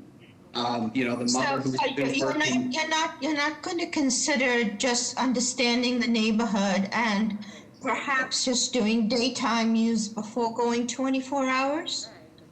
No, the neighborhood feedback that we've gotten is they want the 24 hours. I mean, that's evident in the letter that we received from the neighborhood council, and when we met with them as well. For us, the biggest thing is being able to provide fitness for everyone. Okay, then let me just ask you the next question. Will you be using the basement, or will it just be the ground floor and the upper floor? Mr. Chairman, it's all 3 floors will be used for activities. There's locker rooms in the basement, but there is 3 complete floors of this fitness facility. Okay, because I don't know if you know, but that basement, even from the previous,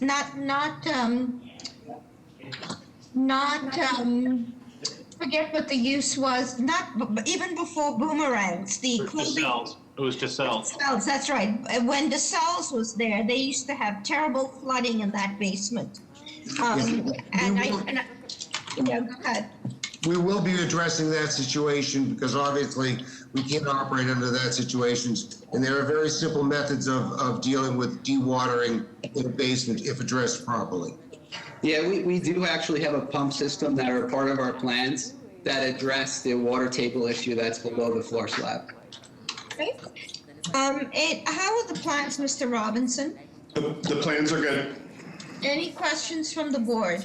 Madam Chair, I do. As a West Roxbury resident, obviously, I'm looking at the letters. I just wanted to Mr. Belafont, I'm looking at letters of opposition. There's more letters of opposition from people that live in the neighborhood than there are in court. Personally, I don't live near there. I mean, I would hope to see something actually come in there, but I do support my neighbors, obviously, that live very close to it in proximity.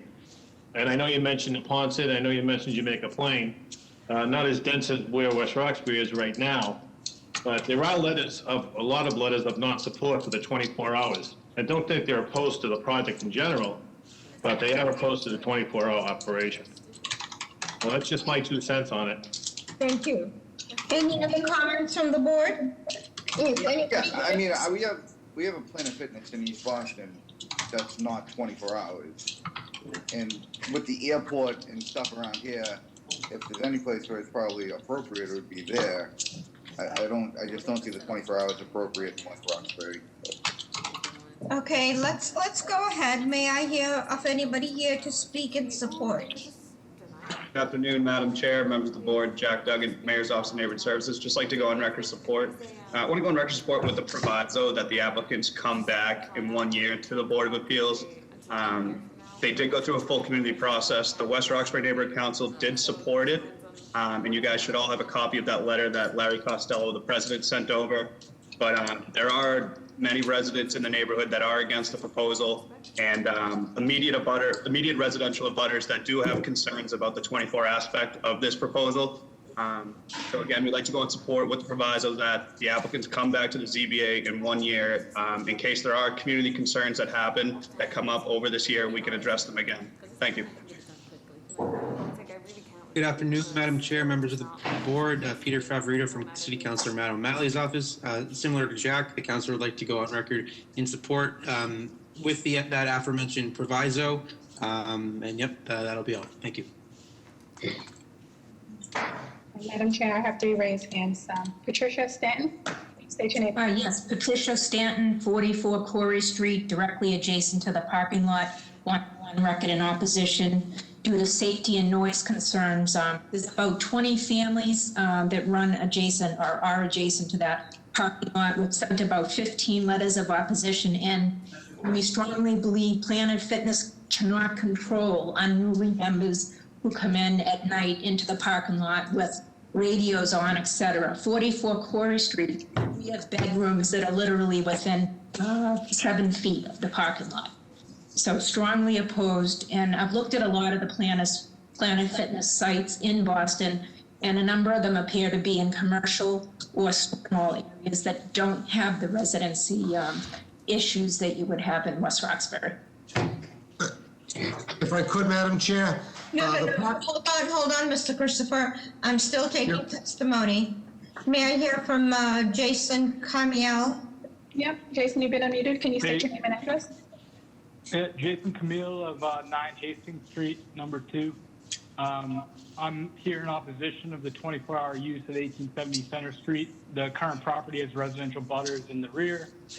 This is the portion that will be used as parking, and it will increase noise and light pollution in the neighborhood in the late evening and early morning hours.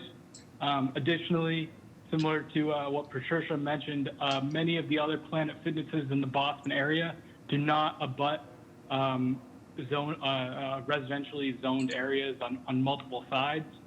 They're in more commercial locations. Okay. And Steve, you've been unmuted. Can you state your name and address? Yes, my name is Steve Eng, and I'm at 1 Hastings Street. I'm abutted to the property.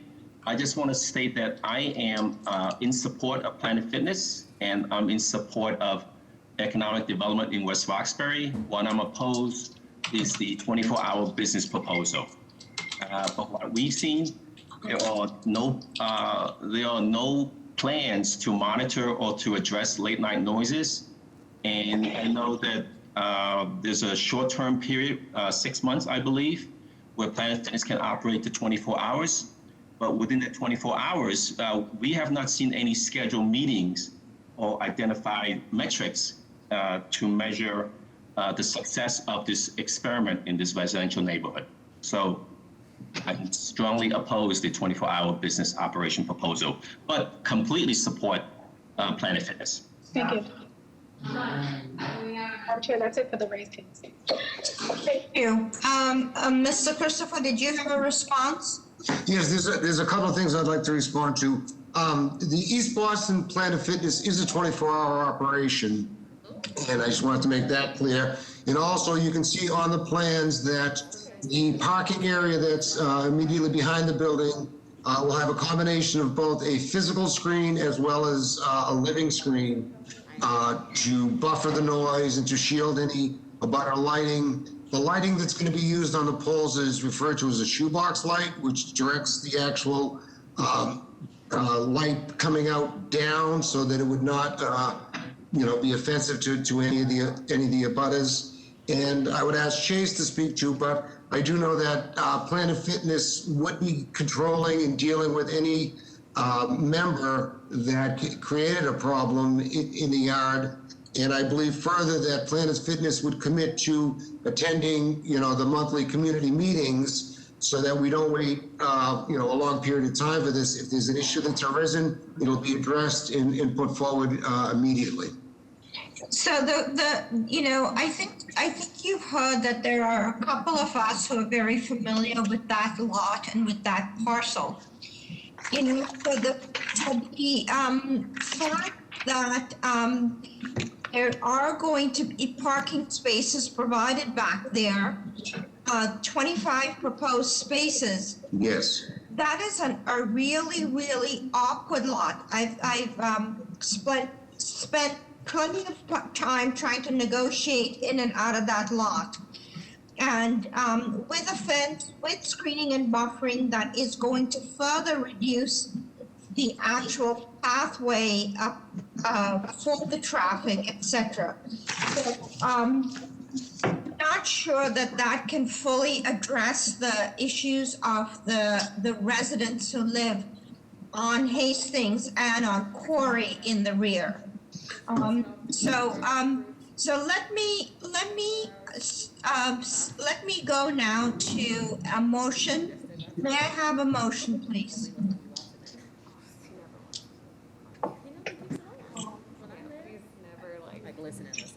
I'll motion to approve with the proviso that the hours of operation are from 5 a.m. to 10:30 p.m. That's ridiculous. A motion. Okay, was there a second to that motion? The secretary, yes. All those in favor, and are you also proposing for design review for Yes, the project? and BPDA design review for the. Okay, and that's for signage and for the lot? Yep. Can we add this applicant only, please? Pardon? Can we make it limited to this applicant only? Okay, And add design review for the front of the building as well.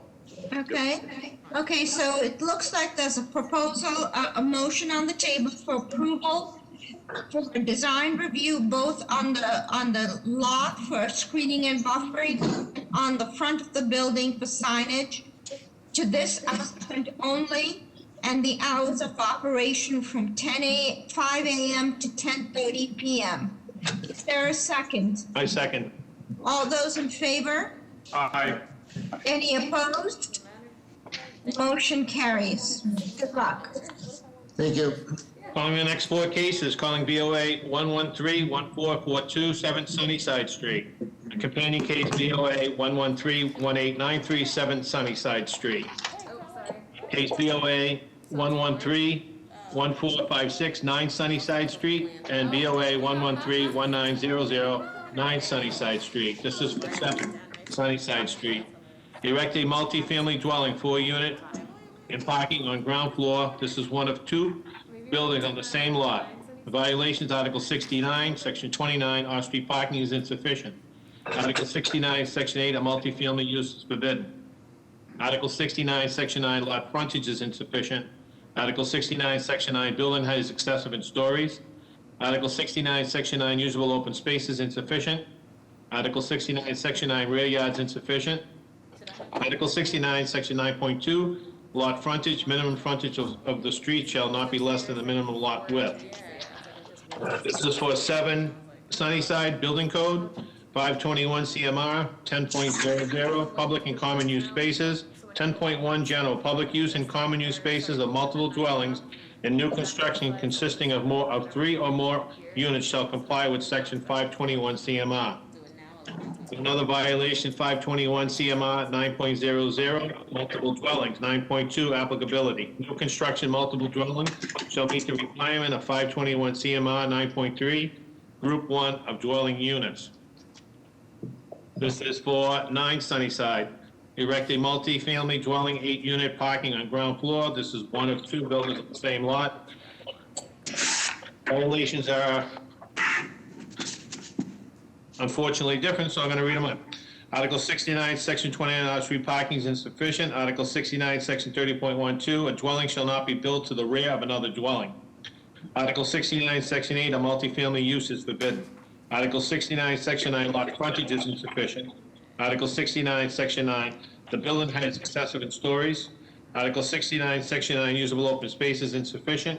Article 69, Section 9, front yard is insufficient. And Article 69, Section 9.2, the dimension of lot frontage, the minimum frontage on the street shall not be less than the minimum lot width.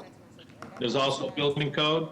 It's the same building code of previous at 7, so I won't read it into the record. Name and address for the record, please. Hi, my name is Beth McDougall. Our office is over in Chelsea. So Beth, as we do with every project, the first thing that we would like a response to is the building code. Before we tackle the request for relief. So with regards to building code and handicapped accessibility, we will adjust our drawings so that we will conform to all building code requirements for 521 CMR. So in other words, for both 7 and 9, you're not using building code relief then? Right, we will not need the building code relief on 5. Correct. May I have? I'll make a motion. I'll make a motion to deny building code relief. Second. All those in favor? Aye. Any opposed? Motion carries. Okay, so let's go ahead and address the request for relief. Before we start, Ms. McDougall, can you tell us, was this particular parcel in front of this board in the past? No, ma'am, not that I know of. Wasn't? Okay, so this it looks like it's a flag lot. Yes. Okay, so tell us what's proposed. So what we're proposing to do is it's a lot that's over 19,000 square feet. And currently there is one building, it's a 2.5-story, 2-family dwelling. And what we're proposing to do is to build 2 buildings. One would have 8 units, and those are flats. You would park on the first floor, you'd have a unit on the second floor and a unit on the third floor. And there are 4 of those verticals, so there's 8 in that building. The other building would have 4 units, again, on the first floor, and you live on the second and third floor, and that would have 4 units in that building. So it's a total of 12 units on the property. We designed it as 2 buildings so that we didn't want to make like a larger building on that lot. Now, the lot is, I think you called it a dog bone, where, it has the driveway, you go in, and then it has the 19,000 square feet in the, as you approach the property. So I'm going to ask you a couple of questions. Generally, we are very careful about these flag lots because there is a way that it impacts the residential use all around, decreasing their privacy. So can you address, one, how the privacy will be maintained for everybody around? Second, talk to us how the parking will work. And third, give us a unit breakdown on the number of bedrooms and the square footage. Okay, so as far as the privacy goes, what we have placed, if we could go to the site plan on the screen, you would drive into the lot, and then the parking is in the middle of the two buildings, so that you would then pull into your parking space, it's in a garage space that's underneath both buildings. So the parking, we're proposing one car parking per unit, and each of those are enclosed. It's inside the building. The privacy is such that we have living spaces on the, I'll call it the middle piece where you park. The bedrooms are what faces the neighbors. So it's not, we don't have living space facing neighbors. The living space faces each other, across that driveway. Okay, Colette, can you move, show us a rendering of what this might look like on the site here? Go ahead, Beth. Okay, and then on the units, so what we have is so this one is 7 Sunnyside, and so this has 4 vertical like townhouse units. Each unit is 3 bedrooms with 3 baths, and it's about 1,100 square feet of living space. That does not include the parking and the storage on the first floor, because once you put the garage parking space on the first floor, there's just a tiny little bit of space left over, but they can use it for storage, because we're not proposing basements. I mean, we could put a basement in, but we're not proposing basements at this point. And then the other building has, if we build 4 verticals and each flat is a unit, those are 2-bedroom units with 1.5 bath. And those units are about 660 square feet. And that's their living space only, again, whereas the first floor would be for 2 cars because there's 2 units in that vertical section. Okay. And can you describe to us, so these are 2 buildings that face each other. Yes, what's the buffer to the rear yards, I guess, on the rear of the buildings to the abutters? Okay, so the way we have it right now is we have, so as you're driving in, there's fence and there is landscaping. And from the fence behind the neighbors, we have 25 feet to the first building. Then you have the building and you've got about 24 feet in between the 2 buildings. And then from the back of the building, the number 9, to the far rear of the lot is 40 feet. Colette, could we see the site plan? That would help understand.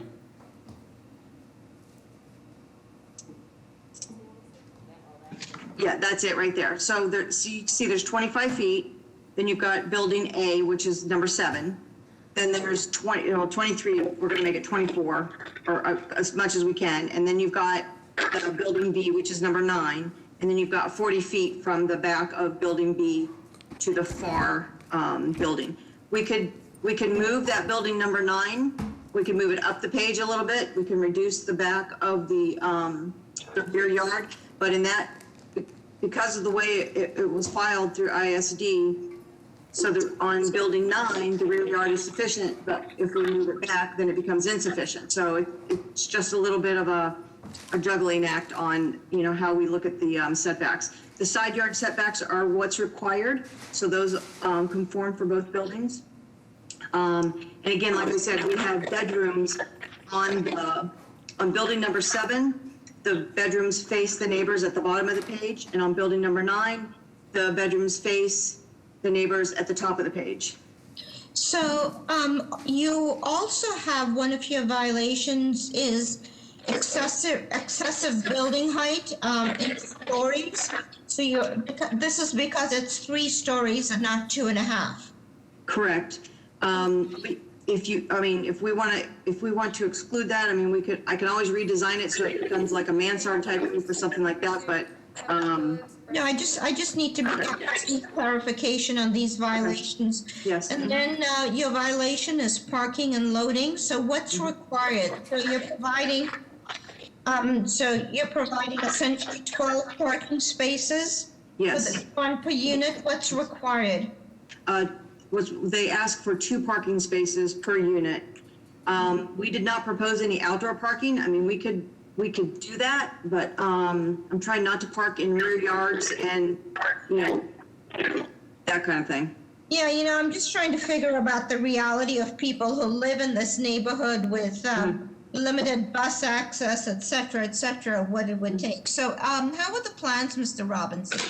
The plans are fine. I think I'm not exactly sure how the resolution of 521 will take place based on, the amount of stairs and egress and things that are here, but the plans depict what they're presenting. Okay. Any questions from the board? So you've got a 90,000 square foot lot and you're going from 2 units to 12 units? That's a pretty dramatic jump in density. That's what we're proposing in the 2 smaller buildings. Yeah. Okay, any other questions from the board? Is anybody here to speak in support of this proposal? Good afternoon, Madam Chair, members of the board. Danielle Fonseca from the Mayor's Office of Neighborhood Services. Our office would like to go on record in support of this proposal. An abutters meeting for ONS was held for this project on Wednesday, January 6th, where the applicants were able to answer questions from abutters mainly regarding the work being done so that driveways do not slide together. Our office did receive one letter of opposition regarding the potential of Sunnyside being overcrowded. Other than that, our office has no concerns at this time. Thank you. Thank you.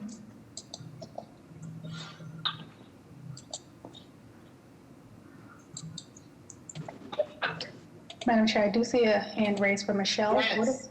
Hi, Yes. Michelle. Go ahead. Can you state your name and address, please? Yes, my name is Michelle Bodas. I'm home at 202 Reservation Road. And I want to say a couple of things. My intent was to attend that meeting on January 6th, but I want us all to go back to January 6th and remember what was going on that entire day. And so unfortunately, my attention was not on that. My attention was on the Capitol and the insurgents. So as were many of my neighbors. The neighbors my neighbors in this community do not want this. You're going from a 2-family to a 12-family. This is one of the last neighborhoods that has not been gentrified. There's an elementary school right up the street. There are elderly people who have owned their homes here for years. And what you're proposing is to expose this tight, small community to who knows who's going to come in and live there. This is hard work. I'm asking you all, I know it's hard, but it's also hard work. I live here with my 2 children, okay? I can't imagine what this neighborhood would be like with 12 units. Okay, thank you. Is any representative from the district city councilor on?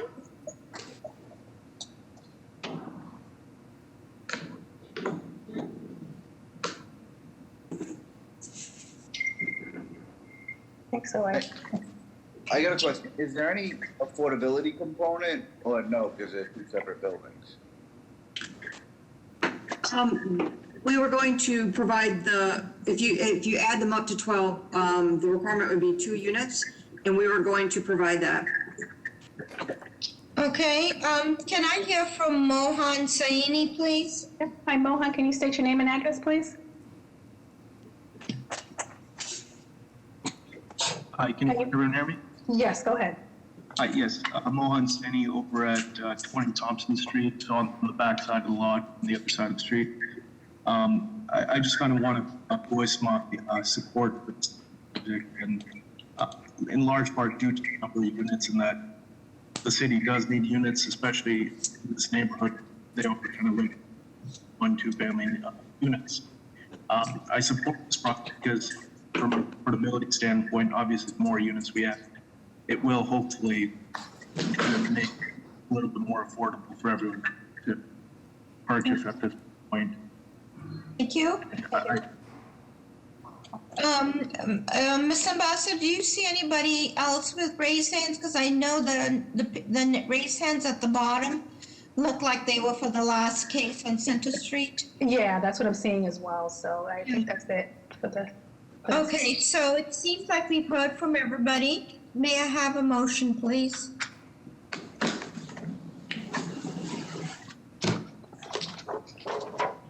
I'm going to make a motion to deny without prejudice. I think it's too dense. I'm going to second that. All those in favor? Aye. Any opposed? Motion carries. I'm sorry, it's been denied. Calling the next case, calling BOA 115-1358, 1200 Soldiers Field Road. This is to construct a 63,000 television broadcasting studio, WBZ. The violation, Article 29, Section 4, this is in the Greenbelt overlay, and Article 51, Section 17, the height is excessive, 35 feet is the max. Name and address for the record, please.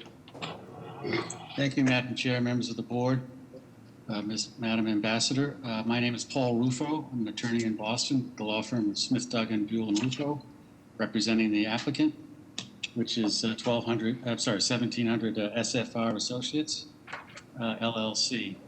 And just briefly, this project proposes to move the TV station, WBZ CBS affiliate, which has been located in Alston, Brighton since 1948, and presently still operates there, from what the existing buildings are, which is an amalgamation of or collection of buildings that have been added to over the years. You can see on the site plan where it says Lot B, the existing building, sort of L-shaped or building. That's the existing sort of a massing of different buildings that have been added to over the years as. So, Mr. Rufo, just let me get it clear. So the proposed building is on Lot A.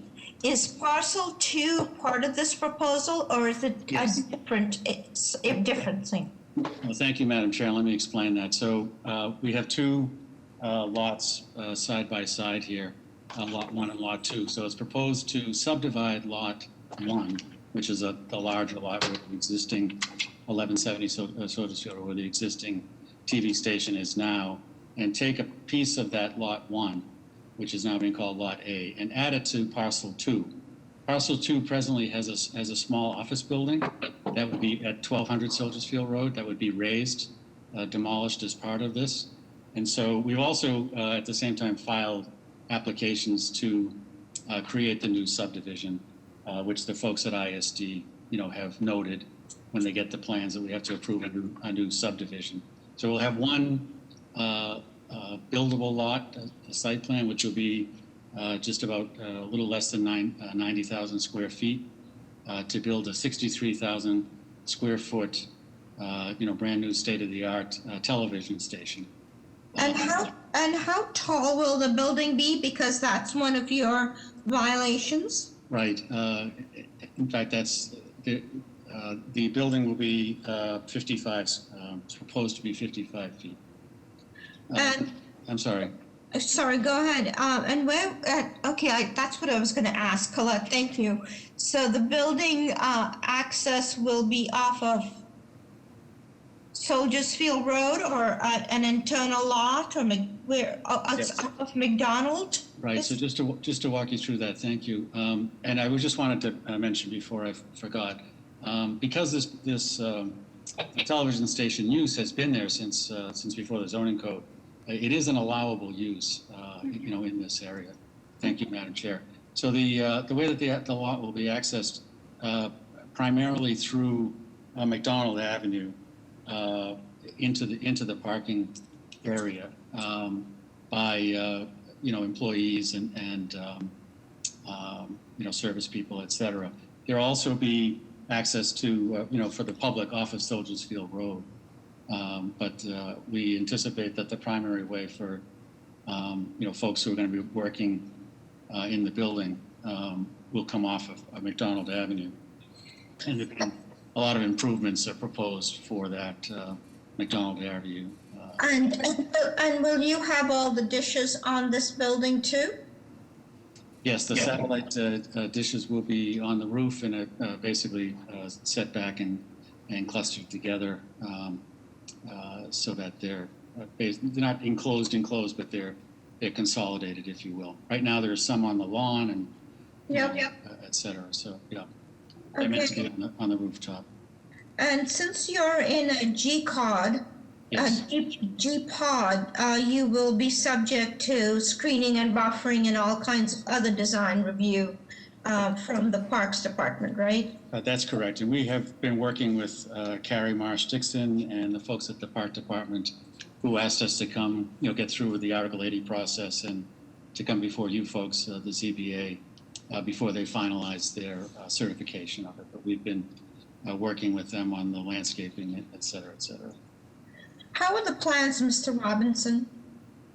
The plans are good. I just had one question, just so I can make sure I understand. So the building is obviously taller than the existing building you're replacing, but you're putting parking then underneath, so it's really sort of still 2 stories of use in terms of whatever you do internally, but then there's some parking coming underneath. Is that what's kind of changing from your existing facility to this? That's exactly right, Mr. Robinson.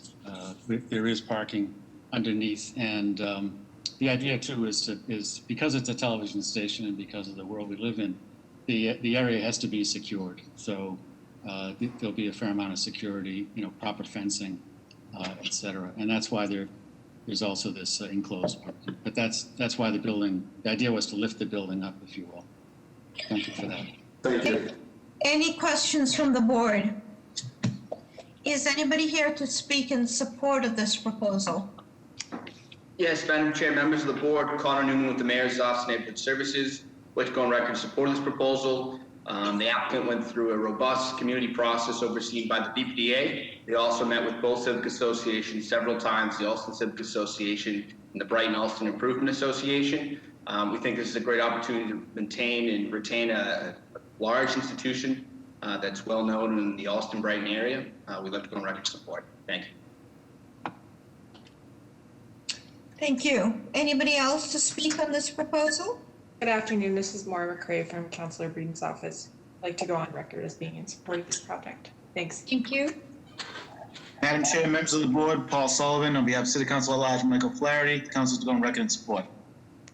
Thank you. Madam Chair, I have one raised hand. Anthony, would you be able to state your name and address, please?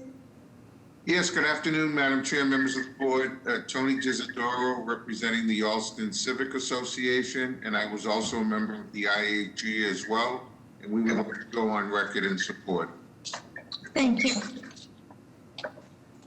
Madam Chair, I see no other raised hand. Given that, Madam Chair, I think Annabella Gomes is a hand raiser. One second. Okay, also, excuse me, I'm sorry. Karen Foley, Boston City Councilor in East Wasabi George's office would like to go on record in support. Thank you. Okay. Annabelle, I made you a panelist. You can unmute yourself. Madam Chair, members of the board, Annabelle Gomes from the Brighton Alston Improvement Association. I'd like to go on record in support. Thank you. thank you. I think that covers everyone. May I have a motion, please? Motion to approve BPDA design review. All those in favor? Aye. Any, motion carries. You're all set. Thank you very much. I feel your pain, Madam Chair. Now we're getting to the 12:30 cases. It's only 2:30. We're doing pretty good. Gonna go for the first case of rediscussion, calling BOA 106-7117, 6 Kelly Court. This is erect a single-family dwelling in the rear of 46 Cook Street, a newly subdivided lot.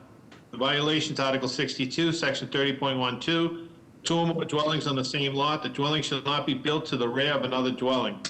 Article 62, Section 8, the lot area is insufficient. Article 62, lot frontage is insufficient. Article 62, Section 8, usable open space is insufficient. Article 62, Section 8, the rear yard is insufficient. Name and address for the record, please. Hello, my name's Timothy Sheehan. I'm the architect for the project. This is a single-family house we're putting behind an existing house. My clients own the parcel at 46 Cook Street, which is overly long for Charlestown. It's over 100 feet long. So what they want to do is subdivide the site and build this single-family house behind their house, which actually fronts on Kelly Court. The house will be 2255 gross square feet, 1,800 net. It'll be 3 bedrooms, 3.5 baths. There'll be a 15 by 17-foot roof deck on top, accessed by a hatch. Parking, there'll be 1 garaged parking spot, which will have an angled door. Kelly Court is tight. Kelly Court's only 13, 14 feet wide, but it's a little wider where we are. And we've had a neighborhood meeting, quite some time ago, back in August, I guess, but after working with the neighbors, we made the house about 22 inches lower to line up with the new houses that are across the alley. And when I first drew it, I had it 4 feet from the lot setback. We ended up both pushing the house back another 2 feet for 6 feet back, and we made the house a little bit shorter. The house is 23 wide by 32 long. And tell me again what the height of the proposed building is? Yeah, give me a second. The height will be 31 feet 2 inches to the fascia, to the top of the roof, and then the roof deck sticks up about another 4.5 feet. So it'd be like 36 feet with the roof deck. And are there other buildings on with frontage on Kelly Court? There are, yes, and I went down there with a laser. I'm just going to match the cornices across the way. They were at 31.2 also. Okay.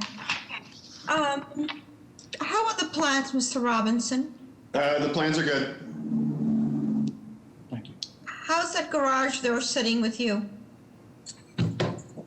Any questions from the board?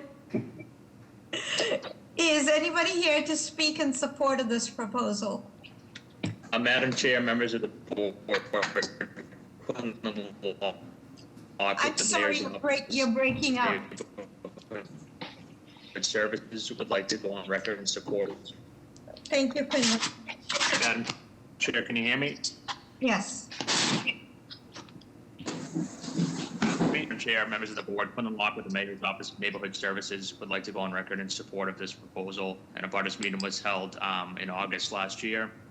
There were some concerns raised about the garage and the access to the garage, as well as some privacy concerns from the roof deck. And the applicant has been working with the neighbors to attempt to address those concerns.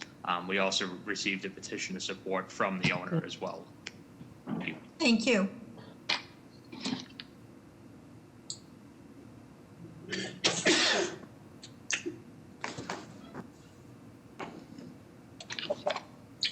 Madam Chair, I see no raised hands in the attendee list. I don't know if Annabella still has a question. Would like to speak. Her hand is up.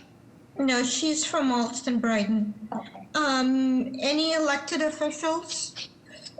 Madam Chair, can I just ask a question to the applicant? Are there roof decks on other houses in the area?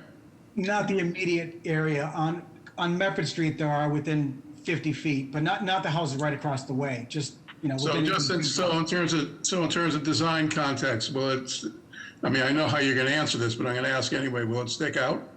No, I've set it in the middle of the building, so you won't see it. You won't see it really from anywhere. Okay. And it's accessed by hatch? It is, yes, sir. So given that information, may I have a motion, please? I'll make a motion to support with BPDA design review. Second, Joe. All those in favor? Aye. Aye. Any opposed? Motion carries. You're all set. Good luck. Thank you very much. Calling the next case, calling VOA 106-6736, 1 to 2 Church Avenue. This is a change of eye from a single-family, 4-unit, multi-family dwelling, construct a 2-story vertical addition on an existing footprint with rear deck. The violation of Article 68, Section 29, roof structure restriction. Article 68, Section 33, off-street parking is insufficient. Article 68, Section 8, the floor area ratio is excessive.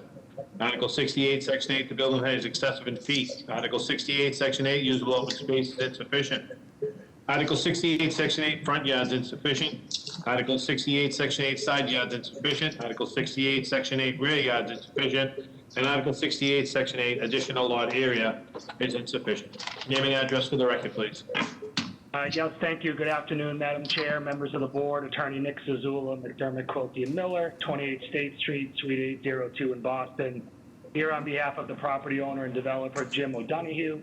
And with me today is Eric Zackerson from Context Architecture, who's the architect in the project.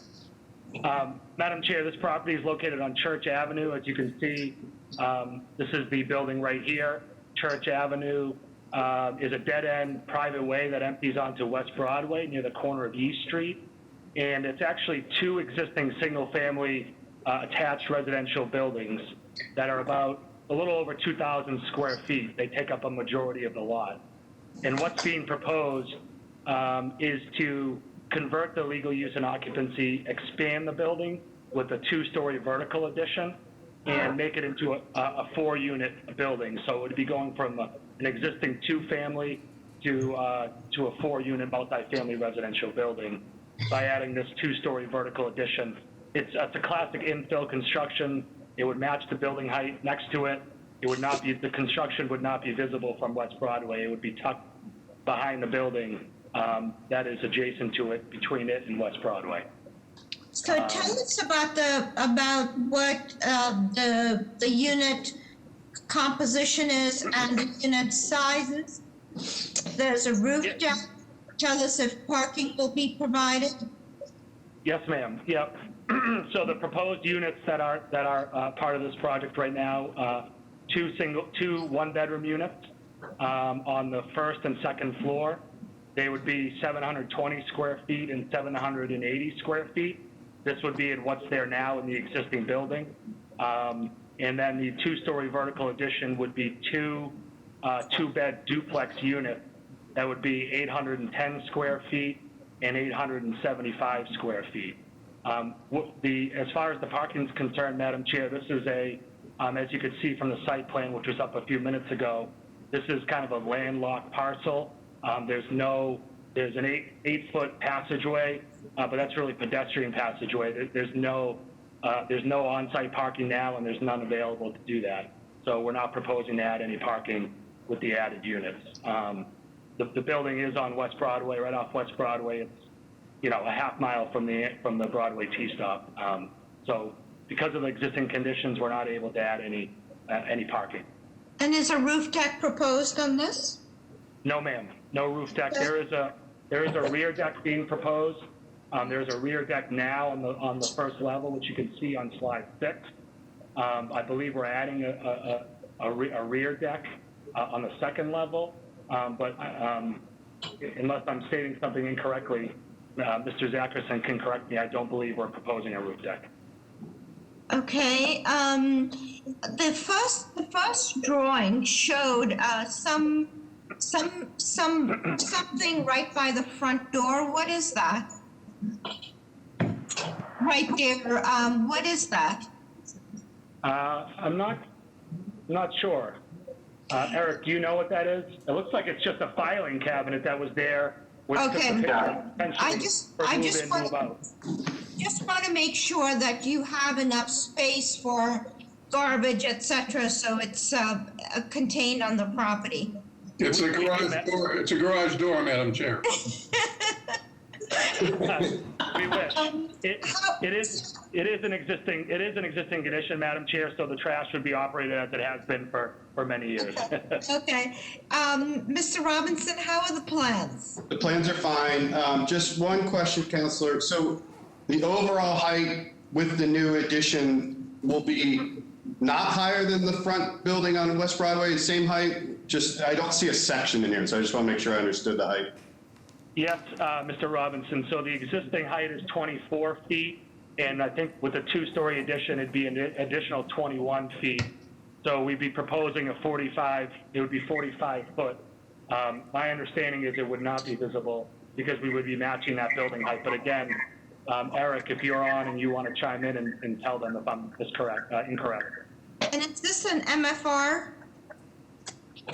Yes, it's an MFR. It's an MFR LS, so it's multifamily residential local services, Madam Chair. So the use is allowed.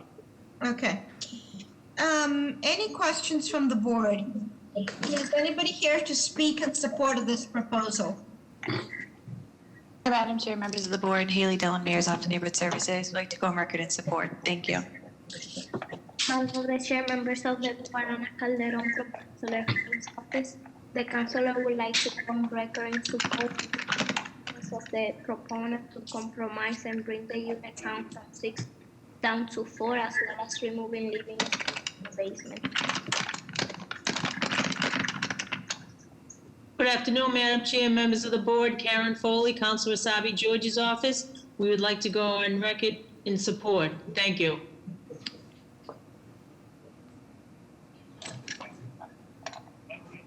Okay, Madam Chair, I have no raised hands on my side.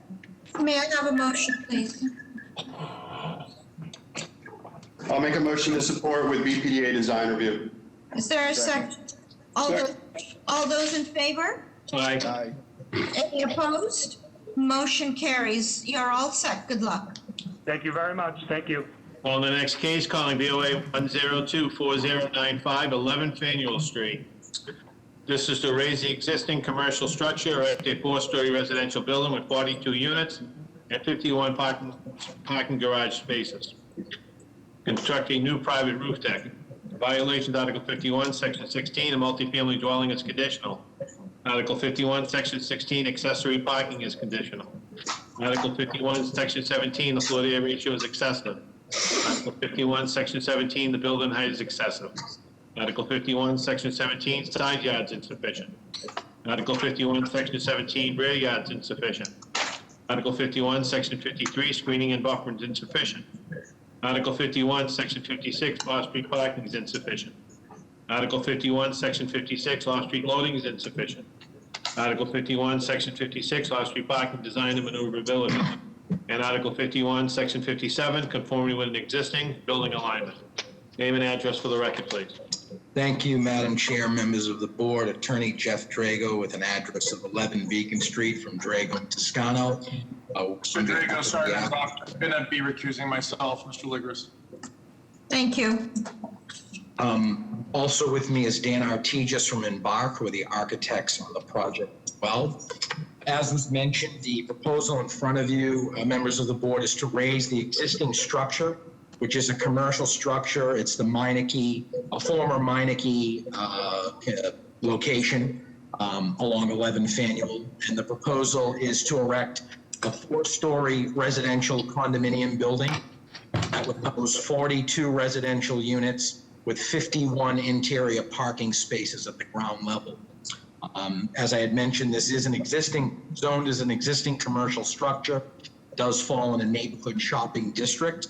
Our lot size is 19,530 square feet. The gross square footage of this project is 41,525 square feet. This did go through a full Article 80 process. This was approved by the BPDA board in September. Councilor, can you just, is this the lot at the intersection of Faneuil and Market, or is it one lot in? Or is it a combination of both the lots? So it's one large lot. It's one over from that intersection. Okay, I know it then. Okay. And so, of course, give us the building, the unit breakdown. Tell us how parking is going to work. Yeah, so just in terms of units, I'll go over those first, Madam Chair.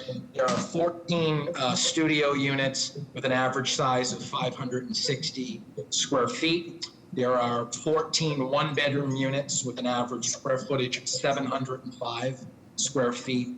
There are 3 one-bedroom plus study at 860 square feet. There are 8 two-bedroom units with an average size of 935 square feet. And there are 3 three-bedroom units at 1,245 square feet. So the layout of the building on our first floor would house the parking, if you had asked. Right now, there are a number of curb cuts, so this would fill in and put in sidewalk that is not existing at this time. There would be an entrance, a 10-foot driveway, garage door that opens that would house the parking, so it would be the ingress and the egress through that one garage door. And that would be located on the first floor. That would house 51 parking spaces, which is shown here. It's a stacker system in the back of the property. That would also have our lobby, our 52 bike space room, our mail. There's a pet washing area off to the side, a lot of amenity space, an area, sitting room, and our trash room. When we go up to the second floor, there's 15 units, and there's also a gymnasium for the owners of the property. There's a third floor, 15 units, storage. The fourth floor is 12 units, and our fifth floor has 16, our top roof would have 16 private roof decks, and those would be entered through either the elevator and 2 stairwells that are proposing on top that are required by code. So sorry, there's 16 private roof decks with elevator or steps, okay? Correct. There's also a number of balconies that go along with these units as well, about 30 on the building. Okay. And what's the requirement for parking? And you are proposing 51 spaces. How many is required? So required by code to be 84, but we are well over 1 for 1, so we worked with the community on that as well. So. And how is loading? Is loading being able to be accommodated off-street? So it's not. So, but we do have a large front area that someone could, pull over hypothetically in front where we're restoring sidewalk and adding street trees. Other than that, it would have to be within the garage. There is some area to maneuver in and out if someone had to get in. Okay. Let's just see. So it's, and okay. I'm curious about these studios because I have to say we haven't been seeing that many studios lately. We are seeing more 2 bedrooms, than studios. Can you just kind of talk us through the rationale of the studios and also tell us if this is anticipated to be rental or owner occupied? So these are, not only are they're condos, and also we have an agreement where 60% would be written into the condo docs for home ownership only, so to prevent rentals for that reason. So this is a strong condo project. We did try to put a mix in of units. I mean, there is a market for smaller units as well, but we tried to do a mix. So we do have a number of 2 beds and we added some 3 beds. We also added an additional affordable housing unit to this project as well. So 5 were required. We're adding an additional 6th inclusionary development unit as well. And is CRRM Property Corp a city realty? Yes, Madam Chair. Okay. Let's just see. So how are the plans, Mr. Robinson? The plans look good. Any questions from the board? Madam Chair, speaking on behalf of Bob D'Amico here, he's okay with 11 Faneuil. The plans state 51 spaces. Maybe Mr. Drago can clarify. From reviewing the plans, he counts 64 spaces. He's looking for clarification. So what we're showing is 51. I believe Mr. Robinson is holding that as well. That maybe that's an old plan. I'm not sure. It's dated February 18th, 2021. The plan I'm looking at does show 51 spaces. I'm looking at the rendered site plan. It shows 51 spaces. The stacker system, they're counted out on the stacker system, so maybe, I don't know if there's some confusion there, but they are numbered, and it shows 51. There's just vacant space, I think, in the stacker system. Correct. And he's looking for more clarification on the representation of the parking design, so that maybe that's what he's talking about.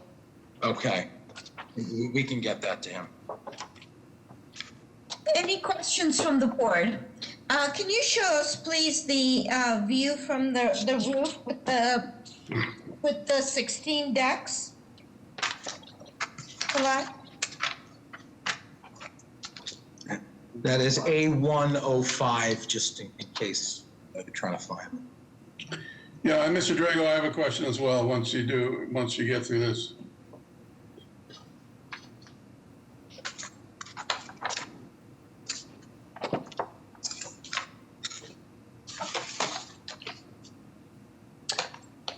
This is it.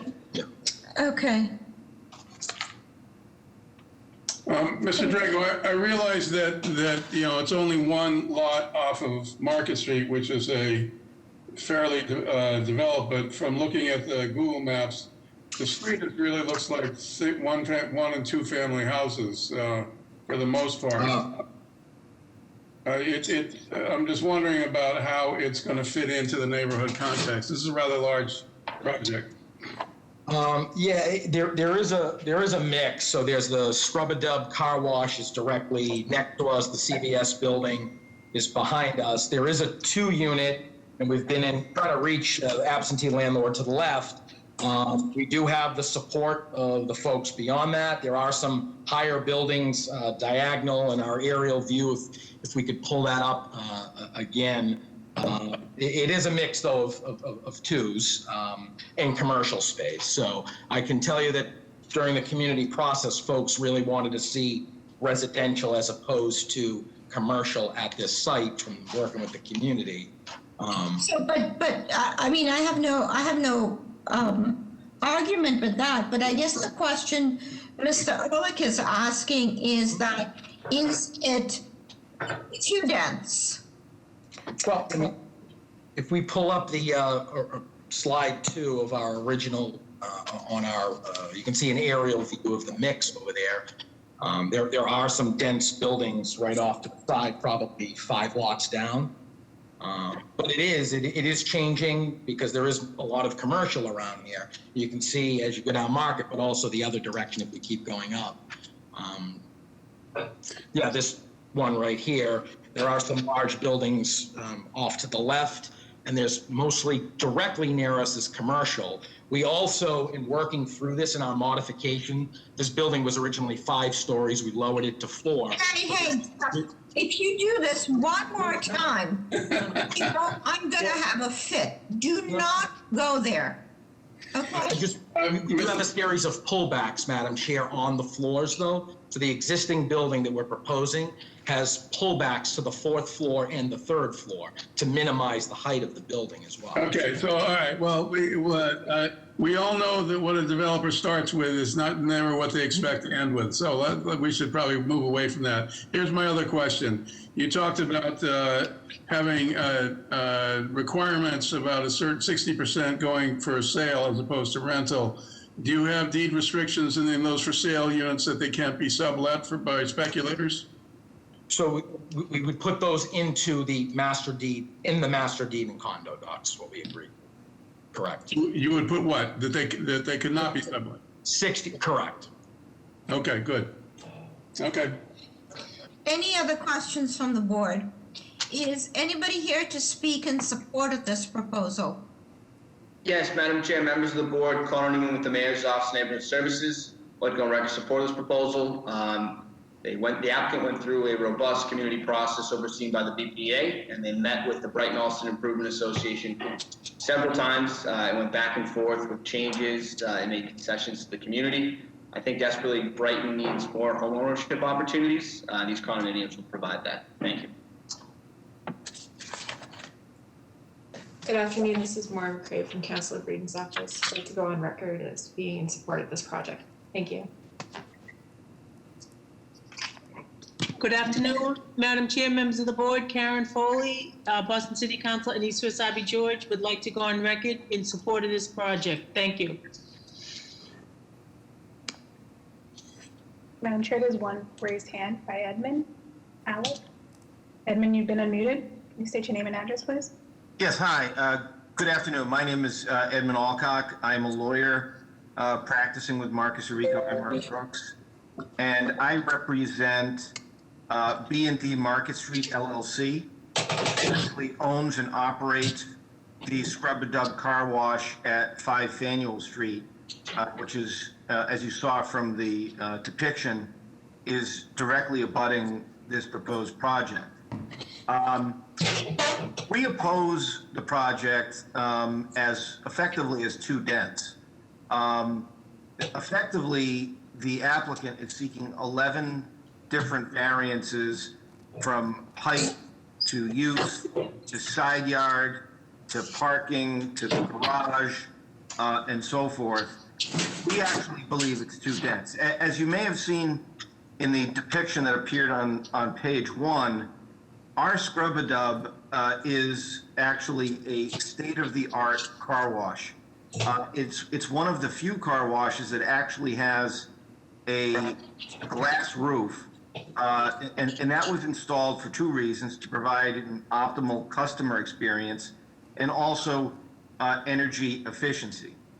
A couple of the reasons that we feel that we would be actually harmed by this proposal are, number one, the height of the building being twice as tall as permitted under applicable zoning is going to cast significant shadows on the car wash and block light and air to that car wash, and in fact effectively diminish or defeat the purpose of the installation of sort of the glass roof or see-through car wash.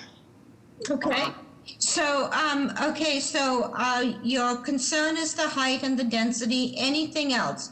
Because we do need to hear from a couple more people. No, I understand. I understand. I've been on this call since 12:15. I appreciate that. So I'll be as quick as I can. Quite frankly, one of the other issues is the placement of a 42-unit residential condominium in such proximity to our property, which means it's 5 times the square footage permitted by zoning, twice the height, effectively. And if you look at that depiction on page 1, including the roof decks, including the porches overlooking the car wash, it's fair to say this is a commercially zoned property. It has always been commercial. This is a commercially zoned area. The purpose of zoning is to make sure that things in the same community are consistent with one another. One of the concerns we have... Okay, so Counselor, can you conclude, please, because we have at least 4 other hands raised, and I know that Scrub-a-Dub has come before this board going back at least 25 years for relief. So we are very aware. No, I look, I appreciate it. I've been on this call since 12:15, waiting to get heard for a 12:30 hearing at 3 p.m. So please, just let me finish. I'm almost done. Part of the difficulty here, again, is it's an inconsistent use. We're going to be putting 42 people that are overlooking a car wash. Car washes and condominium buildings within feet of each other are not necessarily compatible. And one of the concerns my client has is if this project is approved at its size and at its density, is going to be the numerous complaints from owners in that building based on the operation that's already pre-existing. My last concern is traffic entering and exiting. The entrances for the garage and the exit for the car wash are in proximity.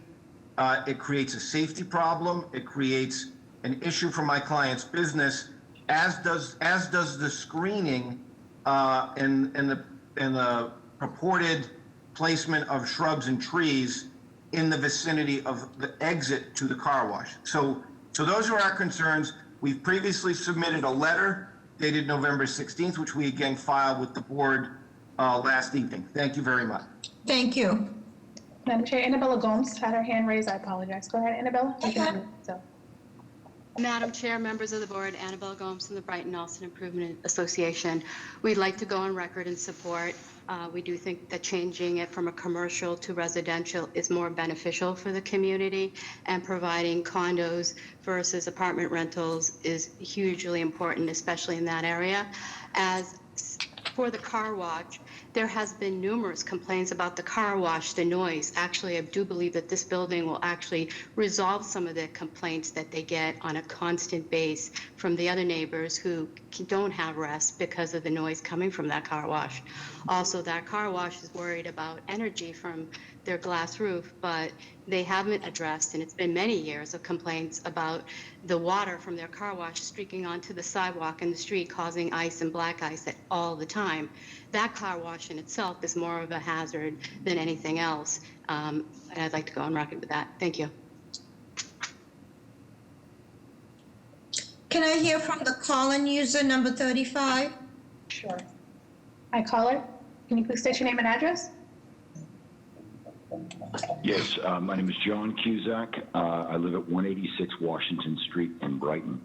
Madam Chair, members of the board, as proposed, this project will transfer the current muffler shop to an active residential building with home ownership opportunities, which is hugely important for Brighton. So Thank you. I'm in support of this project. Thank you. Thank you.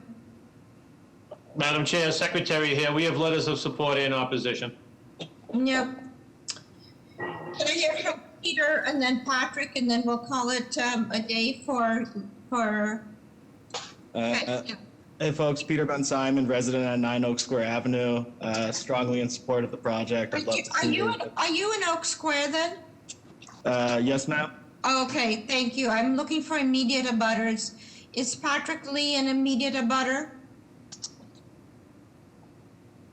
Yes. Okay, your name and address, please. My name is Patrick Lee. I'm a proprietor of the Irish Village at 224 Market Street, which is directly across Market Street from the project. We're excited about this project. We love the idea of more residential in the area, especially if 60% of them are slated towards home ownership. Thank you. How about Mr. James Clark? Are you in proximity of the project? A couple blocks away. Yeah, name and address, please. James Clark, 4 Shepherd Street in Brighton, and I'm very much in favor of it, having more home ownership in the area. Okay. Okay, so given all that information, I do need to get back to the applicant's attorney. I do have a couple of questions, basically, because I think that the attorney for the abutter did raise a good point about the conflict of entry-exit from this proposed building and the one for the car wash. Was there any attention paid to that in the design of this?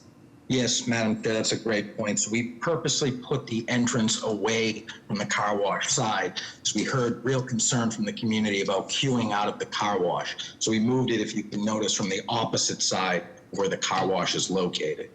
And then just a few other points, if I may, that were brought up. So in terms of sound, so we're building this with materials, windows that would, have sound buffering. So to prevent, noise coming into the building from the car wash that was mentioned. We also have reached out on a full landscape plan and screening and buffering with our direct butters, including the car wash, and we'll continue, if this was to be approved, to work with them on an ongoing basis to try to resolve some of these issues as well. And just as we had asked of another applicant up Washington Street in JP, will there be anything in the deed or anything that states that this car wash is an existing use and it does not become a nuisance because there are now 42 dwellings right next to it? Yes, Madam Chair, we actually told the car wash we would do that and have a plan to put that into the condominium docs, and especially as each one is sold. Okay. Okay. Given that information, you are now the face of City Realty. So whenever there's an issue with City Realty, I'm going to see you, Jeff. So may I have a motion, please? I'll make a motion to approve with BPDA design review.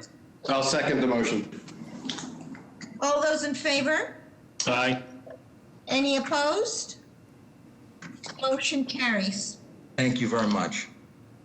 Calling the next case for rediscussion, calling BOA 1019220, 645 River Street. This is a tear down of existing grocery store building to construct a new 3-story building with self-service laundry of approximately 2,000 square feet on the first floor and 4 residential units in the floors above, and 2 units per floor. The violation of Article 69, Section 9, lot size to erect a dwelling is insufficient. Article 69, Section 9, the floor to area ratio is excessive. Article 69, Section 9, the height is excessive in stories. Article 69, Section 9, the height is excessive in feet. Article 69, Section 9, usable open space is insufficient. Article 69, Section 9, front yard is insufficient. Article 69, Section 9, side yard is insufficient. Article 69, Section 9, rear yard is insufficient. Article 69, Section 29, off-street parking is insufficient. Article 69, Section 8, the self-service laundry use is a forbidden use. Article 69, Section 8, a multifamily dwelling is a forbidden use. Name and address for the record, please.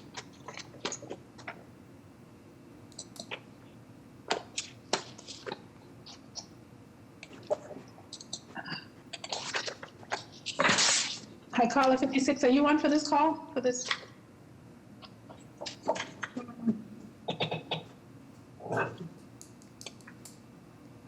Patrick Lee's hand is raised, but it won't give me the option to unmute him. I'm not sure if he's for this. Christian.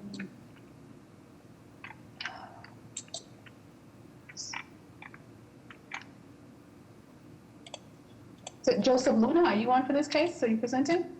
Yes. Okay, go ahead. You state your name and address. Okay. Good afternoon, Madam Chairman of the Board. My name is Joseph Luna. I'm the principal of Luna Design Group Architects, 100 Conifer Hill Drive, Suite 406 in Danvers, Massachusetts.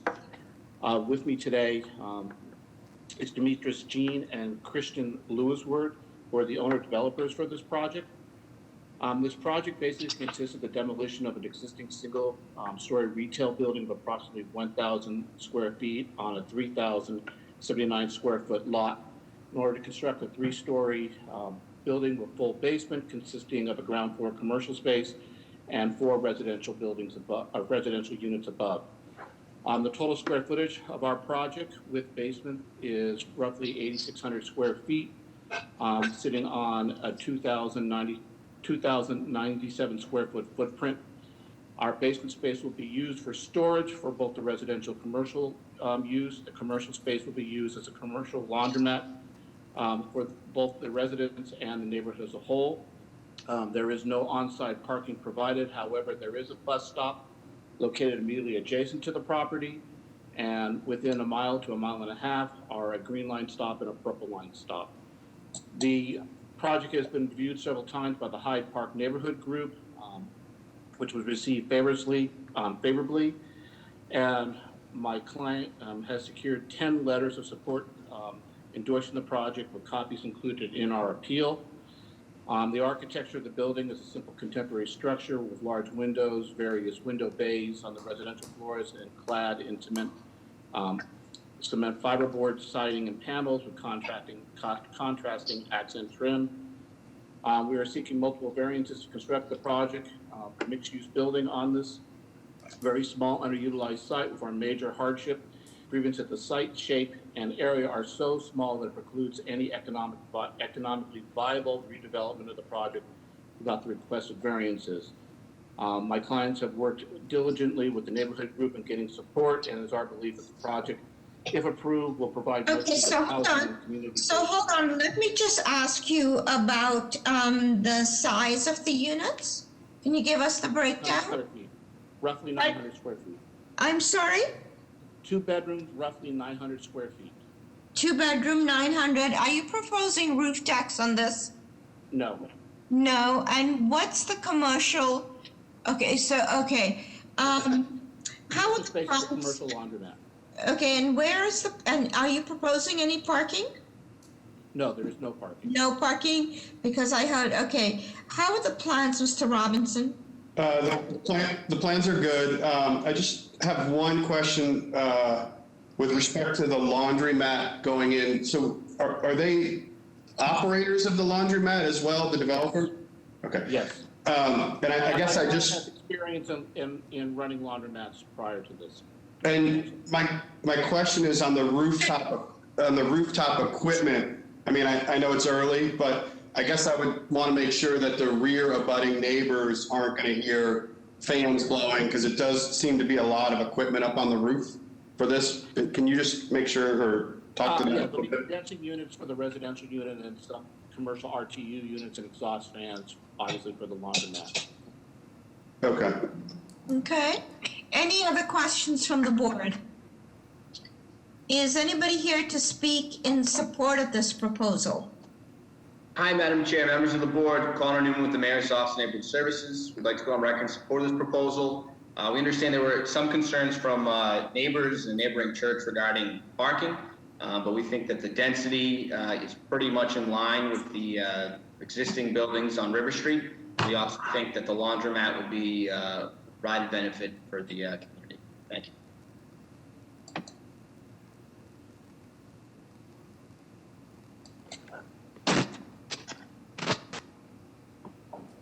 Madam Chair, Secretary here. We have letters of support and we also have letters of opposition. Oh, so it's left to our discretion, huh? Okay.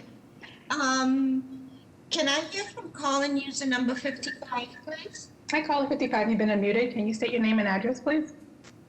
My name is Jim Joseph, and I live at 628 River Street. I've not been aware of neighborhood meeting pertaining to this project, and I am in a position, I oppose the project. I sent a letter of opposition on September 23rd, 2020, and I have not seen any plans or notices about meetings pertaining to this project. And I've lived here for 40 years, and I disapprove. Thank you. And, okay, so given all that information, may I have a motion, please? Motion to approve of BPDA design review. Second. All those in favor? Aye. Aye. Any opposed? Motion carries. May I ask that the applicant be in touch with this abutter, because I think it's vital that you make sure that the residents, especially long-term residents, know what's happening in the neighborhood. We'll make sure that my client contacts the abutter. Thank you.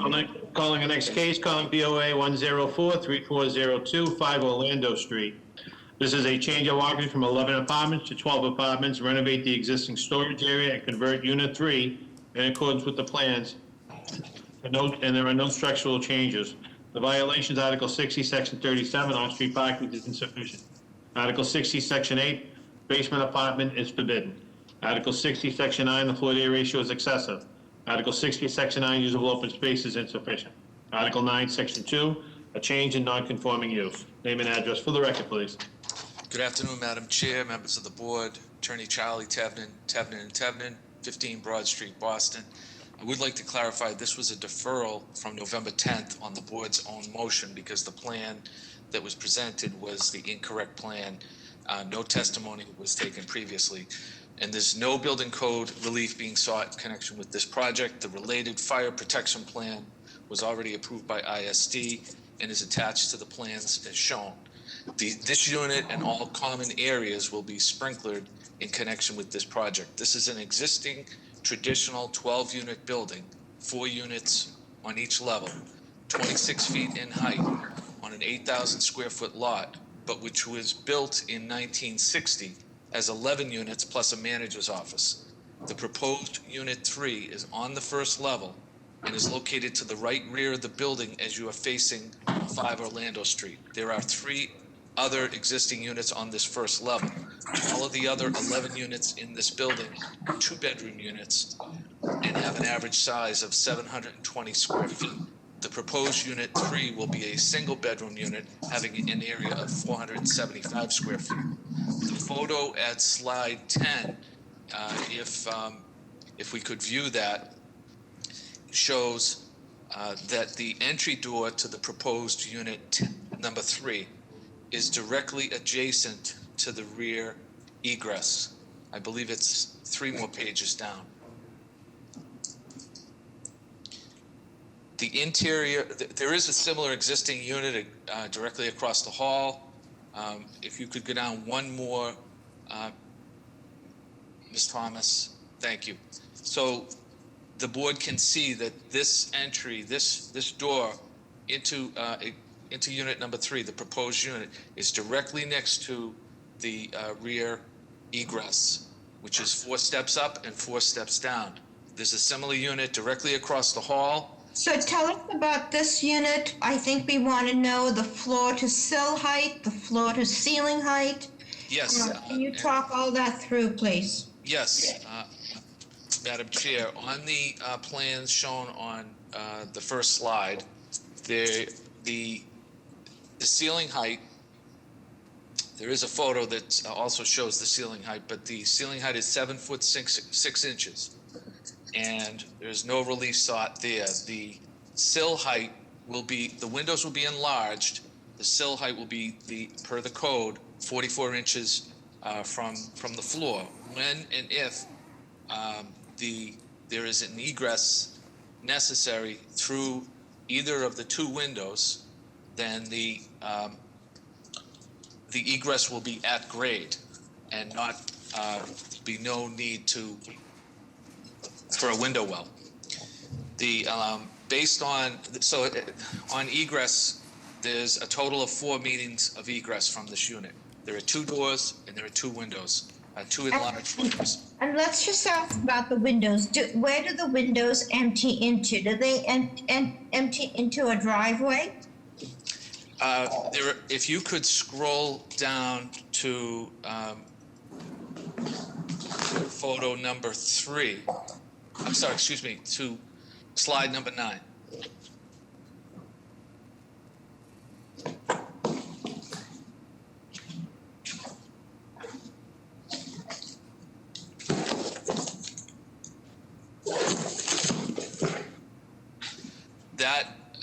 That where the arrow points to unit number 3, that's one window which will be enlarged, and you can see that the grade actually from the front to the back, the grade goes down, so that any egress from that window or the window to the side, which is shown on slide number 12, will be at grade.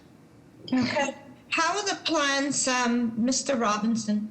The plans are fine. I just have one question, and I'm not sure exactly. So the size of the unit is a 475 square foot 1-bedroom unit, which I guess I don't know the answer, but does it draw it into compact living, because that's below the compact living size for a 1-bedroom unit? And I just don't know what the answer to that is, but that was Mr. Robinson, I think that's where we were stuck on the last time this project came before us. Thank you. If they called it a studio, it'd be fine. It's all a question of what you call it. Except for it has a bedroom, so, Madam which I Chair, don't disagree with you, Mr. it may qualify as a micro unit, Mr. Robinson, but the fact it was between when it was last considered by the board, and which the board nearly approved it on a 4-to-1 vote back in October of 2019. The unit was then enlarged from 450 to 475 square feet, and that. I'm sorry, Charlie. Can I mention one thing? This is Brian Holland. I'm the owner of 5 Orlando Street.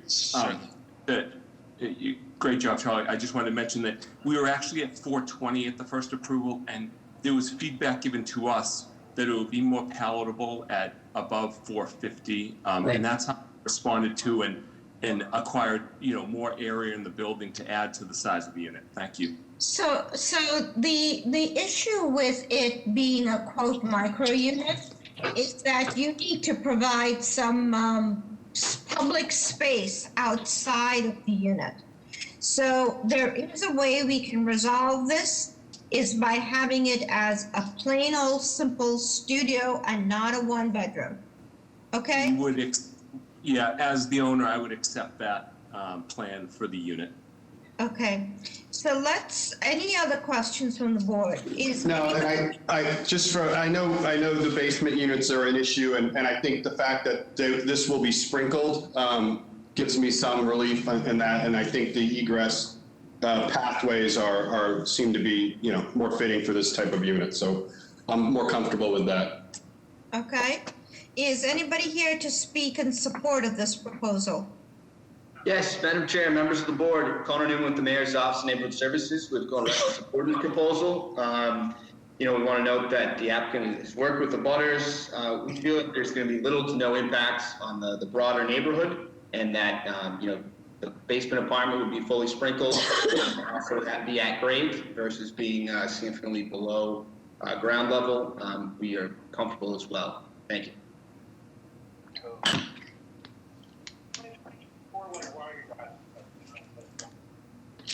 Oh, go ahead, Karen.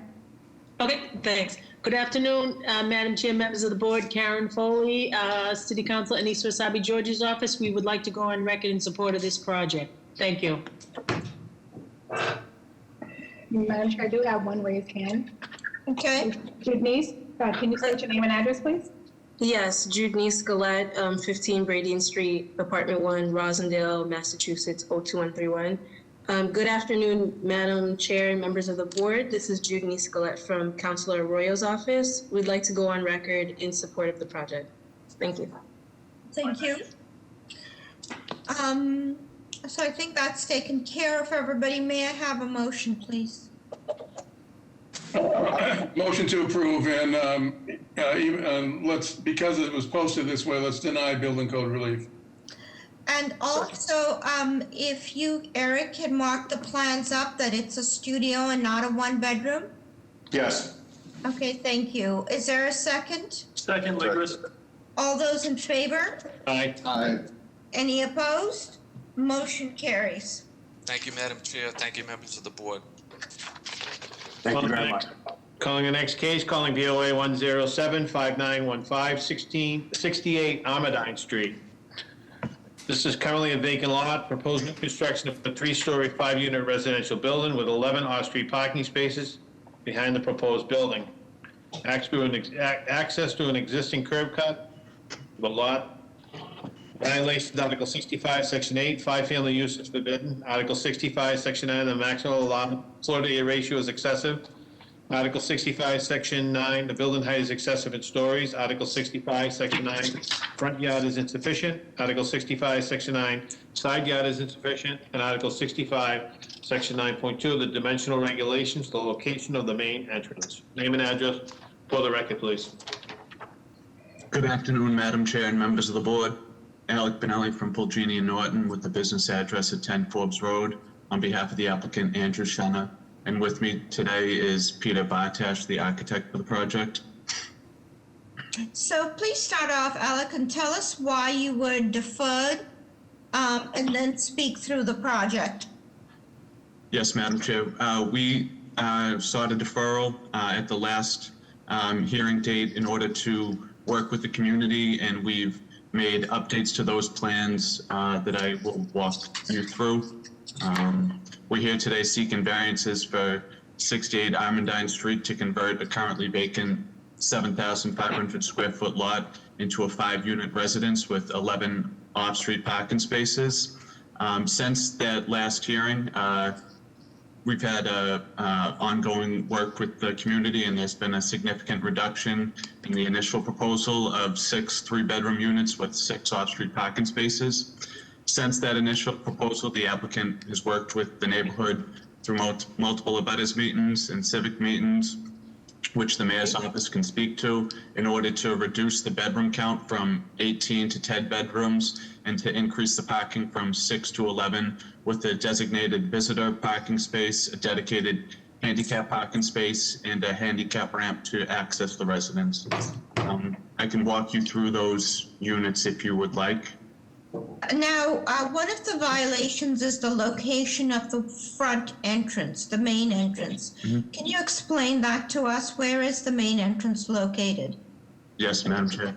Unit 1 is located on the first floor, and it has a front entrance on Armandine Street and a rear entrance, or rather, I should say, a side entrance to the building. If you're looking on sheet A101, that may show you that as well. There's a side entrance to the building with that handicap parking, rather the handicap ramp that I had just alluded to a minute ago. Okay. That was the reason for the entrance for Unit 1 on the front, was to keep with the facade, the front facade, and have it in context with the neighborhood. It is in a 3F zoning subdistrict. Okay. And then how many stories is this? Because one of your violations is the number of stories, so it's 3 straight stories? That is correct, Madam Chair. It is 34 feet, so it is within the feet restriction for the building height, but it does exceed the restriction by half a story. It is a 2.5 maximum height, and this is proposed as 3 stories. We do feel that it is in context with the abutting properties. 83 and 75 across the street are both 3 stories, as is the residence next door at 78 Armandine. And is there a roof deck proposed? There is not, Madam Chair. And any living space in the basement? There is none. Okay. How are the plans, Mr. Robinson? The plans are good. Any questions from the board? Is anybody here to speak in support of this proposal? Yes, Madam Chair, members of the board, Connor Newman with the Mayor's Office of Neighborhood Services. Would like to go on record support of this proposal. Proposal you see before you has come a long way thanks to the advocacy of neighbors and the applicant's willingness to work with the butters. We believe the concessions that have been made, specifically with the density, is something that's in character with the neighborhood. Thank you. Madam Chair, Secretary here. We have letters of opposition and letters of support. Okay.